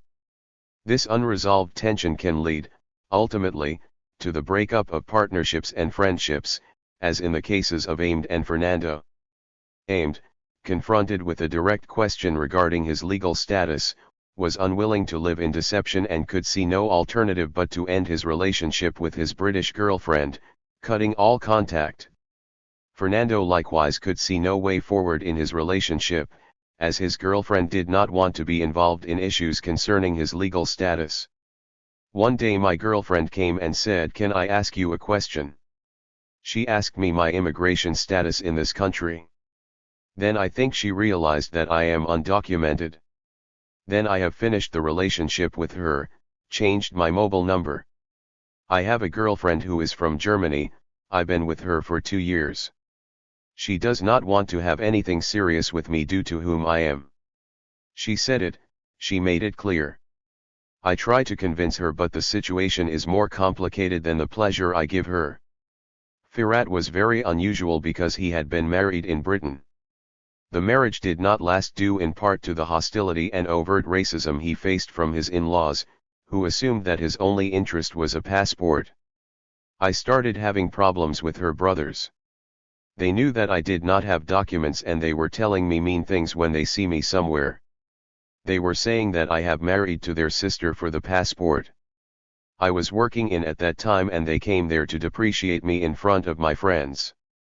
They were telling me to leave their sister and told me to fuck off, you dirty man, dirty Kurd, or Turk. They were racist. They did not like foreigners. The sister was different. They did not even come to the wedding, were looking at me as I was some sort of insect. They were saying, "You came and married to our sister for passport, what kind of person are you?" Language and time. Among the factors that shape the social networks of undocumented migrants, language plays a crucial role. Speaking a common language is an essential prerequisite to starting a conversation. However, it does not necessarily need to be one's first language. English or a third language, for example Russian for Ukrainian migrants and Spanish or Italian for Brazilians, is often enough to establish and maintain a connection. Most participants pointed out that being able to communicate better in English would help them to make friends outside their linguistic community and build more solid relationships. Sigona, who had been in Britain for 5 years and worked in a supermarket owned by a fellow Kurd, illustrates the challenges he faced in forming friendships with non-Kurdish speakers. I haven't got any British friend that I see or talk constantly. There are people that I see sometimes on daily basis but have no friends. There was somebody that I have met during work and we have shared some conversation. But it did not go further as I can't speak enough English and sometimes we can't understand each other. Among Chinese respondents, English proficiency was even lower, particularly among those working for Chinese entrepreneurs in the catering industry, and this inevitably affected their ability to interact with speakers of other languages. On the whole, our circles are small. Mostly we mingle with people from our country. Actually we mostly mingle with our relatives, friends, or laoxiang. As to people from other groups, presently, first, we can't communicate really very effectively, secondly, we don't always share the same topics of conversation. Opportunities to learn English were limited for those working within co-ethnically owned businesses, especially for those living above the shop with other workers from the same linguistic group.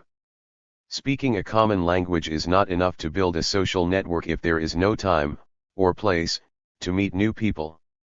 As highlighted in chapters 4 and 5, we found that physical confinement and long working hours were shared by many of our undocumented migrants. Moreover, the lack of legal status itself may have affected migrants' interactions with others, as the following quotation from Tracy illustrates. 106. 107. With British friends you have to be someone else, you can't say to them I'm depressed because of issues with my status for example, you always have to be happy and perky all the time, it seems like extra work to me. The distance that exists between undocumented migrants' experiences in/of Britain and those of British and other documented people is such that it makes dialogue impossible or extremely difficult. Instead, most interviewees found support and friendship among people from their own background towards whom they felt naturally drawn, as the following quotation from Terry illustrates. You do tend to find that people will end up shifting or making their own little community where you find that Zimbabwean people are with Zimbabwean people. You would rarely find that Zimbabweans are socializing with Europeans or something like that. For some, to build real friendship with documented people from their own country was difficult, as the difference of legal status made their aspirations, plans and chances very different. They have a different view of life. They can make future plans about school, children, university, and things like that. But I can't plan those things. I live from day to day. Additionally, though, the imbalance caused by a lack of status worked against social relations, as Sipawi explains. When people are aware of your situation, when they have status, I feel the relationship is not balanced because they feel they are in a position of power. Being friends with others who have gone through the same experience of migration and being undocumented was, therefore, much easier, as Dimitro and Trish explain. All who I socialize with are all Ukrainians, all undocumented. Those who I socialize at work, they are Russians, Lithuanians, Latvians, or Romanians. They have also been, some time ago, illegal and they understand us. I have too much baggage, my problems are too much. I want to associate with people who understand my plight, people who will be sensitive towards me when they see me behaving in a certain way. The British friends that I make do not understand, so I end up being frustrated and the friendship becomes meaningless.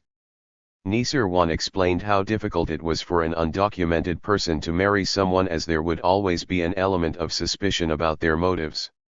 Here I am illegal. How much guarantee or trust one can give it to the woman, that I am going to marry this person for the sake of love, not documents or residency? How much she can trust me?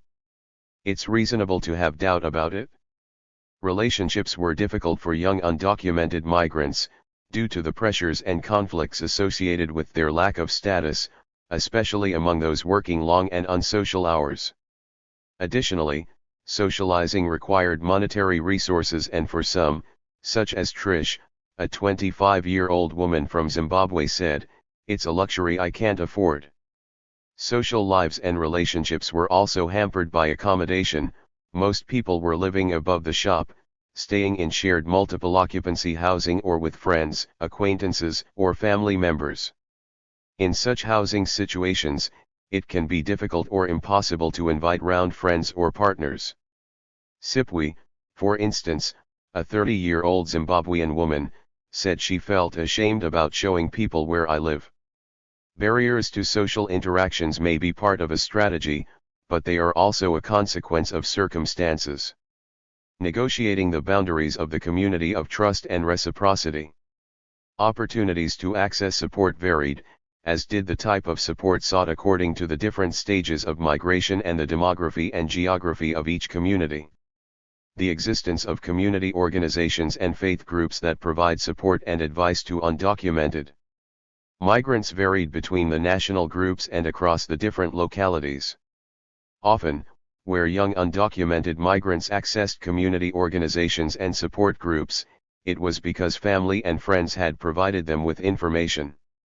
For Brazilians and Ukrainians, there was little in the way of established communities and community-based organizations outside London, and, even there, this was limited. A sense of isolation was evident among some interviewees, more so among women and younger migrants. London-based Diana, who had been in Britain for 7 months, conveyed this need for self-reliance. "I've created a skin to protect myself because, it's only me. If anything happens I have to deal with it by myself. Nobody is going to help me, so I kind of grew the skin, closed myself down not to be affected, to avoid problems as much as possible." There are long-established networks of Chinese community organizations in the 3 areas of study as well as long-settled Chinese communities. However, undocumented migrants from China, mostly from the Fujian region and Mandarin speakers, appeared to have little or no contact with these community organizations, which are often led by Cantonese speakers. For Zimbabwean and Kurdish migrants there are well-established and active community organizations, although, for Kurdish migrants from Turkey, these are almost exclusively in London, reflecting the geographic clustering of this group. The network of Zimbabwean organizations is nationwide and reflects their geographic dispersal as a result of both asylum policy and the colonial legacy. Community organizations seem to provide not only an important point of reference for some undocumented migrants but also very practical assistance. However, not everyone wanted to use community-based organizations for fear of their status being disclosed or used against them, as this quotation from AIMD shows. "I don't want to go to community centers. You do not know who is there. It is dangerous to go to the Kurdish associations because they could be under surveillance. I know a lot of undocumented friends and they all think the same." Community-based organizations tend to work more with asylum seekers, refugees, or those with leave to remain than with undocumented migrants.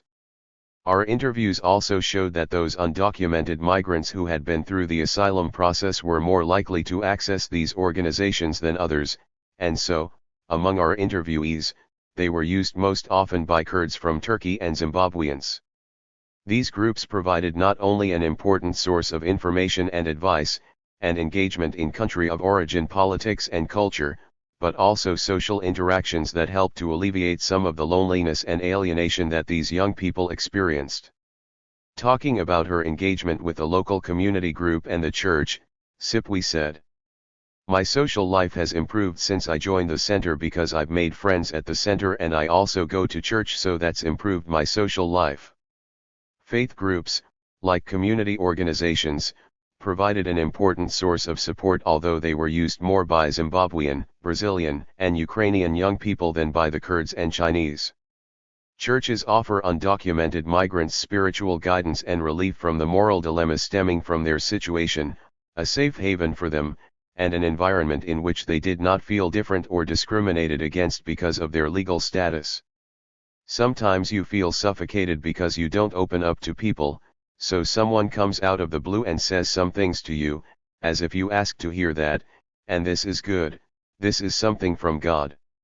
In the following quotations, David recalls the positive experience of his cousin on his arrival in Britain, and Tanaka, a young Zimbabwean, explains how she met a lawyer at her church. When my cousin arrived, on his first Sunday here, he went to the church because, in Brazil, he already attended it, he is a real churchgoer. When the Mass finished, the priest asked, "Is there anybody here who needs work and needs help?" He put his hand up. The priest said, "Please come here. Talk to this man here." The other man said, "Look. Do you need? Fine, my restaurant needs blah blah blah." He got it. He went to the restaurant and it was the same restaurant where he found a job for me later. At my church there's a member who is a lawyer, he updates us on a lot of issues. I talked to him about my situation and he gave me advice and said, "Do this." I went to the mayor and explained all my problems to him and the problems I'm facing with my education. Among Christian organizations, evangelical churches, in particular, seemed to provide young undocumented migrants with the kind of targeted assistance they could not obtain from other, more mainstream, churches. While there was no difference in church attendance between men and women from Brazil and those from Ukraine, among Zimbabweans it was the women who were more involved in the church than their male counterparts. The community bonding role of churches, which helps to foster and consolidate friendship networks, was seen as particularly important among Zimbabweans. Among Chinese and Ukrainian migrants, it was mainly the more recent arrivals who went to church. There some accessed free English classes, informal job opportunities, accommodation and financial support in case of emergency. Our Kurdish respondents did not seem to participate in organized religion but, instead, made use of community groups and associations clustered in certain parts of London. Organizations funded by religious groups offer drop-in centers where migrants in need can go for help, for example with clothing, food, and sanitary products. There are also a number of emergency shelters where migrants can go if they have no place to stay overnight. Drop-in centers are also an invaluable source of information from peers and volunteers. Among those who availed themselves of the assistance of church-run or funded initiatives, the fact that these places were trustworthy and unthreatening was important. For non-faith advocacy and support groups, building trust takes longer. Some migrants come from countries where these kind of organizations either do not exist or have a different role, so they may not be familiar with the kind of help they are able to provide. More recent arrivals especially, and those who have not gone through the asylum system, are less likely to access support from non-governmental organizations, not seeing them as a service which will meet their needs. Social activities and where people socialize. This section explores the social activities of undocumented migrants and the venues in which they tend to take place. As shown in the previous chapter, the majority of our interviewees were in low-wage employment, often working long hours so that, by the end of the day, they had little or no time or energy to dedicate to social activities. I work in a company which makes books and newspapers and I also work as a cleaner in the middle of the night. Well, basically these are my days, every day, boom boom boom boom. My day-to-day in England? Well, my name changed after I arrived here. I started to be called Work and my surname is Overtime. In the following quotation Raihan talks about his vulnerability in the workplace and its impact on his relationship with the employer. I work at night. 90% of my friends are working during the day. They work between 9 a.m. and 5 p.m. My working hours affect my activities. I have to work at weekends but they do not have to. I do not want to work at night but I have no choice. I am missing a lot of things. For example, a friend of mine married on Saturday because people around him and his relatives are not working on Saturdays, therefore he arranged his wedding date for Saturday. I have to work on Fridays and Saturdays. We cannot take day off. It's not easy to take those days off even if you tell the owner 10 days in advance. You do not want to upset the owner. Because you have no documents and he does not need you but you need him and the work he gives you. Debts, obligations, and/or economic aspirations drove some migrants to send most of their earnings home, leaving little for money for leisure. 112. 113. Activities in Britain. Celso offers a poignant example of the relationship between undocumentedness and livelihood strategy. I'm here illegally, for my safety, I became more reserved, keeping more to myself. It helped me to save more money because I couldn't go out. After 8 years in Britain, Seaman had some very practical lessons to offer to those who want to live longer in this country. If you want to live longer in this country, don't cruise streets while drunk. Avoid, well, walking at night when you are drunk or look for trouble. Don't shoplift in supermarkets and don't avoid transport fares. This is I am saying like safety measures. Don't drive under the influence. Learning to rely on no one but oneself resonated especially among female respondents. Tatiana's words provide an explanation. You are your own boss here. That no one have the right to point you and blame that you shouldn't have done this or that. But it's not like at home, you are always told. Here you chose yourself, you making your choice. Independence for some migrants was not a choice but a necessity. Their experiences as undocumented migrants affected their trust and resulted in independence, as Suku and Fernando, who had both been living in Britain for more than 5 years, explain. I've learned not to be too trusting, to make decisions for myself, not to sort of wait on others to do certain things and not to be bullied into doing certain things because I think I was a bit gullible. I learned to walk with my own legs, don't depend on anybody. Everything here, it's a physical world, where people only want to take advantage of you, you have to be careful with people. Nobody helps nobody, I learned this. 113. 114. Despite these constraints, most participants did have some limited time outside of work for a social life. Window shopping, playing football or video games, surfing the internet, talking on the phone, visiting friends, having a barbecue, walking in a park, going to church or community organizations, going to the pub for a drink after work and sometimes to nightclubs were the most common social activities mentioned by our interviewees, as the following quotations illustrate. I like football. There is a Kurdish and Turkish football league here and I played for a team, and I was able to meet my friends there too. If it's good weather to the seaside or on weekends to visit friends, to have some beer in peace in the garden, chat. I'd stroll around the streets in the area I stay and window shop. If I get a ticket, I'd go stroll in the and most of the time I'd go with Chinese friends, because we can communicate easily. Young, undocumented migrants did feel excluded from participating in certain activities due to their status, and travel was frequently given as an example. You want to go out but you are too afraid of being stopped by police, and without residential status you know that there are lots of things you simply can't do. I am here but I am not here. I do not exist. I cannot walk or travel around freely. I have the fear of being caught.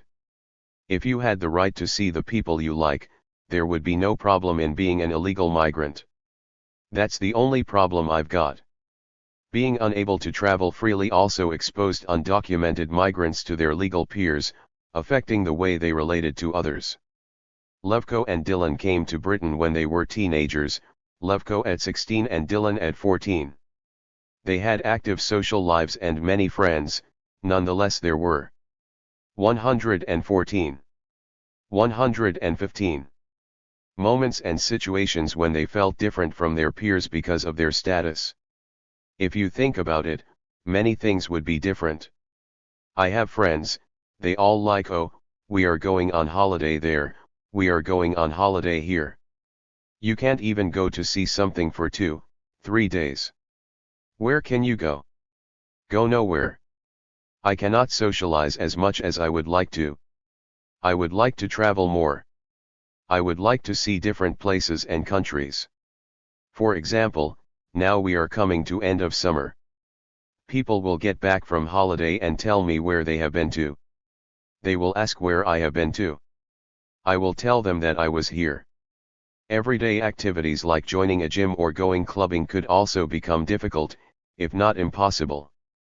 For an illegal person, there isn't anything. It's all closed. It's all blocked. You don't have access to absolutely anything. I joined a gym. I had to show false documents in the gym to join and run risks because you give a name. Sometimes there are these clubs where DJs perform and they are kind of like famous DJs and I can't go, so don't really get to see them because I don't have an ID and I don't have money. A microgeography of undocumentedness would reveal cities patterned by checkpoints, limited access areas, curfews, and borders invisible to documented people. Our undocumented migrants soon learn to be cautions, to navigate through the city without being visible, to be streetwise, as Custodia explains. The fact that you have a bit of fear, caution of going to certain places, for example, we are not going to the pub because the immigration, not immigration, the police usually goes there from time to time. Or I am not going to this pub because the police has closed it down and will do it again. So you end up, you have to get streetwise to know which places you go. 115. 116. The perception of risk and fear permeated many narratives. This was most notable among Kurdish respondents, as the following quotations from Serhadu, Firat, and Jiyan illustrate. Even if you want to do sightseeing in the central London, you have that fear in you when you take underground. I am not scared of my flatmates but of people on the street. I am scared that they will know I am illegal. I have fears in my workplace. Because I work there undocumented, I am doing something illegal in a way. Getting on the bus is difficult. There are often controls on the buses. Just in case, I don't go out much. Police are checking everywhere. This fear was due to a number of factors, in particular the migrants' experiences of state persecution by the police in their country of origin and previous negative experiences in Britain of either the interviewees themselves or of close friends and family. The length of stay in the country also played a role, as migrants seemed to get used to the constraints and limitations in the way they interacted with society and the place of residence. The time this process took varied, though among younger respondents it sometimes took as little as a few months to adapt to the constraints, as we saw in Chapter 4. Paulo, who had arrived in Britain just over a year before he was interviewed, Brigido, who arrived just over 3 years before, and Seaman, 8 years in the country, offer some insightful thoughts on the issue of adaptation.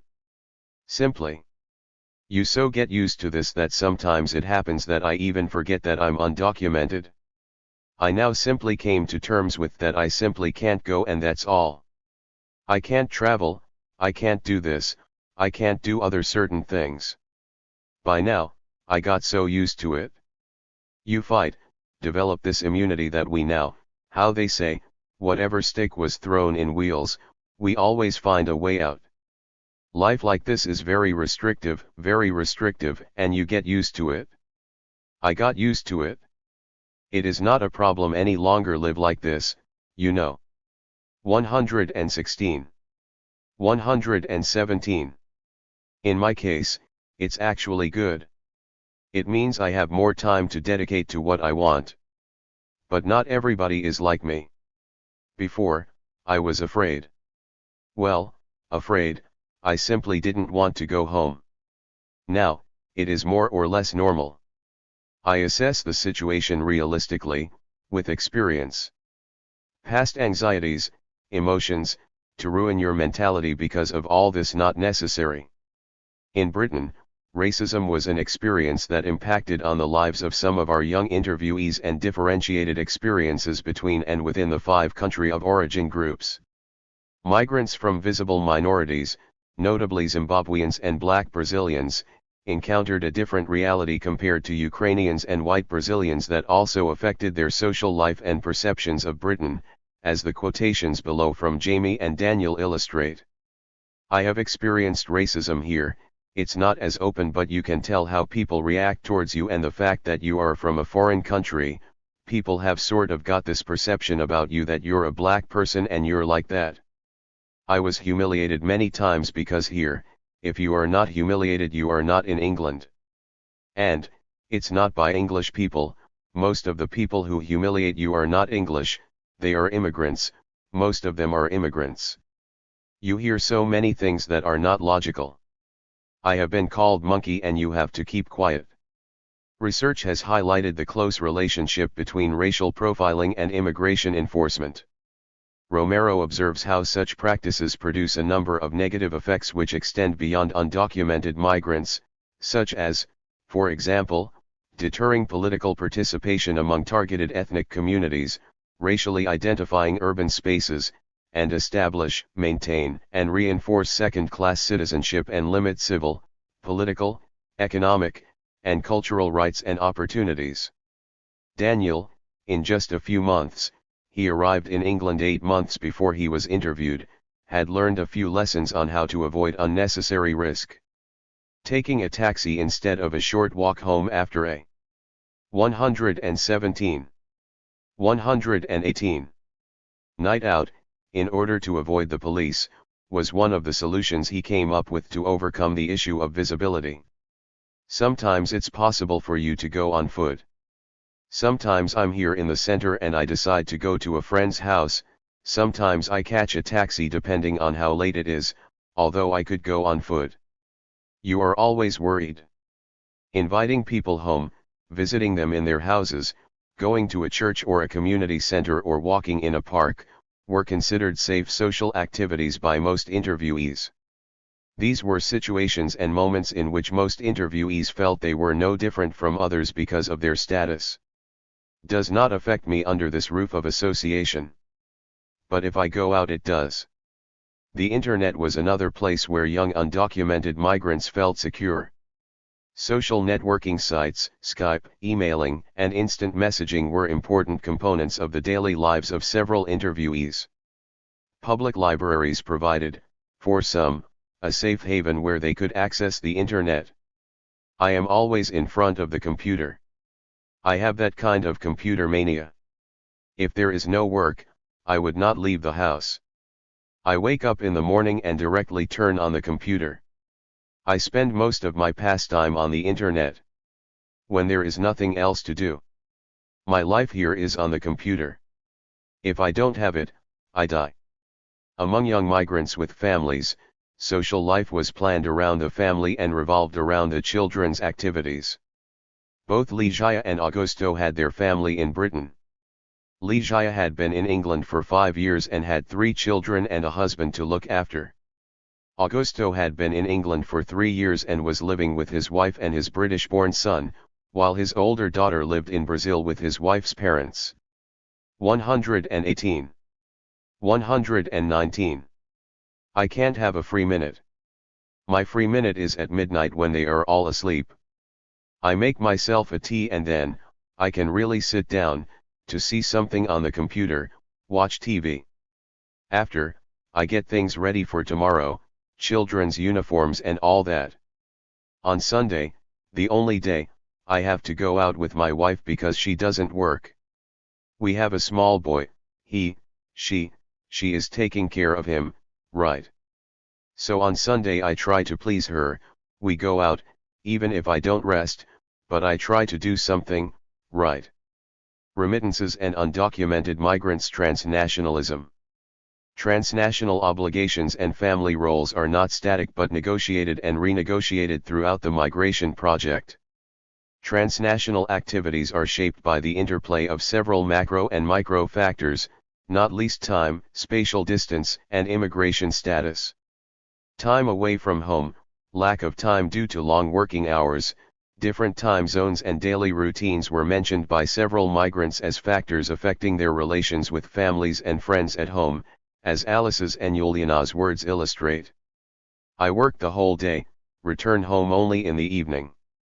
The time zone difference with Brazil is a complication. You lose contact with people, there's no way out, because I live such a different life. People don't know what it's like. Sometimes you try to explain things that people don't understand. I live in that time that I used to live in when I left home. I think that everything is the way I left it back then. But now, to think about it, and when I was home, it's completely different. But somehow I still can't let it go. Despite various constraints, contacts with close family members, especially mothers, were frequent, sometimes even daily. Skype, international phone cards and social media were the main ways in which people kept in touch, though phone cards could be prohibitively expensive. In the quotation below, Sipawi explains the dilemma of maintaining social contact versus sending remittances. 119. 120. The few pennies I have to pinch, save here, save there, say, for instance, the debate I can have with myself about buying a phone card. It's very important for me to keep in touch with my parents, and, because I do not have a regular income, I do not have a landline, so if I want to phone home, I need to top up my mobile phone, that's £5, and then I need to get a phone card, that's another £5 equals £10, then there are times when I get into a quandary, should I, not phone them and send them the £10? I can get a headache, trying to decide what to do. Over time, however, contact with home became less frequent, and many interviewees described how they had gradually lost touch with old friends and how, without a determined effort to keep the conversation going, it was difficult to stay in touch with family members, including siblings, as in the case of Sigona. My siblings were young when I left. I don't know how to speak to them now. We don't know each other that much. We could not spend much time together. I have tried to be like a friend to them, but it didn't work. There is disconnection between us now. For some, the relationship with old friends, after the initial exchange of excitement and information post-departure, gradually became an empty exchange of greetings and routine questions, and they felt less and less able or willing to share those aspects of their daily lives which were more intimate or painful. This gradual separation seemed particularly noticeable among male migrants. David and Seaman vividly capture the transformation of their relationship with friends in Brazil and Ukraine. When I moved, we talked so much that there is nothing else to say. They say, "How is it there?" I'd say, "It's all the same." I'd ask, "How is it there?" They'd say, "I've been to the same places." So we don't have anything to say, it's over. I've already told them about everything here. I've sent all the pictures I had to send. The conversation halts after a minute or two. How can I say, there is nothing to talk about anymore? I don't want to appear rude or disrespectful, simply there is no topic for conversation. It's 120. 121. Like this, "How are you?" "Fine." "How is it?" And that is all the conversation. Two main reasons for this detachment were mentioned by interviewees: their desire to shield their family from the hardships they were experiencing, and their not wanting to disappoint their friends and relatives' high expectations. Carol and Gian explain why their relationship with people at home has changed. "It's because I'm away, because they don't know what I go through in reality. Many people think that, because we are here, we are rich, millionaires, right, but it's not true. I don't tell my family about my problems. I tell them that everything is fine. I don't want to transfer my problems here to them. You can't really share something private now. You just talk like, 'How are you? What are you doing?' You can't call that much, because you are far. I can't tell them how your life is here. Because they would get unhappy, they will be worried. You can't really share much. Being an undocumented migrant means not being able to leave the UK. One of the most painful and challenging aspects of being undocumented, for several of our respondents, was being unable to travel and visit family members at home or in other countries, or conversely be visited in the UK. the significance of enforced immobility is vividly captured in the following quotations. "What kills me really, that for 7 years you haven't seen your family. I came here when I was 16. I have changed a lot, hugely. And, do not to see them, very, very, very much want to go simply and see. Who, where and how. My mother passed away while I was here. 6 months after I came I lost my mother, and 8 months later I lost my stepfather who had been a father for me. And I couldn't go to see them because if I had, I wouldn't be able to come back." Negotiating obligations and roles in the transnational social sphere features prominently in the accounts of the young migrants in our study. 121. 122. And plays an important part in their everyday lives and in defining who they are. Young migrants embody multiple and complex belongings in different locales which are not mutually exclusive. On the contrary, scholars have pointed out how intimately interconnected these worlds are and have highlighted the impact of immigration regimes and their time politics on migrants and their families in the country of origin or elsewhere. Even when reunions happen, they often take years to arrange and are far from straightforward. This episode narrated by Rayhan illustrates the sense of alienation he experienced when he met his parents for the first time in 9 years. "I went to the airport to meet my parents. When they walked out of the door they saw a man in front of them. I was not the child that they saw last time. They sent me here as a child but met a mature person on their arrival. For me it was like not seeing your mother and father but more like seeing your grandfather and grandmother. 9 years have changed a lot of things.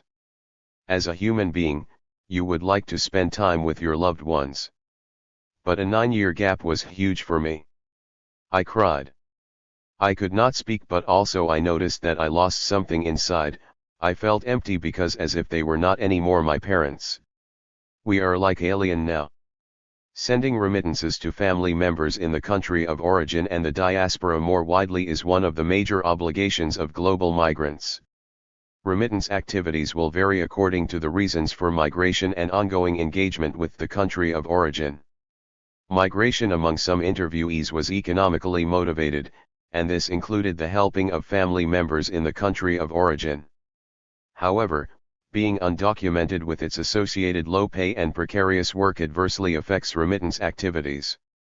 In Chapter 5 we showed how income was limited and volatile.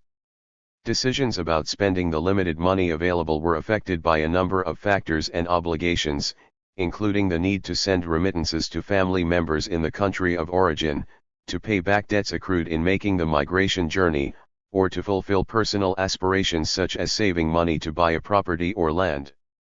There was variation between groups in terms of transnational obligations. 122. 123.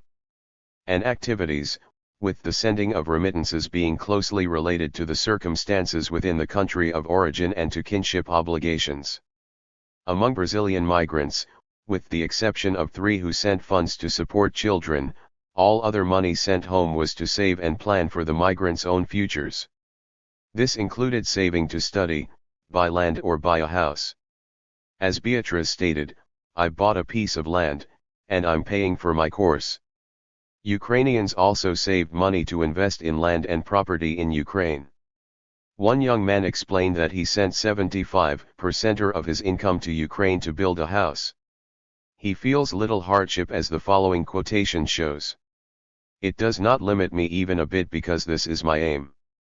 That is why I came here. I wish to finish quickly that house and simply earn some money and go back home.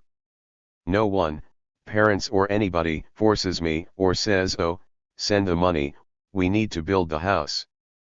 Fedia explained how he sent money home because he was undocumented, noting that, "If we were here legally we would probably do something here with the money, we would think of our own place here."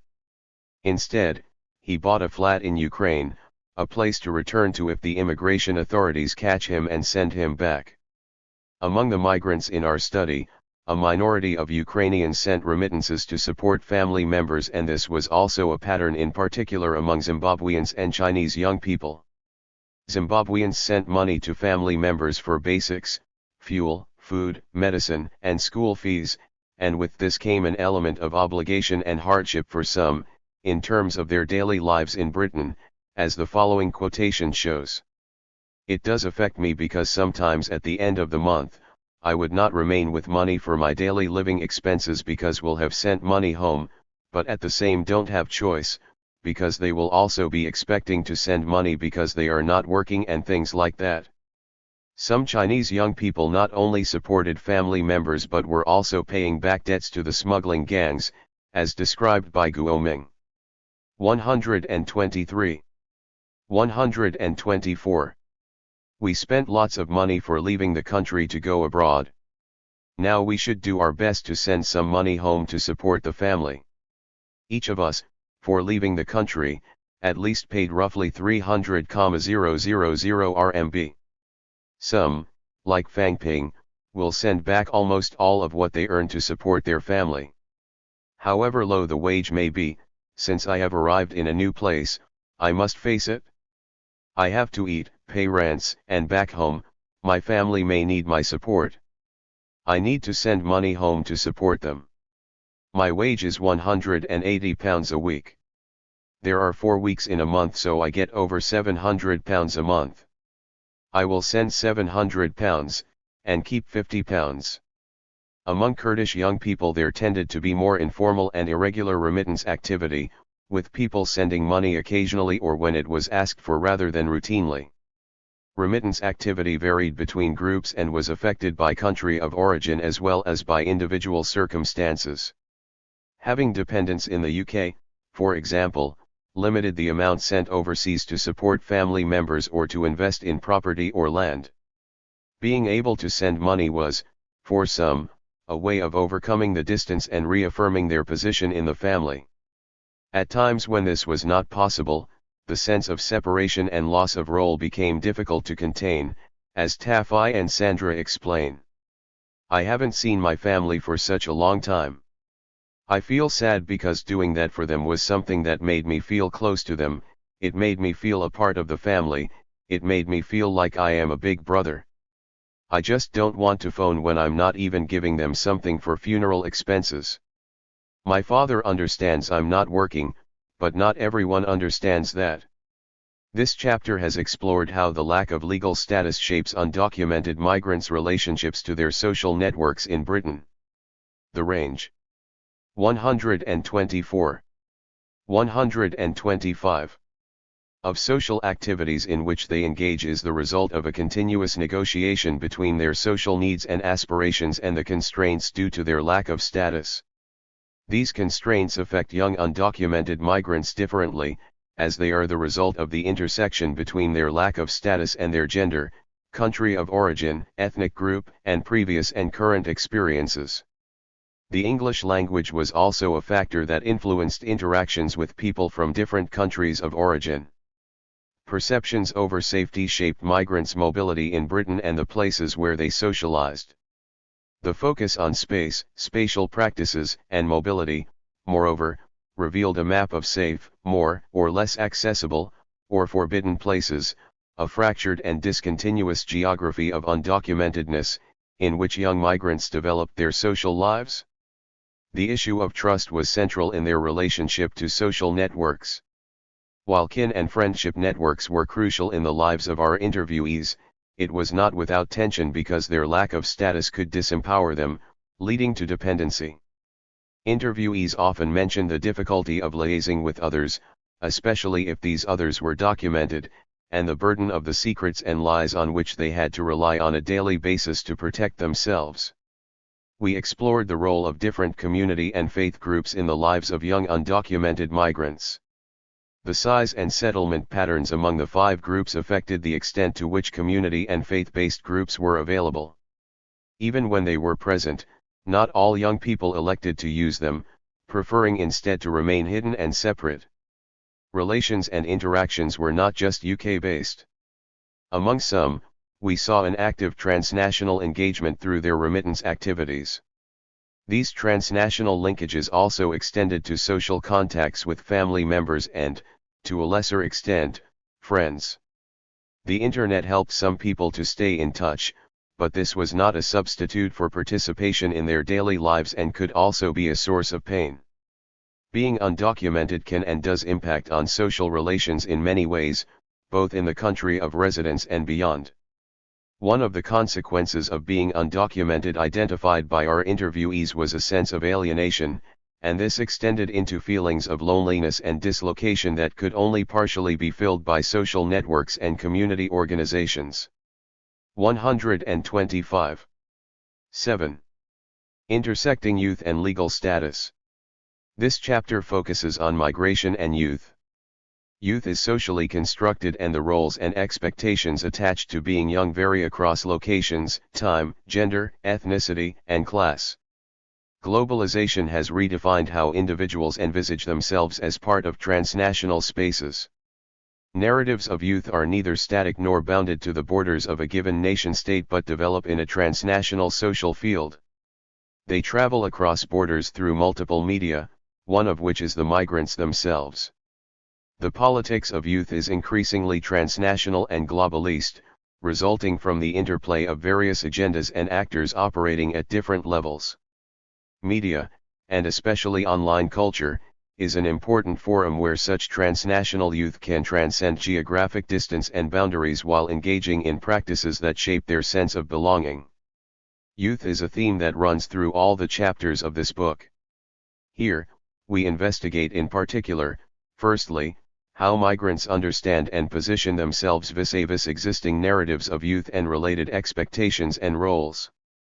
We then look at how youth intervenes in migration decision-making, including the circumstances of migration and the characteristics of migration projects, before examining, thirdly, the experience of being a young person, but without status, in Britain. Finally, the young migrant's aspirations and anxieties about the future are revealed. Myself as a young person.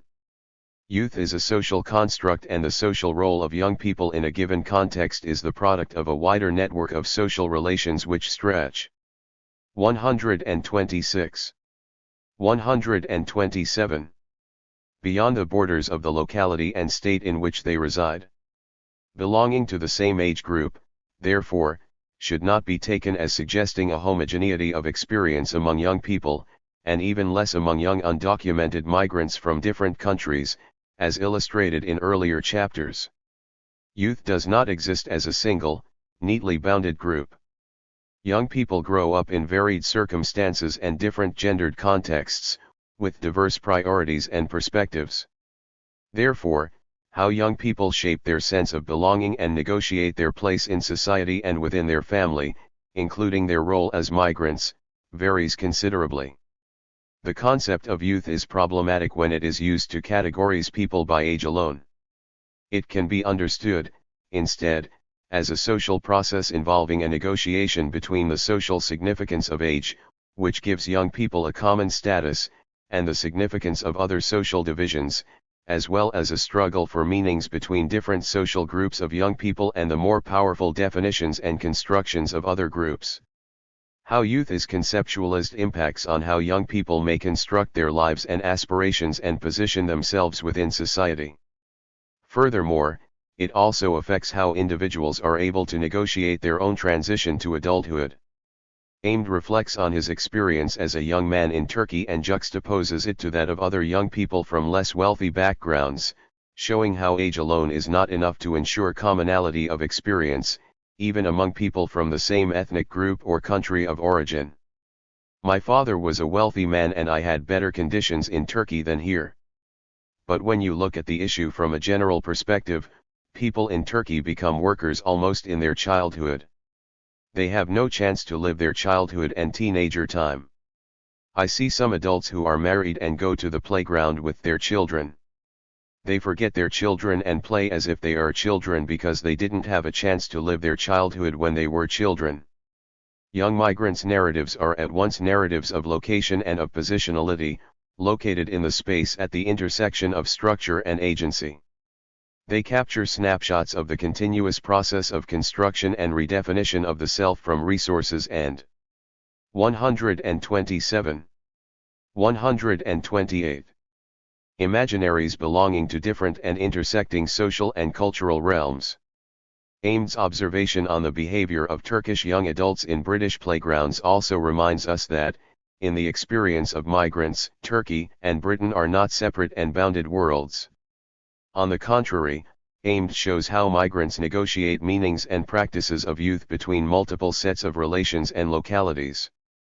But, as Juliana points out in the following extract, the meaning of youth is also transformed by the very experience of migration, which makes the migrant a different person, a transformation often explained in terms of gained maturity and the ability to take care of oneself. In Ukraine, I felt more like youth. Here, I feel myself more like a responsible person, a grown-up person.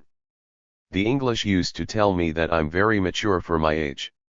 That I am completely not like their children, say, who are now 18, and they wouldn't be thinking about things that I was thinking. They didn't have that responsibility and concerns that I had when I was 18, none at all.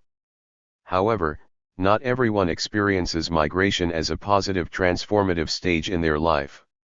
For some the experience can be so daunting that it causes the annihilation of youth, as captured by Dimitro. To say the truth, yes, sometimes there are situations like as if people have forgotten about themselves. I have really forgotten about myself, that I am only 22 years old. In the following sections we look more closely at how different narratives on youth, and their associated roles and expectations, intersect young people's migration projects, the ways in which they experience life in Britain, and how they imagine and plan their future. Youth as a driver of migration. The aspiration of a better life for themselves and/or their families was behind most, if not all, the stories we collected in our study. Victoria and Custodia provide us with an entry point into our discussion of the intersection of youth and migration decision-making. 128. I think all people came here in search of a better life. And, I belong to those same people, young people who came here not just for a better life but to find out about another country, meet different people, to develop. Most of the people who come here from Brazil, they are not coming, for no reason. Everyone come here because they have a dream. In order to fulfill their dreams and aspirations, young migrants are ready to undertake long and, for some, perilous journeys. According to the migration of unaccompanied or separated youth constitutes a liminal practice through which the passage to adulthood is negotiated socially and individually. Among the undocumented migrants in our research, their age was frequently referred to as an important factor in deciding the timing of departure. Life stage plays a central role in guiding the decision to migrate and the kind of migratory projects that individuals pursue. As we discuss later in this chapter, age also appeared to affect other aspects related to the temporality of migration, such as the pace of the decision and the length of the migratory project. Here we explore participants' narratives around their reasons for migration and try to identify those elements which could point to some kind of youth specificity in migration decision-making and in their demeanor in the country of residence. We pay particular attention to similarities and differences between the two age groups of young migrants in relation to the motivations and aspirations associated with migration. Table 7.1 groups are interviewees by age and country of origin. Table 7.1 participants by age at time of interview and by country of origin. Brazilians, Chinese, Ukrainians, Kurds, Zimbabweans. Age group 18 to 24, 6, 11, 5, 5, 7, 25 to 31, 10, 5, 8, 9, 9. For some, migration marks a rite of passage to a different social role in their family and in society in general. It becomes a planned strategy of self-actualization, a way in which young people may foresee how to. 129. 130. Exit marginal positions by enhancing their socio-economic status and making the transition to adulthood.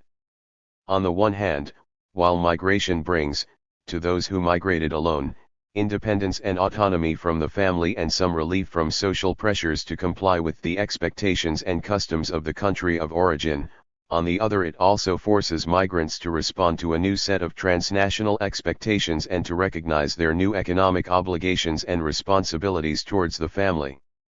In Dillon's and Xiaoshui's words, Everybody thinks that, if you live in Europe, then you are fine and you live well.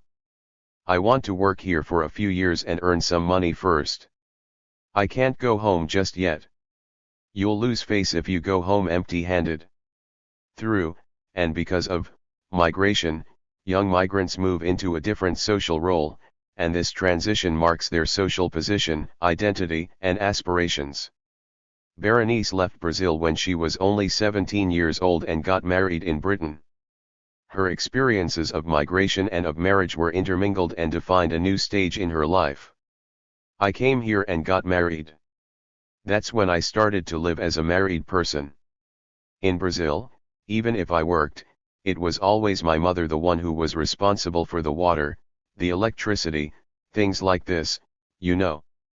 But here, it's me, me and my husband, we have our responsibilities.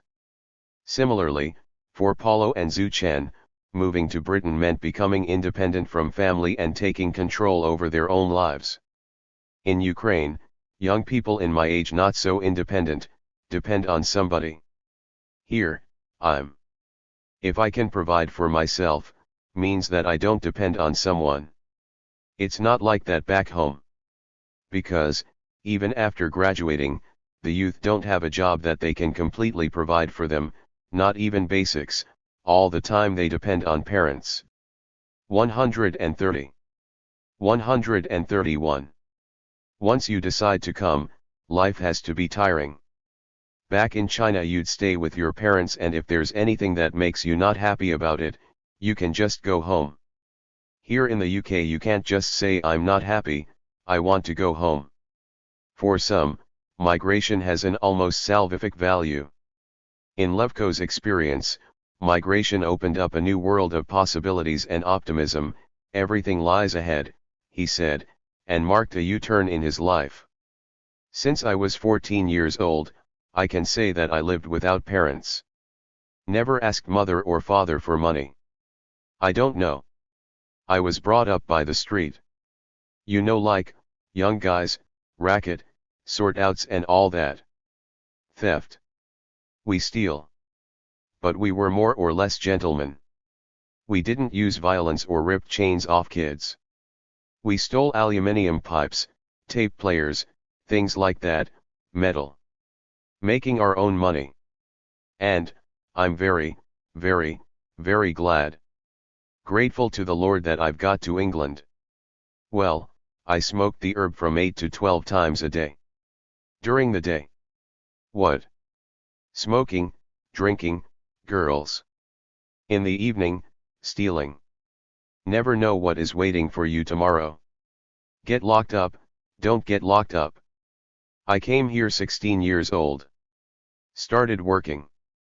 Really? I have this personality. I am conscientious. I hate it, it tortures me all the time. I've tasted what the work is. How hard it is to earn money. But I loved it. I became really a workaholic. I have my own dream. I've changed very, very, very much. Touch wood, to the better side. Among those who came to Britain in their late 20s, the reasons for migration seemed to be more specific, and migration was presented as a strategic move towards the realization of concrete plans, to train with highly regarded music teachers, to learn a new skill, to accumulate enough capital to set up a business in the country of origin, to secure a house for the family and pay for the education of younger siblings. Earning money, accumulating capital, and gaining access to material goods otherwise out of reach were important motivations for all interviewees, and in particular for Chinese respondents who, more than the others, had to contract significant debt to pay for their journey to Britain. But the better life to which the young migrants aspired was not only made of material goods and money. Material wealth was seen as a way. 131. 132. Of achieving freedom and autonomy, to grow as a person and realize one's potential. I have the money now, I can afford to buy an ice cream or have a beer and not to think whether or not I will have something left for the next week. You see. In that aspect we were young people. We wanted to live, work and have simply a normal life. Not just existence, counting every penny, but to feel yourself a free person. Firstly, I wanted to earn, and secondly, I wanted to see how this everything is here. How does it look? Maybe there is a feeling that I have to prove something to myself. I am that sort of a person who sets targets for myself and tries to achieve. In contrast, among respondents who migrated in their early 20s or earlier, the main driver for migration, while still placed under the rubric of searching for a better life, was seldom a concrete plan, but rather a state of mind, an urge for change, a desire to take control over their lives. When Helena came to Britain, she was only 18 years old. Since childhood she had dreamt of leaving Ukraine and exploring the world. When asked about her migration project, she replied, "They were not plans, it was just like, how can I say, youth's dreams, imaginations. It wasn't like an adventure. My plans were more to go and realize myself. Understanding myself." Among Kurdish interviewees, migration was not, or not only, undertaken in search of a better life, but more often in search of a safer place, away from state-driven ethnic discrimination and police violence. Nonetheless, it was also a formative journey of discovery of their Kurdishness. I can live here freely. I can live as I want. I can defend my Kurdishness. I am defending that here. Between our friends we do have these discussions. We discuss Turkishness, Kurdishness, Alevism, and Sunnis. I can talk such issues with even police here. The police would not beat me, arrest me, or do something else for talking about such things, but we can't do that in Turkey by sitting in association or talking somewhere. We can't openly express our Kurdishness. We don't have that chance in Turkey. 132. 133. As mentioned earlier, youth also affects the pace of migration decision-making. Many participants recalled their decision to migrate as having been taken lightheartedly and quickly, without really thinking through all the implications and likely consequences. So quickly that, looking back, they expressed surprise and astonishment at how easily they made a choice and found themselves in a new country. It was a surprise. He just asked me, "Do you want to go to the UK?" and I said, "When?" And he said, "Next week," and I said yes. So I had to apply for an emergency passport and he bought my ticket. It was just a quick journey. Within a week everything was sorted. Paired with this readiness to change, we also found what we may call a youth optimism about the future and what lay ahead, even in spite of warnings received from other migrants already in Britain. In some cases this took on an almost mystical tone. I'm ambitious. I always try, I learn to always move forwards, never stay still, quiet, whatever comes, comes. Due to the fact that I'm this ambitious person, whatever comes, comes, God knows what he does. Youth and the risk of illegality. As many countries have introduced more and more selective and exclusive immigration regimes that reduce the routes to legal immigration and rely on increasingly intrusive technologies of control to monitor and detect undocumented migrants, the risks associated with undocumented migration are also increasing, even if unevenly, along racial, ethnic and gender lines. This has created what Carling terms involuntary immobility, that is, a disjuncture, particularly acute among young migrants, between aspirations and the ability to migrate. Involuntary immobility is produced by barriers established by immigration authorities as well as more widespread desires to migrate. Developing further what youth optimism entails, we argue here that, while there are obviously also older undocumented migrants, being young is one of main reasons for initiating and enduring the experience of unauthorized migration. The words of Bernardo and Sahan capture the sense of youth invincibility. 133.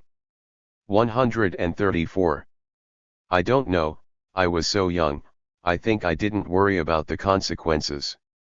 I thought, I'll do it and see what happens. And it was okay. I'm 23. I don't have any worries. I know there are people who stay here illegally and still work in good places. They are not watching me now, CCTV is not watching me from above with a camera, Sahel is illegal, let's catch him. As much as undocumented migration can be somehow related to youth, the realization that time was flying, that they were getting older and had reached what they saw as a different stage in their life course, became a trigger for young undocumented migrants to reconsider their migration plans and look for something different. However, as it was not always possible to find alternative solutions, some migrants felt a growing sense of frustration at being unable to regain control over their lives and develop according to their new needs, especially among those who had been undocumented for a longer period. Seaman is from Ukraine.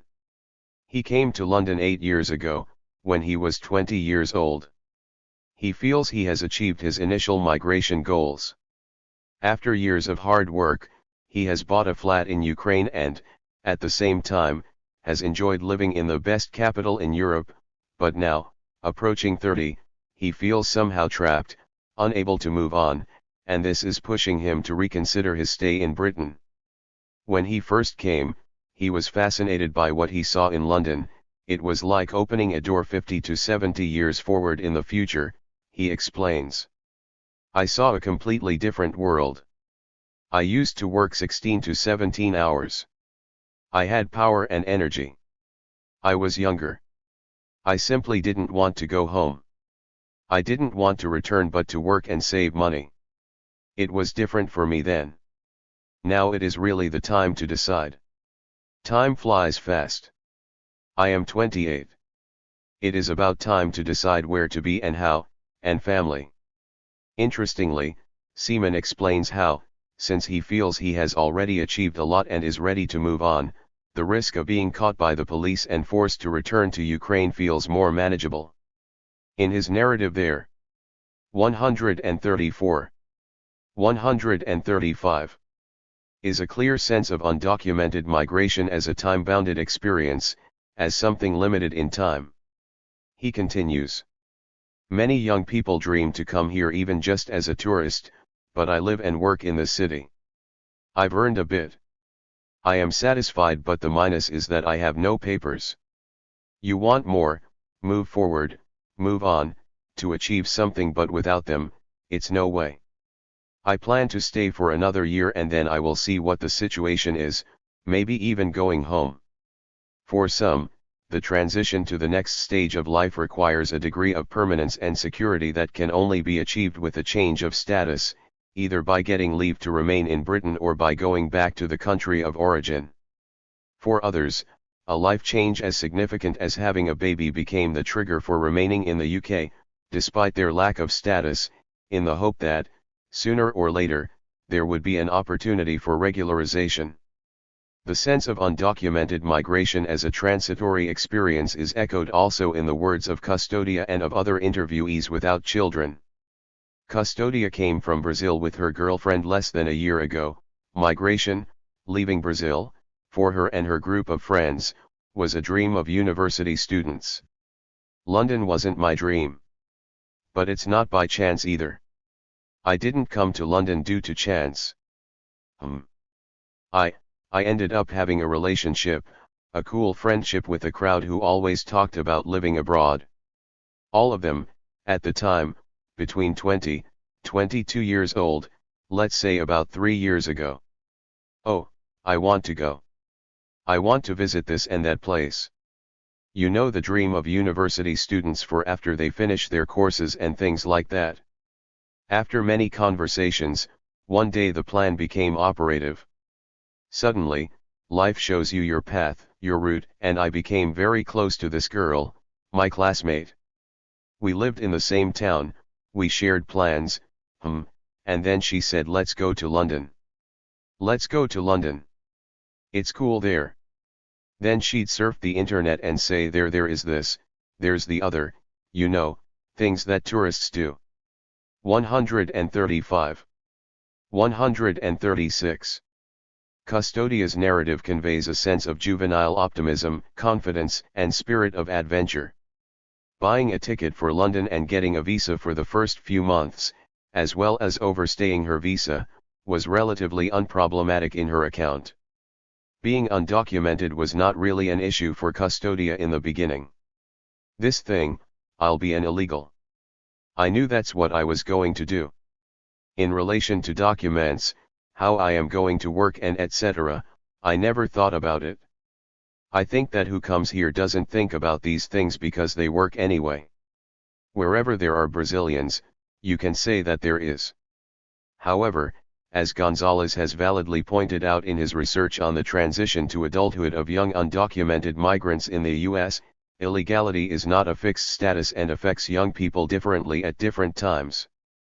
For Custodia, after a few months, undocumentedness is no longer an abstract and distant concept, difficult to imagine at a distance or through the stories of fellow migrants. She is now affected by it in every aspect of her life.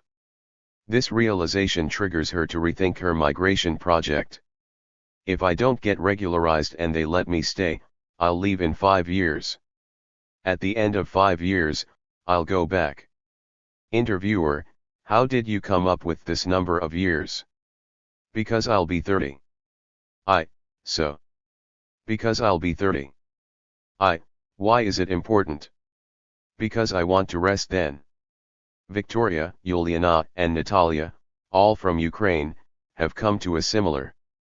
Being undocumented does not allow you to grow beyond a certain point. It traps you into an economic and social niche, a capsule, in Natalia's words, from which it is hard to escape. It may be a suitable or acceptable temporary option when you are young, but not for the long term. My mum says, how could you manage like that? I couldn't. And I say, I can, because I'm young and I don't need to reach a higher. 136. 137. Position straight away. I don't ask for a lot, I know I just want to start somewhere low and build up gradually. But here in England, if you're undocumented, you can't get any further. I can't afford to grow personally. Your young years passing by and you are, like, in that capsule, you see.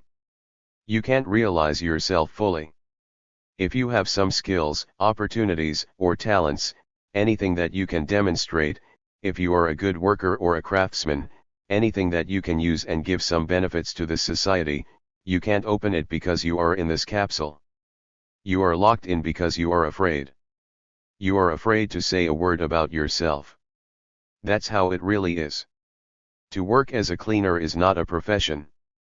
I'm still young. Cleaning your whole life is not interesting for me.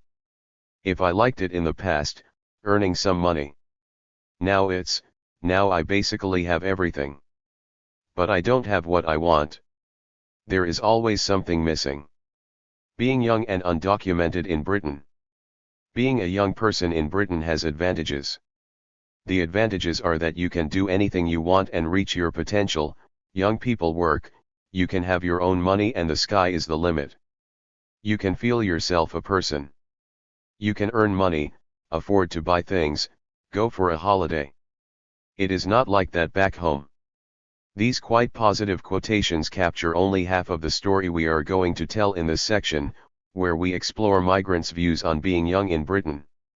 The way they see and experience Britain is, as we argued at the beginning of the chapter, a product of the intersection of structure and agency, of different individual circumstances, experiences, expectations, gender, and social and cultural backgrounds. The UK is, for young migrants, a land of freedom, of opportunities, of wealth, and consumerist hedonism. I have means to buy whatever I want instead of having to pay it in 20 installments as it is in Brazil, says Bernardo. However, it is also the exact opposite for those who have no rights to pursue such dreams and opportunities. Such striking contrasts can be frustrating, disheartening, and overwhelming. 137. 138. Some seem to have more resources for seizing at least some of these opportunities, others prefer to give up, reducing their aspirations to the bare minimum as a survival strategy. In presenting their views on what it means to be young in Britain, the interviewees inevitably referred to their direct or indirect experiences in the country of origin. Narratives of youth are constructed in the transnational social field. Sometimes Britain is appreciated more for what it is not than for what it is, as the following quotation from David illustrates. My life would be the same, every weekend everybody would go out together. At the end of the year, everybody would go to the beach for the new year. We'd go back and return to the beach at Easter. It'd be the same life like everybody. I'd get a girlfriend, she'd get pregnant, I'd buy a small house, and my dad would help me, always the same thing. If it's right or wrong, I don't know, but it's not for me so, like, in my case, being here was more than 100% the right thing for Maine. In our interviews with Zimbabwean and Kurdish migrants, the impact of the country of origin on the views expressed by interviewees was particularly evident. In the narratives of Zimbabwean migrants, as anticipated in Tanaka's quotation above, there emerges an idealized image of Britain as a land of hope, of educational and job opportunities, where a young person can at least aspire to fulfill his or her dreams. At least in the UK, if you are a young person, you know your future is bright. Being in the UK at least gives you hope for a better future, longer life rather than being in Zimbabwe, where you are deprived of many things. I am happy that I am here, at least I have hope, where there is life there is hope. In Zimbabwe you can hope for something but the chances of getting your dreams fulfilled are very limited. They got so many, you can choose to go to university, or if you cannot go to university you got a line of jobs that are lined up that you can take up if you want to work. Indigenous British youth, according to some Zimbabwean interviewees, do not really appreciate what they have. They are spoiled, not having. 138. 139. Experienced, so the argument goes, the hardship the Zimbabweans have gone through. I think a lot of young people in this country don't quite appreciate or realize what they've got. It's not necessarily their fault, but, all the same, it is a problem because you have a lot of opportunity to do a lot things that just goes wasted or unexploited really, and, that's just sad really, because you find that, when you are a young person in Zimbabwe, the slightest chance we've got we really try to make the best of it. In this country, if you are British and you have got your parents, they will spoil you and do this and that for you, you don't really think much about your life because you are getting everything you want, but, in Zimbabwe, we don't have that kind of a thing. You grew up with your parents, you go to school, you work hard, you get your qualifications, you get a job, you get married, you move out of your family's house. In the narratives of Kurdish migrants, Britain represents freedom, a freedom which they do not have as Kurds in Turkey. Kurds seem to appreciate, in particular, the cosmopolitan nature of Britain, where people from different cultural backgrounds can live together peacefully, without interfering in each other's lives. In my country there is no freedom, there is freedom here, I can go out and travel, be free and not worry. There is not much cultural pressure here. People can live as they want because we live among different cultures here. Everything seems so natural. Nobody sees us as criminal because of our language and culture.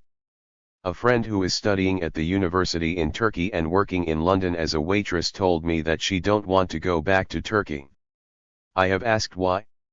She said, if I go back to Turkey I cannot just sit at this table with you and drink alcohol. She said, I have the comfort of this here. But in Turkey, she said, there is pressure. Here nobody interferes with your life. People respect your way of life. 139. 140. Contrasting with these idealized images of Britain, however, there is the reality of young migrants' everyday lives, which can turn the very opportunities they see all around them, so close yet so inaccessible, into a cause of frustration and discontent. Pat is originally from Zimbabwe. She came to Britain when she was 20 years old, full of hopes and expectations, and now, after 7 years, she says, I look at people my age and what they are able to do, and I look at their achievements, their educational achievement, their jobs, their own cars, and I can't do any of those things, so it does affect me. I do consider it as an injustice to me. Right now we just spend our time sitting around, and, Right now we are still growing and we keep on growing without those opportunities, you see, wasting our opportunities in life. Similarly, Diana and Brigido, both from Brazil, identify their lack of legal status as the main obstacle preventing them from fully enjoying what Britain has to offer to young people. Not having documents, I haven't experienced the advantages of Britain yet. I don't know if I'll ever experience them. Young people really have a lot of opportunities. The ones who are here legally, the legal ones, not the illegal ones though. Traveling and going places, as many young people in Britain do, is frequently given as an example of what an undocumented young migrant cannot do. Not being allowed to travel means not being able to visit family abroad, but it also becomes a factor of social exclusion as it exposes them to their legal friends. Despite the limitations and constraints due to their lack of status, some young migrants do try to preserve their social life, which sometimes, as in Dylan's case, means joining a volunteer theater group when tickets for shows and performances are out of reach, or, as Rita explains, buying clothes and taking care of their appearance because it is what a young person should do. I would like to go to cinema and theater but I can rarely go. I love theater and working with a volunteer theater group now. At least I can watch some theater in this way. We write and play our own plays. 140. 141. Because I'm a girl, I think a lot of money, not very much, but quite a lot goes on fashion. You're young, you want to look good. I think it's natural. And it should be like that. If you don't like yourself, no one will like you. So I'm not greedy when it comes to it. The following quotation from Eduardo suggests a further angle: buying goods and spending money as a way of enjoying life as much as possible, this time not despite the lack of status, as the previous quotations imply, but rather because of it, and of the uncertainty about the future it causes. My plans were to make money, right, but she and I were both crazy, we used to spend everything, but, that's like this, I didn't save money because I didn't want really. I chose to enjoy life here.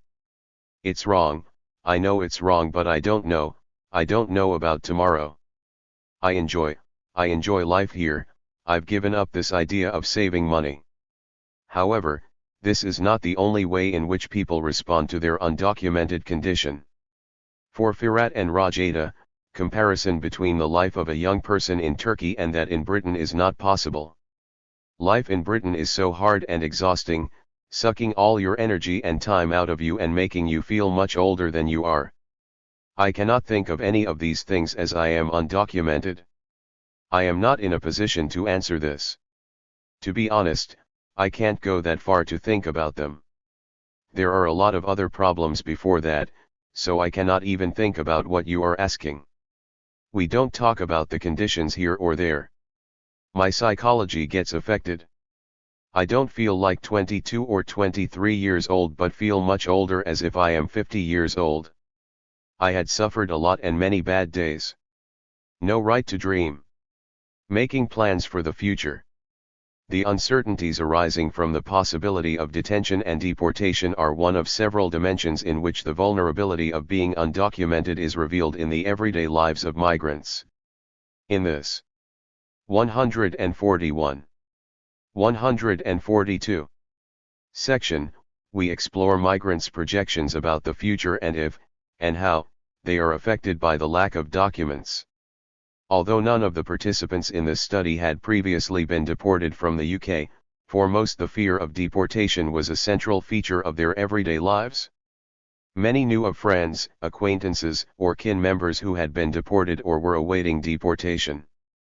Echoing de Genova, more than deportation itself, it is the possibility of being arrested and deported at any time that shapes their daily routine, their presence in Britain and their aspirations for the future.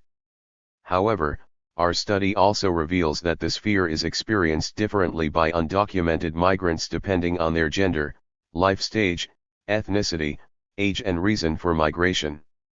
For those who feared persecution in their country of origin, deportation presented a serious threat to their lives, and so decisions were made within this context and a palpable anxiety surfaced in their narratives.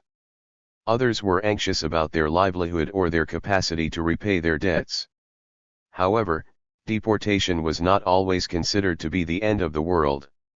It was something that might happen, and the risks and possible outcomes were not life-threatening but just necessary aspects of being undocumented that had to be built into the strategies of everyday life. The fear of deportation was thus experienced in different ways rather than uniformly. What everyone shared, however, was a sense of precariousness and uncertainty. Taffy, despite her 9 years in Britain, explains how she still feels vulnerable and why. I feel vulnerable, because you just don't know what will happen tomorrow, or you just don't know how it's gonna pan out in the end. You don't know if you are going to end up getting your papers or if it's never going to happen. Making plans for the future is a crucial part of being young. The right to dream, as one of our interviewees put it, or the possibility of imagining and planning the future, seems to be denied to young undocumented migrants. Institutional processes associated with migration have the effect of suspending, accelerating, or slowing down the rhythm by which people aspire to live their lives. Work carried out by Chase with young people seeking asylum alone in the UK has highlighted the extent to which perceptions of well-being are derived not just from feeling in control of current and past aspects of their lives, but from looking forward and having a projected sense of 142. 143. Self within a future trajectory, a sense of ontological security. My plans can't change anything, says Seaman, encapsulating the frustration of not being able to pursue his aspirations any further. The difficulty in making long and medium-term plans is evident in the narratives of our undocumented migrants, several of whom directly relate the impossibility of talking about the future to the condition of undocumentedness, as the following quotations illustrate. I have no status, how can I talk about the future? I really don't have hopes while being illegal. When you don't have papers like me, it sort of makes all those little dreams that had before become blurred. Sort of lose hope, and you say to yourself, okay, now this hasn't gone the way it was supposed to go, how long am I going to be sitting at home?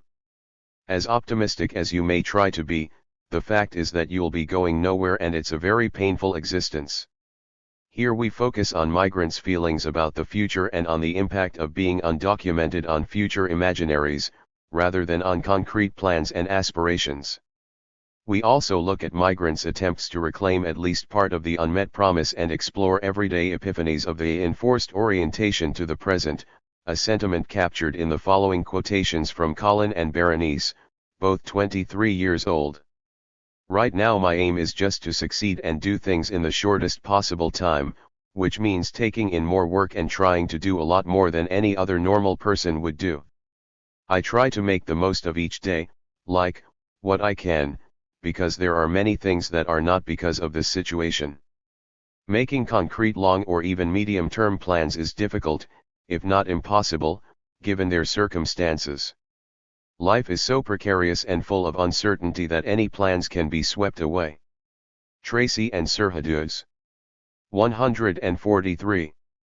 144. Accounts offer vivid illustrations of the feeling of uncertainty entrenched in the lives of undocumented migrants. Every day is a day of uncertainty because you could just be walking down the street and you could be taken from the street or taken from work by the immigration.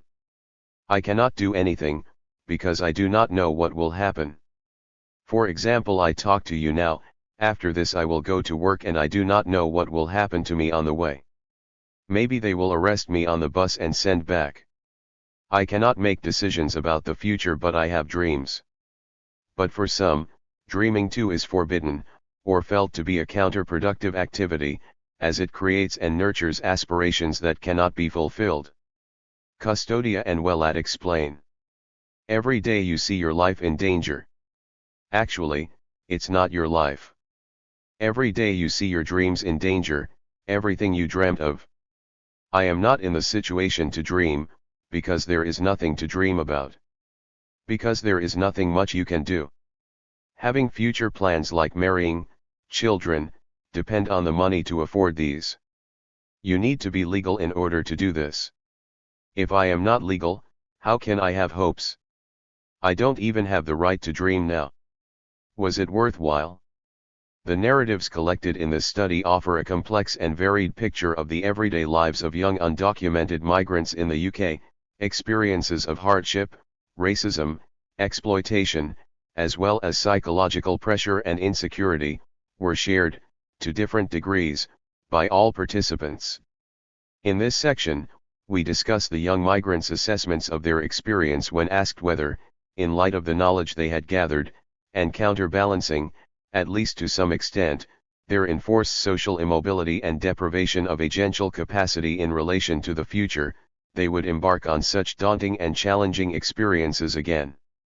To this question, most interviewees, and especially the Brazilians, responded affirmatively. 144. 145. Eduardo felt he belonged in Britain and, for him, the question had a straightforward answer: of course it is worth it. Bernardo and David echoed Eduardo. Bernardo explained that illegality was the only way for him to stay. I don't regret having stayed here all this time at all, even as an illegal, because it was the only way, the only option I had. Otherwise I'd have returned to Brazil without having achieved anything. Overall, our Kurdish interviewees did not regret the decision to migrate to Britain, despite the hardship, because of the situation they had left behind and the freedom they had gained. Not really. But our country is not something worth to live in as well. We had no protection for our life. At least I got my right to life here. I might have struggled for 5 years, but even thinking about going back home scares me. Kawa's response is particularly interesting because it shows how the experience of an undocumented migrant goes through different stages. He has been in Britain for 7 years, and how, after the initial disorientation, migrants gradually learn to get by. Life is very difficult. I mean, I came here, there was no one, I didn't know the language, but I stay now. I am happy. I don't have regrets, but it has been a long time. At the beginning when I came here it was very difficult. At that time I regretted. I had stress, psychological problems, I experienced all of them, they caught me. Home office made life not so easy for me, but that is gone now, that is gone. For some migrants, being able to survive and cope is a reason for pride and reinforces a sense of an epic we have encountered in some of the narratives of our respondents. Interestingly, a number of them mentioned their intention to write an autobiography recounting their experiences, as the following quotations from David and Aimed illustrate. 145. 146. I have so many things written down, so many notes, that I might write a book. There won't be so many people who will conquer as much as I have. I've been here for 5 years, 3 more, it'll be 8 years, so I might write a book after 8 years. Sometimes I write these things down. I have electronic book on the net. It helps me to discharge. A sense of an epic also emerges in Nisir Wan's account, as he explains why his experience was successful. I think I have been successful. I have resisted. Maybe it's illegal, but I worked and stayed in this country. I managed to stand on my own feet. I have limited my life, but I managed to exist in this country and I continue to do so. Regardless social and financial limitation of the situation, I continue to live this life. For on the contrary, the balance between what he has gained and what he has lost is tipped towards the side of loss, as he explains. Who can bring those years back? If this state gave you residence or citizenship, would this bring back those 4 years? I mean, if I were to go to Turkish state and spend my 1 year in the army, then I could have saved my 3 years. Ukrainian migrants, overall, regarded their experience in positive terms. Some of them reveal a clear sense of achievement and a view of migration as being an important stage of transition in their life course. It was a major plus, a major plus. Because you started by yourself and you achieve. Even to step over that language barrier. You step over, you saw a bit of that. Your worldview is completely different now. It's worth it? Those who came here and can survive in these conditions will actually become a proper person in the future. 146. 147. It's a new level in my life. I think that I'm making a step. This life and this tempo, it's harder. But I have to make these steps higher if I want to achieve something in my life. And, when it's harder, right, I feel that I progress. Like Kawa earlier, Fedia shows how, after the initial uncertainty, once migrants begin to settle and to build social networks, their assessment of the experience can change. Now it's worth it? Currently. Because now you earn more money and now you have family and a child. It was worth it? Before, came here, little money, earned a little, just for food and the rent, and like that. But now, it's all worth it? Definitely. I think that every person that is doing something, striving, have some plans is worth it. Levko shares a similar motivation to that of most of his compatriots. However, having been in Britain for 8 years already, he has come to the conclusion that, being undocumented, one cannot achieve much in life and time is passing by. I really want to achieve in my life, to become something. The biggest thought that eats away at you is that you simply losing your time, that simply years will pass and that's it. Levko's feeling of wasting time is shared by Tracy, whose poignant description sheds some light on how long it can take for the realization to sink in of what it actually means to live as an undocumented migrant. Our whole lives are consumed by visas and getting a stay and getting documented. And it's stuff that, when we were back home, we never discussed or even thought about, so it just makes you more appreciative of the fact that maybe there's a lot of other people who have been going through the same things for years and I was just oblivious to their suffering because it didn't affect me in any way. Among Zimbabwean migrants, positive and negative views were more balanced. The following quotations illustrate the two opposing positions. 147. 148. Theo, who has been in Britain since he was 13, felt the experience was not worth it. In this bitter remark, he explains why. It's just a drag, it's long, it's too much of fuss to be a British citizen, even if you do get it, they won't even treat you the same because you're still black. Like Theo, Kirsty has also been in Britain since she was a teenager and sees Britain as home. I came when I was 15, and this is like a home for me already. I don't have anybody back home that I can call my relative or that I can call a family. I've been in Britain for quite a long time and I just really wish I could be here forever because I've grown up here. The measure of success for most Chinese interviewees was their ability to earn money. Yao Xiaoman's and Main Chen's accounts poignantly illustrate this point. It's very tiring, but I think it's worthwhile. At least I earn money by offering my labor. I didn't earn the money doing nothing. I earn money with both of my hands, I earn money with my labor. So every time I get my wage, it's also my happiest moment. Yes, I have actually thought of this question. After coming here I thought had I been able to earn 5,000 yuan a month, I'd rather stay in China, instead of coming here. The brief dialogue that follows reveals mixed motivations and, together with the previous quotation, offers some insight into the kind of dilemmas the condition of undocumentedness carries with it. Interviewer, do you regret coming here? I don't actually regret it. No. So, over the 2 years in the UK, you don't feel regret, and on the whole, you still feel that it's worthwhile coming here? But I do think I have wasted a lot. You mean you've wasted time? 148. 149. Firstly, I have not done lots of work yet. I have spent most of my time on the internet. Secondly, I have not done a lot of study either.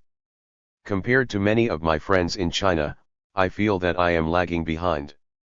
No feeling of achievement. I still feel that I haven't made any progress, I think I even have slipped back. You also said that, although it had been hard on you, you still felt it was worth coming to the UK? Yes. I have traveled half the globe. Finally, the words of Guoming, who came to Britain when he was already in his late 20s, reveal a sense of powerlessness which to some extent reframes the question of the worth of the migrant's experience. I don't think it's worthwhile. But I'm powerless to do anything about it. If I were at home, I'd go playing in lots of places. I'd go out in the evenings, too. Here in the UK, you work and sleep. After work you'd sleep, and after sleep you'd work. This chapter has looked at the relationship between youth and migration through the accounts of a group of young undocumented migrants in Britain. Starting from an understanding of belonging as a complex interplay, a never-ending negotiation between several factors, age, gender, country of origin, social class, education, personal inclinations, and life experiences, both in the country of origin and in the country of migration and the transnational social field, we have investigated participants' sense of identity, both as migrants without status and as young persons. Analysis of their interviews led us to identify key moments in this dynamic interplay in which youth as a narrative and embodied practice became particularly crucial in shaping migratory projects and individuals' experiences in the country of migration. In order to understand the complexity of the condition of young undocumented migrants and shed light on their motivations and aspirations, the multiplicity of competing, and sometimes contradictory, discursive regimes must be acknowledged, as they contribute to the 149. 150. Formation of migrants' subjectivities. According to Ratansi and Phoenix, while the structuring influences of class, gender, and ethnicity remain powerful in the formation of youth identities, this frame is mediated by the intersections of the local and the global. These propositions have particular significance for the study of young undocumented migrants, highlighting as they do a range of factors which will shape both the process and the experience of migration. Migration represents, for many young migrants, not just a rite of passage in the transition to adulthood and to a new social role, but also a formative and transformative experience which shapes their present identity and their actual relationships with their peers and with society in general. Their lack of status significantly limits the opportunities available to young migrants, who end up, in the large majority of cases, living in poverty, being subject to exploitation, and experiencing very difficult working conditions. Coping with such conditions is hard, and sometimes overwhelming. Being young, it emerges from the narratives of our participants, provides not only the endurance and resilience necessary to survive such an experience, but also a key motivation, as the following quotation illustrates. What we know is that young people usually do not take steps back. English government should understand this. Political people will never, ever take step back. People who came for the money won't go back as well. Any Kurds they send back to Turkey gets back to this country and encourage others to come here. In last 2 years they sent back about 20 people that I know, but they all back and working here. They came back maybe with another ID or in any other way, but they are back. Undocumentedness is experienced through the effects of the reality it produces in the everyday lives of participants, and shapes, in different ways, their social worlds and their imaginings about the future. Some undocumented migrants may choose to go home, but not always or only because they can no longer cope with their living conditions. They may have achieved what they came for, or decide that the kind of trade-off required in order to survive in Britain without papers is no longer appealing or worth the sacrifice, or their personal circumstances may have changed and they want to look for something different. 150. 8.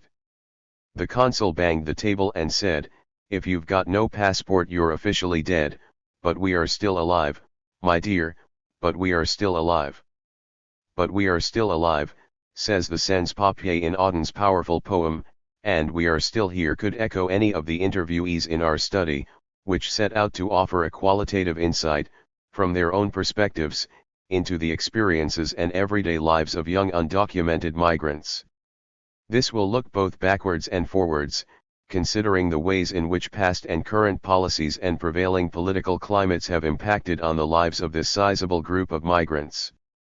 In particular, we consider how youth, with all its aspirations and opportunities, intersects with the multiple vulnerabilities that come from being an undocumented migrant.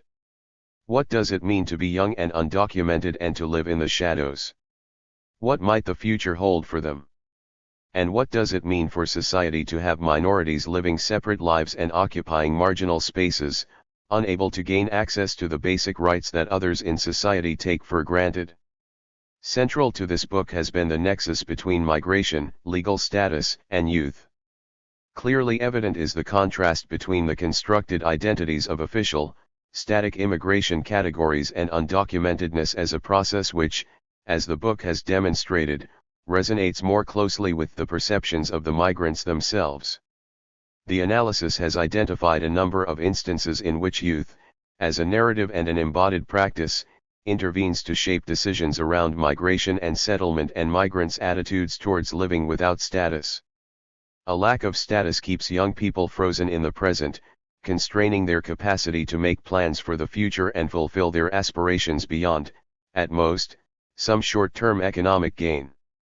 Although individual experiences differ, in the empirical chapters we explored and highlighted certain 151. 152. Commonalities that existed between and within the groups under study. The key areas where these commonalities were most often found were in the initial motive for migration, ethnicity, social and human capital, and gender. Migration can represent a formative and transformative experience that shapes the identities and relationships of young migrants to their peer group and to society more generally. The lack of status significantly limits the opportunities available to young migrants who, in many cases, have experienced poverty, exploitation, and unfair, physically demanding working conditions. The book shows how being young also provided the endurance, resolution, and resilience necessary to cope with the harsh conditions that life as an undocumented migrant can bring. Youth was also a narrative frame through which interviewees interpreted their experiences, balancing their status as undocumented migrants against their life projects and aspirations. The young people talked about illegality as a significant episode in their life story. Living provides proof of their courage, resilience, maturity, independence, and even their capacity to challenge gender and patriarchal norms. Living a life without documents is increasingly difficult in the UK and requires considerable physical and emotional strength. The narratives presented in this book are a testament to migrants' resourcefulness and individual agency in a country that can disorient them with mixed messages. On the one hand, Britain is perceived as a land of opportunities and an upholder of human rights. On the other, it marginalizes and excludes the most vulnerable from realizing economic and educational opportunities and from accessing even the most universal of human rights. Even the most resourceful and resilient migrants have been overwhelmed and disempowered by their experiences, as the empirical chapters clearly demonstrate. However, we also saw moments of individual empowerment in relation to the young people's everyday mundane tactics, such as when to use bought documents, when to leave a job if safety is likely to be compromised, or even where to sleep at night. While research in other geographical contexts has identified collective mobilization as a strategy for rights claiming in relation to regularization or to an improvement in pay, in the UK, collective action is not a feature of migrant agency, which tends to be more micro and individualistic. In chapters 4 to 7 we examine the multifarious experiences of being young and undocumented. Chapter 4 began with the point of arrival and showed the disjunction between pre-migration expectations and the 152. 153. Realities encountered on arrival. These initial encounters shaped migrants' longer-term strategies for settling in and cast light on the tensions that influence the tactics and strategies that migrants pursue in their country of residence. Learning what a lack of status entails is a process that begins on arrival. The young migrants in our study knew little of the harshest aspects of living a statusless life before arrival, despite most of them having pre-existing contacts in the UK. At the same time, we showed how many of the young migrants drew on and developed their resilience in order to cope with the exigencies and setbacks that were as a consequence of their precarious status. By exploring the ways in which the realities of being undocumented sink in through the young migrants' everyday lives, we have been able to give a more nuanced understanding of the temporality and changeability of being undocumented. Young people had to quickly adjust their expectations and become socialized into their lack of status, which meant learning the realities and negotiating the boundaries that are a consequence of that lack. It also involved mobilizing existing social networks and the development of new networks that were crucial for information, advice, and support in relation to everyday survival and for access to the labor market.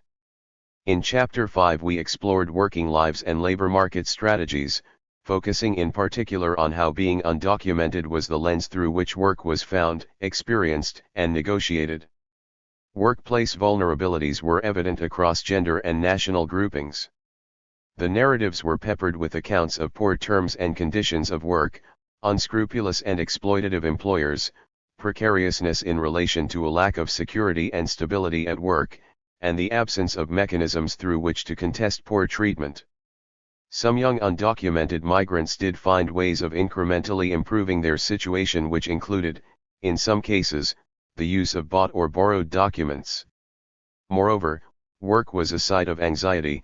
There was a constant fear of being caught while at work or of being exposed for constructing a story that was not based on reality.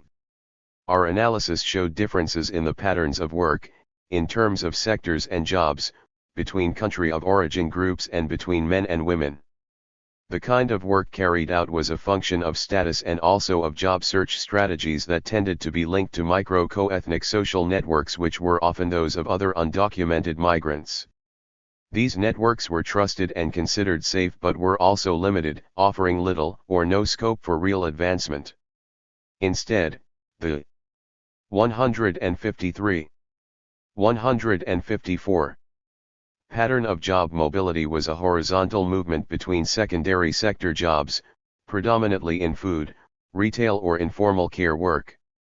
Not everyone was working, and a minority of the people we spoke to had never worked in Britain. Those who had been through the asylum system were less likely to be working than those who had not, reflecting not only their original motives for migration but also, in some cases, their greater fear of deportation. Their lack of entitlement to any form of welfare provision meant that those not working were dependent on others within their social networks or had to use their savings during periods of unemployment. Dependency on others could be an uncomfortable but necessary position. Thus social networks served many functions in the everyday lives of many of the young people we interviewed, not only in terms of their working lives but also during their periods without work. In Chapter 6 we developed our analysis of social networks by exploring the intersections between immigration status and migrants' social and community lives. A lack of status shaped migrants' social networks and their strategies in relation to them, both in Britain and in terms of wider transnational and diasporic engagements. Family and friends, as noted above, were crucial in the provision of information, advice, assistance, and emotional support. In addition, faith groups and community organizations were important sites of information, advice, support and social interaction. Churches, in particular, were seen as safe spaces where the hierarchies of legal status were less significant. The role of community organizations varied in people's lives. For some, they offered important social interaction and places to engage in collective political action. For others, community organizations were avoided because they did not offer anything tangible or because they were deemed to be potentially threatening and unsafe places. The avoidance of social interaction was something that permeated interviewees' narratives and revolved around issues of safety and trust. The young migrants constantly evaluated and assessed where to go and with whom, what to disclose and to whom. Perceptions of what was safe and what was unsafe informed their decisions and how they interacted with others on a daily basis.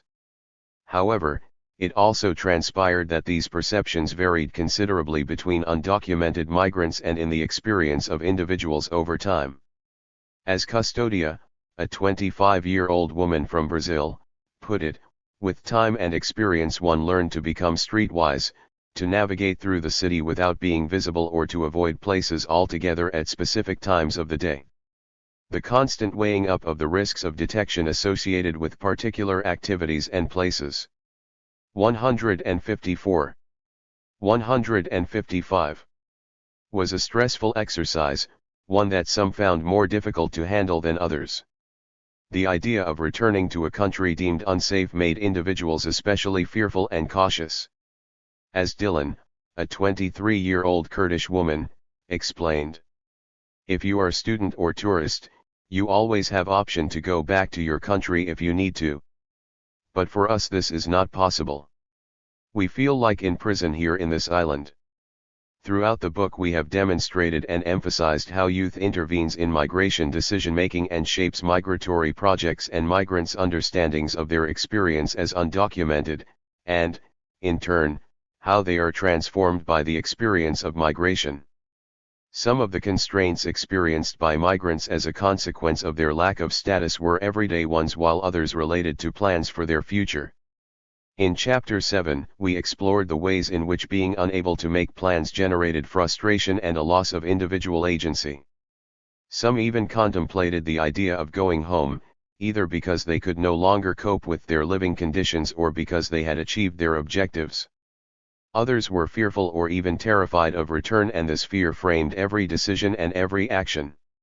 Changing social and domestic circumstances also represented a significant factor in the lives of young migrants. Often it was children, left behind or born in the UK, who instigated critical points of transition. Augusto, a 26-year-old from Brazil, had been in Britain for 3 years with his wife. They had left a daughter behind and have a newborn son in Britain.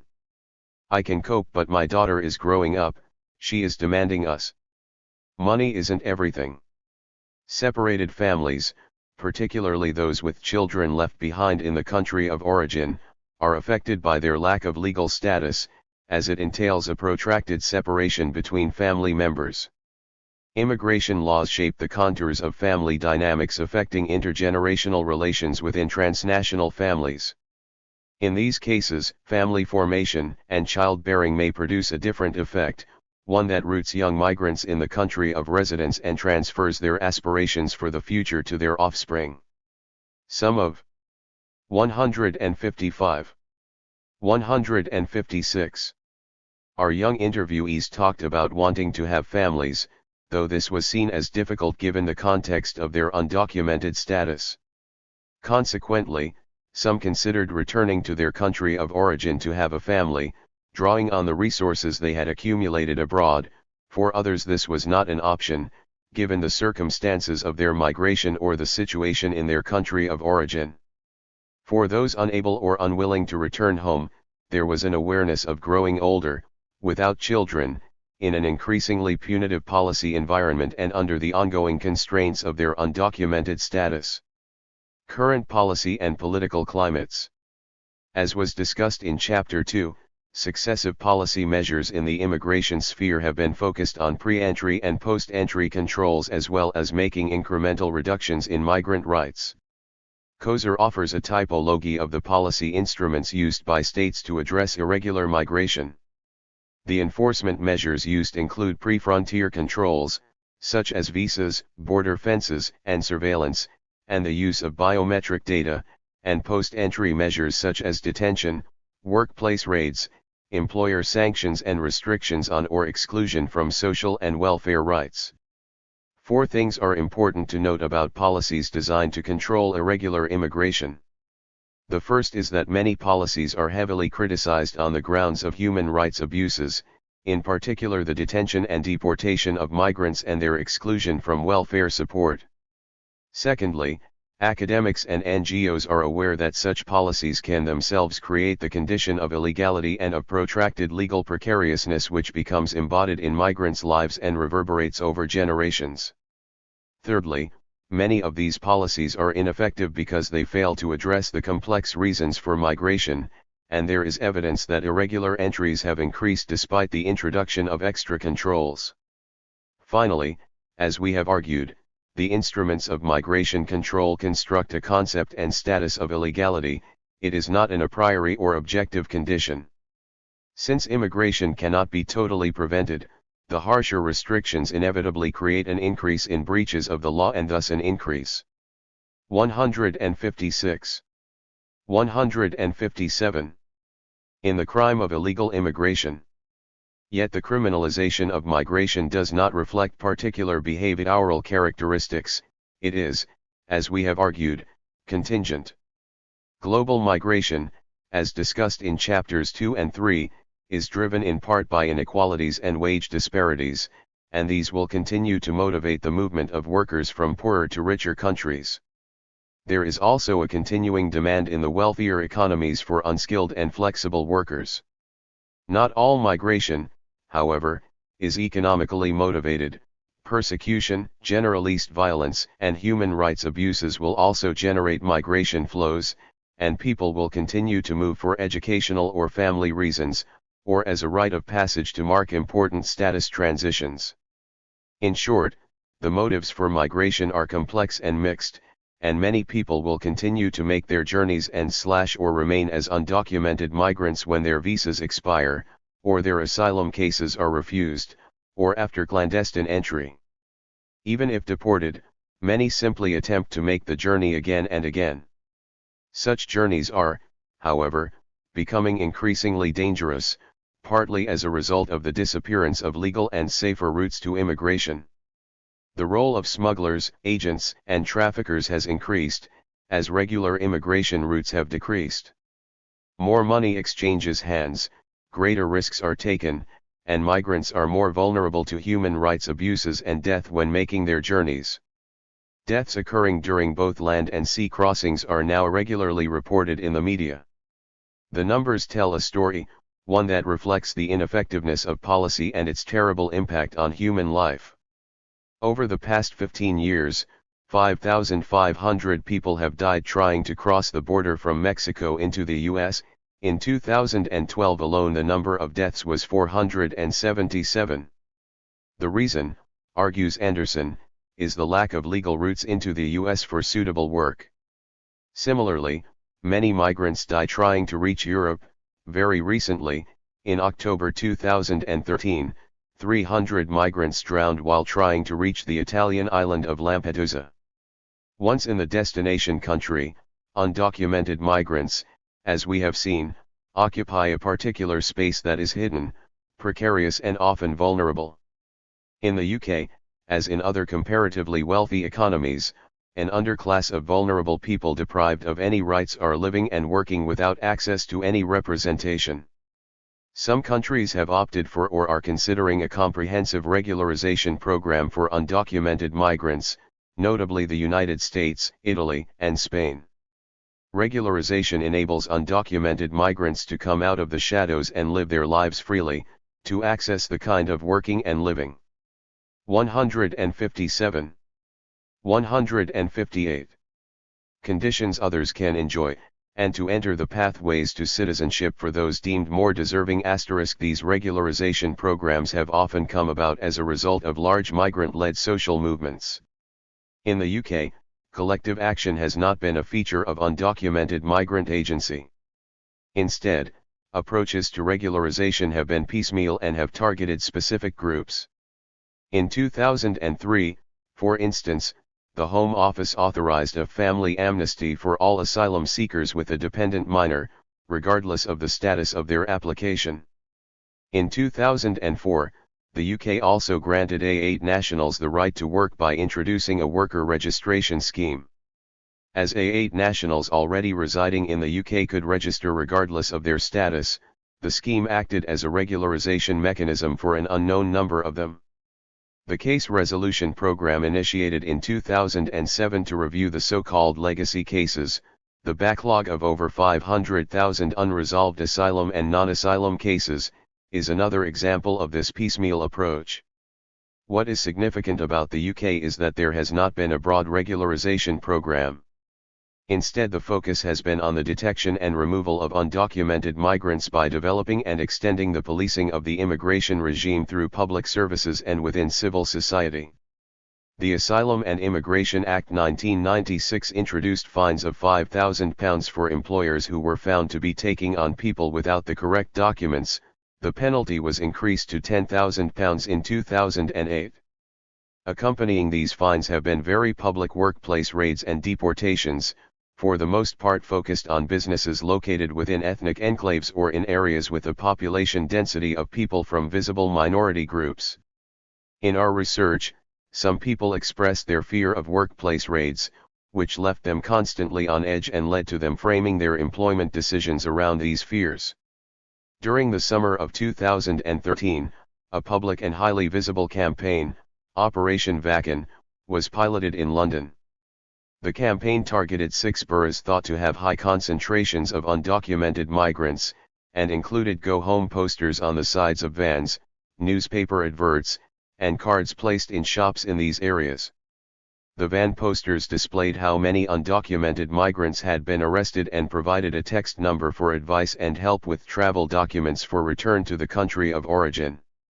The rationale was that the underlying threat of arrest would encourage people to return voluntarily.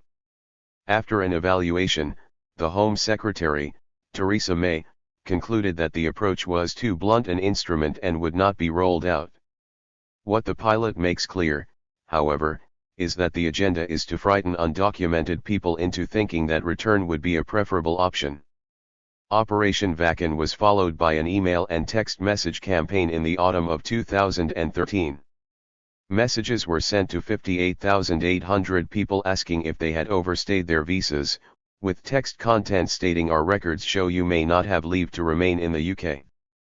Please contact us to discuss your case.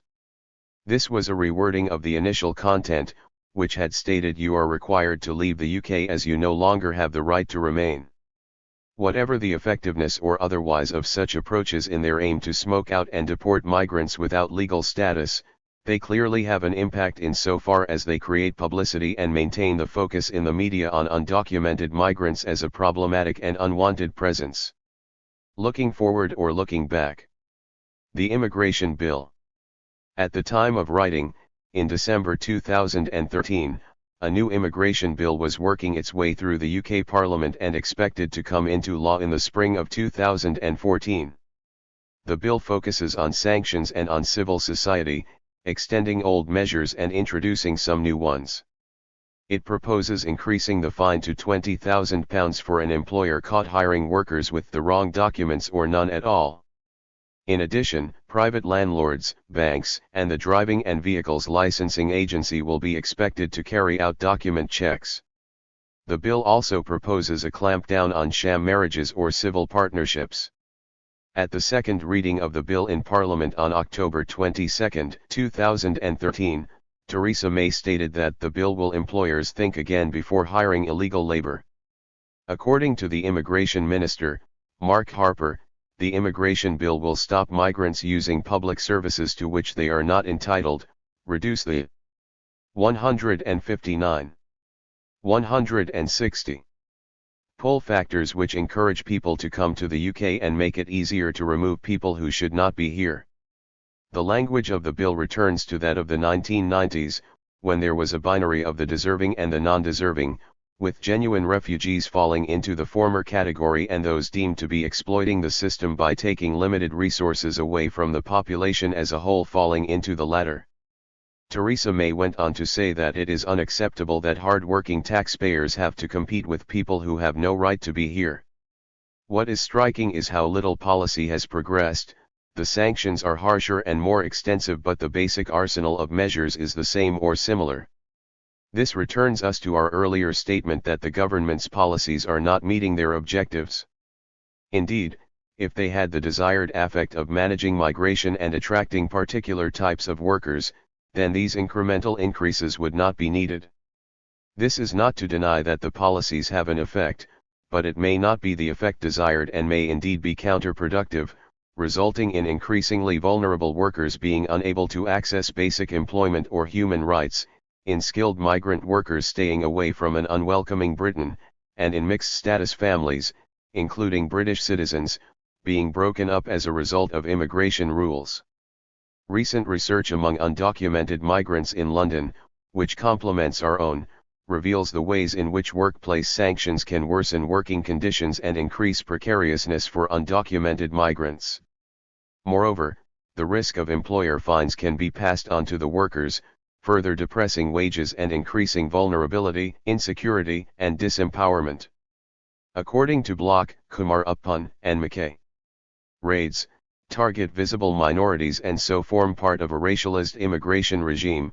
They can make workers vulnerable to reporting, adversely affect community relations and further restrict their work opportunities, and in so doing push undocumented migrants into the most hidden jobs with the worst working conditions. As the research presented in this book clearly demonstrates, undocumented migrants adopt a range of tactics to minimize risk and stay as hidden as possible. Some even opt out of the labor market, leaving them dependent on the goodwill of others or on informal domestic. 160. 161. Exchanges that may be altruistic and reciprocal but that can equally be exploitative. One of our interviewees, Sandra from Zimbabwe, had in the past accepted a room in a family home in exchange for domestic duties. Describing her experience, she said that, "I was more like a domestic worker for them, I had to do something to live with them for free." Far from undocumented migrants being discovered and removed, this group are retreating further and further into ethnic enclaves and domestic settings within the most unregulated parts of the economy, hidden away from the rest of society and increasingly dependent on the vagaries of employers and social networks. What does this segregation mean, in terms of both the larger societal picture and the individual experiences and futures of these young people living as undocumented migrants? In the next section we consider the conflict between current immigration policy and employment and human rights policies. No part of government immigration policy is immune from the application of seemingly random and ineffectual measures to control who enters the country and, increasingly importantly, who is permitted to stay. Often the policies seem designed more to support the political rhetoric of immigration control than as carefully thought out tools to manage migration in an orderly way. Thus a further proposal in the immigration bill is to add new powers to enable the Home Secretary to denaturalize anyone with dual nationality whose UK citizenship is deemed to be not conducive to the public good, and to strip away citizenship altogether from British-only nationals, even those who are UK-born, if they fall foul of the same criteria. Such a proposal breaches international human rights conventions designed to prevent individuals with single citizenship from being rendered stateless. If the undocumented are hidden from view, the undesirable are to be stripped of their identity. Rights, segregation, and marginalization. Our research has shown how undocumented migrants are hidden away, mostly separated from society, with their daily interactions often restricted to a tiny circle of family members, faith group congregations, community organizations, employers, other employees, and/or other undocumented migrants from the same ethnic and/or linguistic group. For young undocumented people, the limitations in their daily existence. 161. 162. Self-imposed and carefully policed as a consequence of their status, act as an impediment in almost all aspects of their lives. Their social networks are small and often limited to other undocumented migrants from the same group, denying them access to wider networks and social contacts that could assist in the process of learning English and acquiring the tools to integrate into society more widely.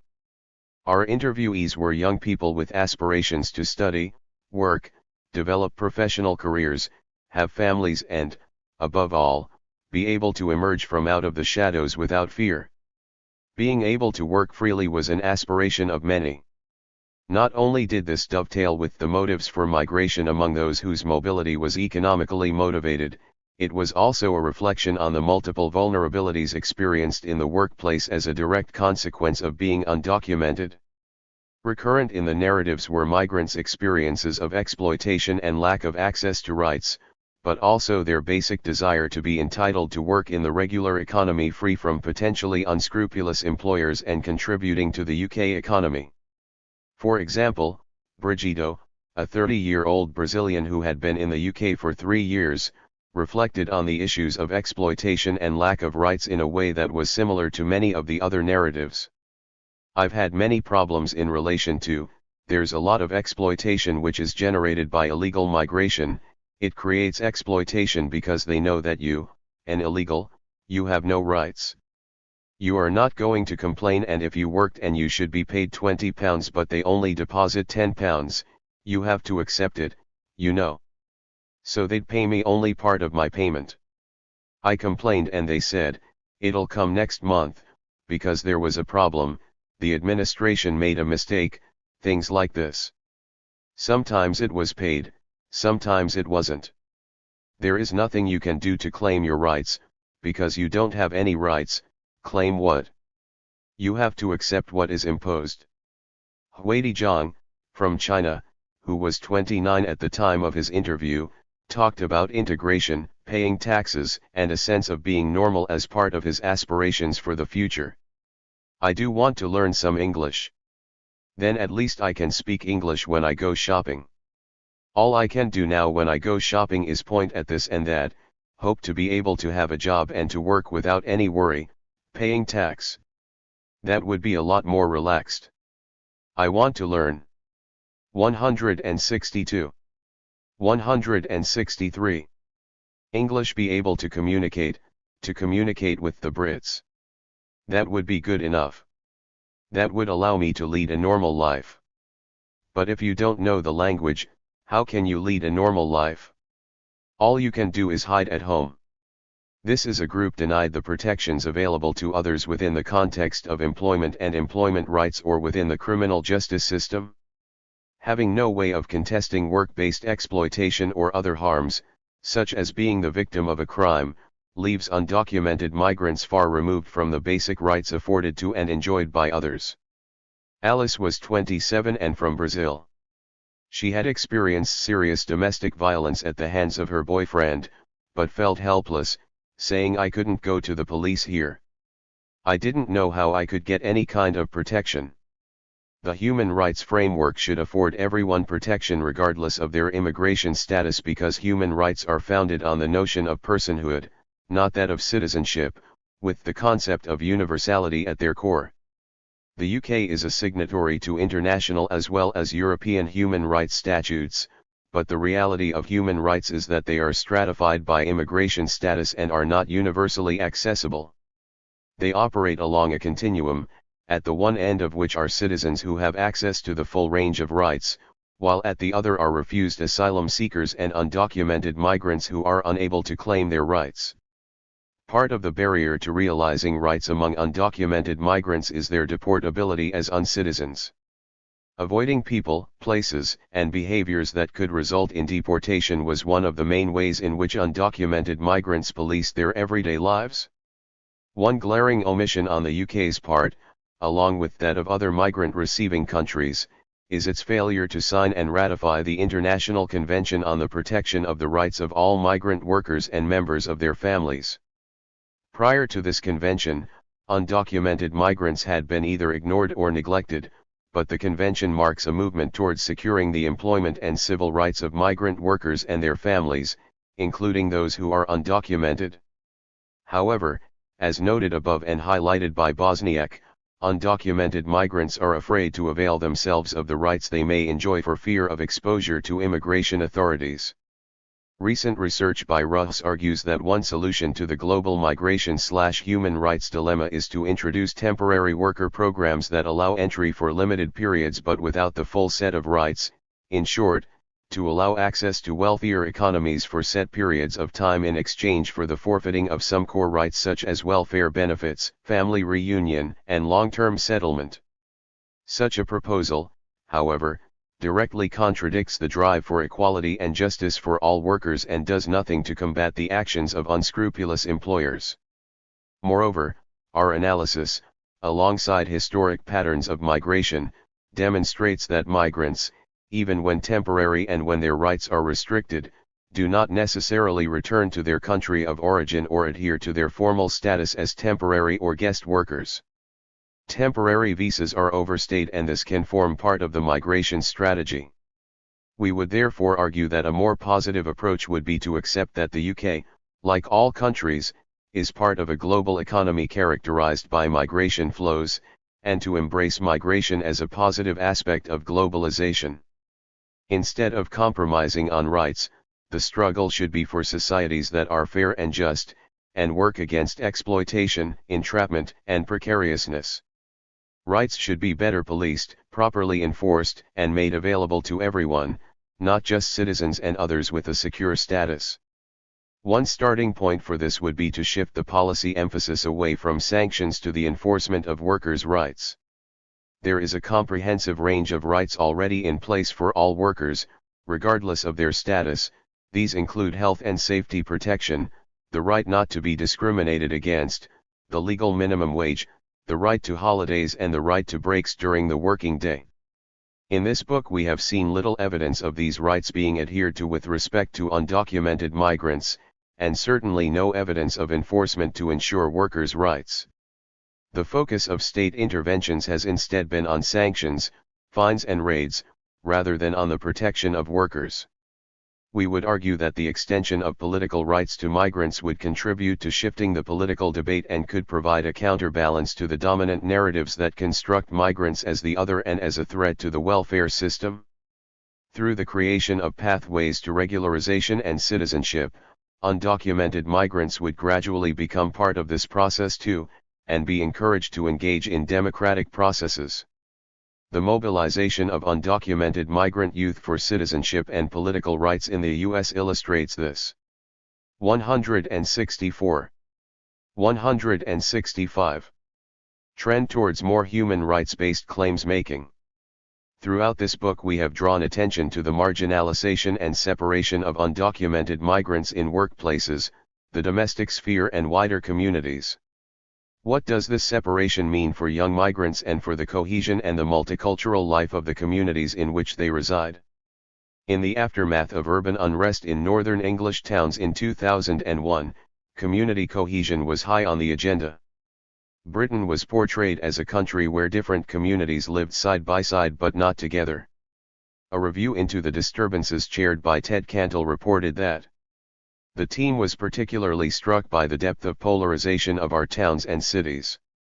Separate educational arrangements, community and voluntary bodies, employment, places of worship, language, social and cultural networks, means that many communities operate on the basis of a series of parallel lives. These lives often do not seem to touch at any point, let alone overlap and promote any meaningful interchanges.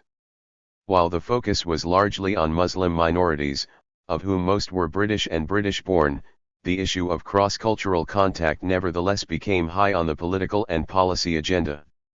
The idea was to facilitate contacts and understanding, and the education system was seen as a major site for such interventions.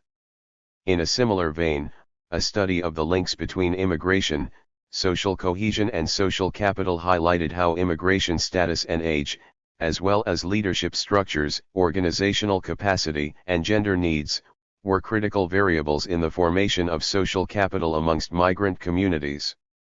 For undocumented migrants, as we have shown in this book, the development of social capital, particularly in the form of wider networks outside the immediate group, is virtually impossible. What we have found is the existence of economic and social structures that condone inequalities and divisions as legitimate for some but not for others. Aspects of policy that set out to challenge the disadvantaged position of many migrants in UK society fail to filter through to the most separated and isolated. Policies based on sanctions further entrench people within micro-social and ethnic networks far removed from the mainstream of society. This is especially apparent for those living above. 165. 166. The shop where they work, scared to go out, unable to learn English or to form links with people from different groups.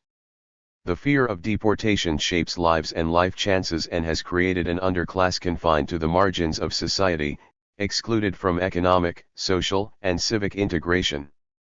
The numbers of undocumented migrants are not insignificant. We are talking about a sizable element of the population, a group that includes people who arrived in the UK as children and young teenagers as well as children born in the UK to undocumented parents. Condemning people to a life in legal limbo, de facto non-deportable and yet excluded from citizenship, has repercussions both for the individuals concerned and for society as a whole. Concluding reflections. In this book we have presented the voices of young undocumented migrants, a group about which little was known. We have found their experiences to be varied and complex, and this heterogeneity serves to highlight the importance of personal biographies. The interviewees experienced their status differently and have responded to it in a multitude of ways and with varying levels of individual agency.